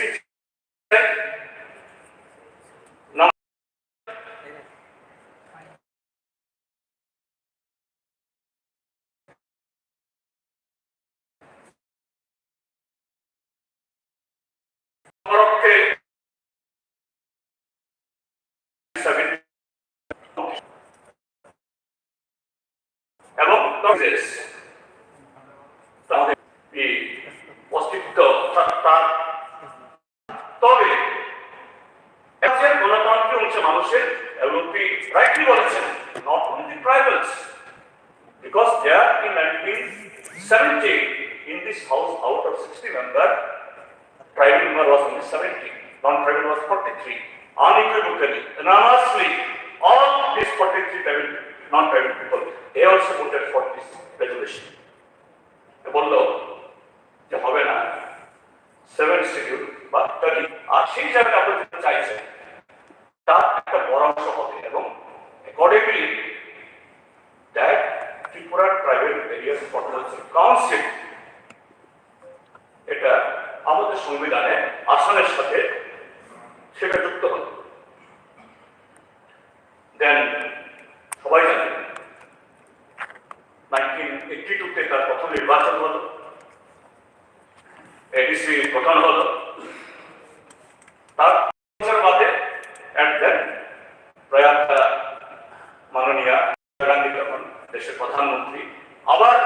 হাউস থেকে প্রস্তাব গেল এই ত্রিপুরা রাজ্যের গণতান্ত্রিক আন্দোলন তার পক্ষে then government they amended the constitution and now this 36th schedule which is has came into force. কিন্তু স্যার এটা পৃথিবীর নিয়ম, সমাজের নিয়ম, সভ্যতার নিয়ম। একটা সময়েতে কোন একটা পয়েন্ট অফ টাইমে যদি সেই সময়টার জন্য এটাই অ্যাপ্রোপ্রিয়েট, এটাই সবচেয়ে উত্তম, এটা মনে হলেও in the course of passage of time যখন মানুষের অ্যাসপিরেশন বেড়ে যায়, এক্সপেকটেশন বেড়ে যায়, সেভাবে চেতনার বিকাশ হয়, মানুষের ক্যাপাসিটি বিল্ডিং হয়, তার খিদে বাড়ে এবং এটা পজিটিভ দিক থেকে, তখন সেখানে নতুন দাবি, নতুন চিন্তা, নতুন প্রস্তাব, নতুন ভাবনা সেখানে উদয় হয়। যে 85-এ 6 শিডিউল আসার পরও কাজ করতে করতে অভিজ্ঞতায় দেখা গেল এই জায়গায় অনেক কিছুই যে লুপহোলস আছে, আমি লুপহোলস ঠিক বলবো না, অসম্পূর্ণতা আছে। কেননা যে বর্তমান 6 শিডিউল প্রভিশনে সেখানে আর্টিকেল 280, আর্টিকেল 275 এর মাধ্যমে থ্রু প্রাইভেট অ্যাফেয়ার্স মিনিস্ট্রি কিছু টাকা পয়সা আসার সুযোগ আছে, আসছে, but it is clear inadequate from consolidated fund of the union government। সেখান থেকে সেরকম ভাবে আরো বিভিন্ন দপ্তর কোনো একটা রাজ্যে, যেমন ত্রিপুরা রাজ্যে ডিফেন্স ছাড়া বা এরকম কিছু যেগুলো আমাদের দেশের এই সংবিধান অনুযায়ী যুক্তরাষ্ট্রের কাঠামোতে সেন্ট্রাল গভর্নমেন্টের সাবজেক্ট ছাড়া বাকিগুলোতে এডুকেশন, কালচার, স্পোর্টস, ইন্ডাস্ট্রি, আরো অনেক ডিপার্টমেন্ট আছে, সমস্ত ক্ষেত্রে তার ফান্ডিং প্রভিশন আছে। এরপর 1984-85 না সম্ভবত 1990 এরকম সময়তে সেন্ট্রালে যখন আবার 76-77 অ্যামেন্ডমেন্ট হওয়ার কনস্টিটিউশন, সে অ্যামেন্ডমেন্ট অনুযায়ী গ্রাম পঞ্চায়েতকে, পঞ্চায়েত রাজকে 28 সাবজেক্ট দেওয়ার প্রভিশন আছে। ফান্ড, ফাংশনারি and subjects, 28 subjects আরবানের জন্য আসলো। তখন দেখা গেল যে অটোনোমাস ডিস্ট্রিক্ট কাউন্সিল হিসাবে এরকম ভাবে এই সে অ্যামেন্ডমেন্ট হওয়ার আগে মনে করা হতো এডিসি অনেক বেশি ফেভার্ড, এডিসি কিছু এরকম অর্থ পাচ্ছে, এডিসির জন্য কিছু স্পেশাল প্রভিশন আছে, এডিসির নির্বাচিত সদস্যদের জন্য সেখানে তার লোকাল এলাকাতে কাজ করার জন্য অনেক সুযোগ রয়েছে। কিন্তু after that 73rd amendment of the constitution, 3-tier পঞ্চায়েতকে অ্যাম্পল অপরচুনিটি দিল, ফান্ড, ফাংশনারি এবং সাথে অনেক সাবজেক্ট। যদিও সব রাজ্যের সব সাবজেক্ট ট্রান্সফার হয় এবং আজকের দিনেও আমাদের পঞ্চায়েত সমিতি, আমাদের জেলা পরিষদ মানে 3-tier জেলা পরিষদ, সেখানকার সভাধিপতি, সহকারী সভাধিপতি, standing committee, they can decide so many things। কোথায় রাস্তা যাবে, কোথায় স্কুল হবে, কোথায় জলের প্রভিশন হবে, কোথায় কলেজ হবে। সরকার, অতীতের সরকারও এবং আজকের সরকারও এই 3-tier পঞ্চায়েতকে তাদের সুপারিশ এবং তাদের যে পার্টিসিপেশন, প্ল্যানিং এ তাদের অংশগ্রহণ, এটাকে সম্মান করে সারা দেশে, হয়তো সর্বত্র সমান না, কিন্তু more or less that it has opened the opportunity, provided the opportunity. এতে গ্রামের মানুষ, রুরাল মানুষ এবং আরবানের মানুষের একটা সেন্স অফ বিলঙ্গিং। গভর্নমেন্ট মানে কিছু লোক না, গভর্নমেন্ট মানে কিছু শুটেড পুটেড লোক না। Government means with people, with public. Government আমাদের,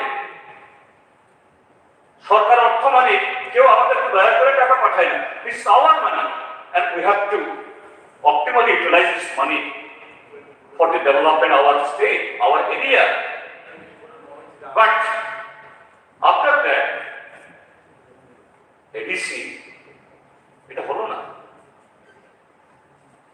এডিসিতে শুধু নিচে ভিলেজ কমিটি, ব্লক লেভেলে কিছু নাই, জেলা লেভেলে কিছু নাই, উপরে খুলু। হ্যাঁ, মাঝখানে অ্যাডভাইজারি কমিটি হয়েছে, কিন্তু directly fruit of the democracy, পার্টিসিপেশনের যে সেন্স অফ বিলঙ্গিং ক্রিয়েট করার জন্য, এবং তার সাথে যে রিসোর্সেস তার কমিশন এখানে হলো। কাজী ত্রিপুরার যে আবার ডিমান্ড হলো এম্পাওয়ারমেন্ট এডিসি হাতে আরো ক্ষমতা চাই, আরো অর্থ চাই। এই হাউস থেকে অসংখ্যবার মাননীয় তন্ময় এখানে আছেন, অসংখ্যবার এই হাউস থেকেও প্রস্তাব পেয়েছে যদি government of India, government of India state থেকে অনেক চেয়েছে, ফিডব্যাক চেয়েছে। time to time that has been provided to the government of India. Then এই বিল আছে স্যার, টাইমটা মনে হয় মেট্রিক করলে সুবিধা হবে। তো কেন ভাই আমি কথা বললে আপনার টাইমে দেখবেন, এটা গুরুত্বপূর্ণ আলোচনা, প্লিজ শুনুন না একটু, অনেক আসছে। ঠিক আছে, হ্যাঁ তা তো করতে হবে, হ্যাঁ করতে হবে, জানেন না সেগুলো।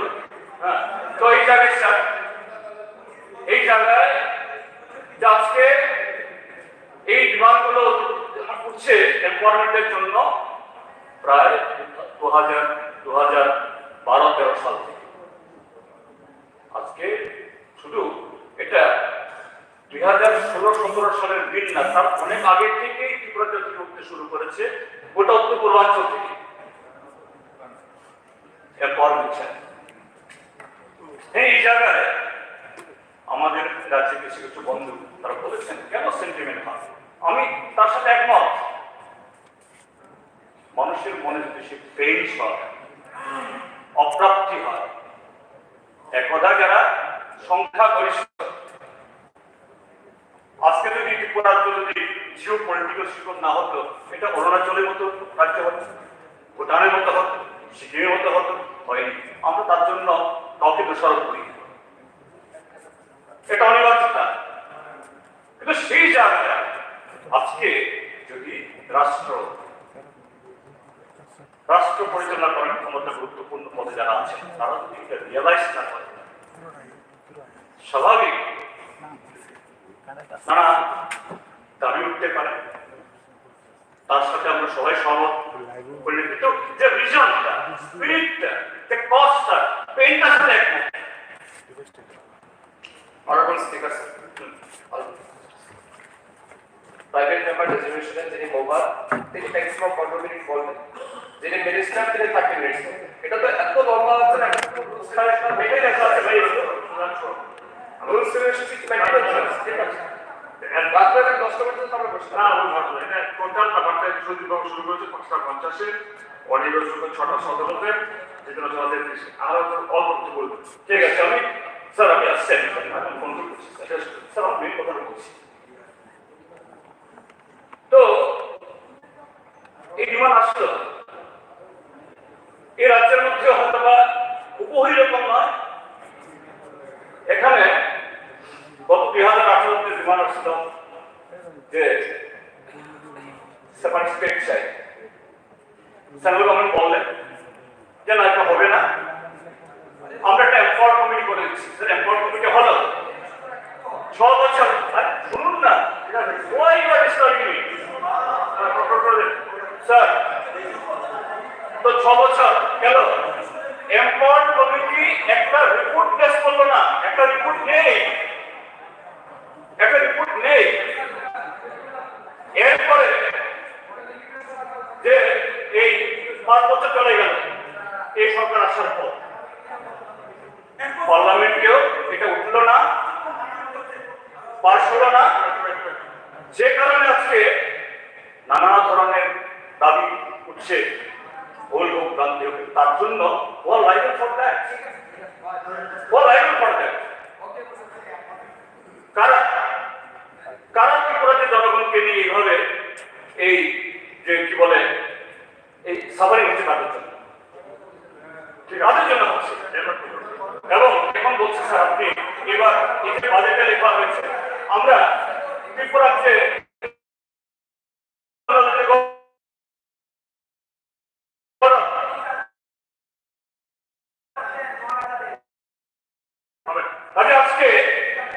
আজকে দেশের শাসক দল যারা খুব কিন্তু পক্ষান্তরে এই যে বিল আপনারা বিলকে এনেছেন, হ্যাঁ এই বিল সম্পর্কে আমাদের বক্তব্য আছে, আমি কেউ বলছি না, তো বিলটা পাস হোক না, কিন্তু এটা না করে কিভাবে এটাকে ব্যয় করা যায়, ওই সিএ আনছেন সেটা আনছেন, এগুলো তো স্যার ঠিক আছে জনগণক না, ট্রাইবাল জনক না রাখতে দেওয়া। তাদের সে অর্থে ত্রিপুরাতে শাসক দল তাদের সমৃদ্ধি বিরোধ এবং এই হাউস থেকে সর্বসম্মতিক্রমে সত্যিকারের যদি শাসক দল ট্রেজারি ব্রাঞ্চ ত্রিপুরাতে প্রাইভেটের প্রতি তাদের দরদ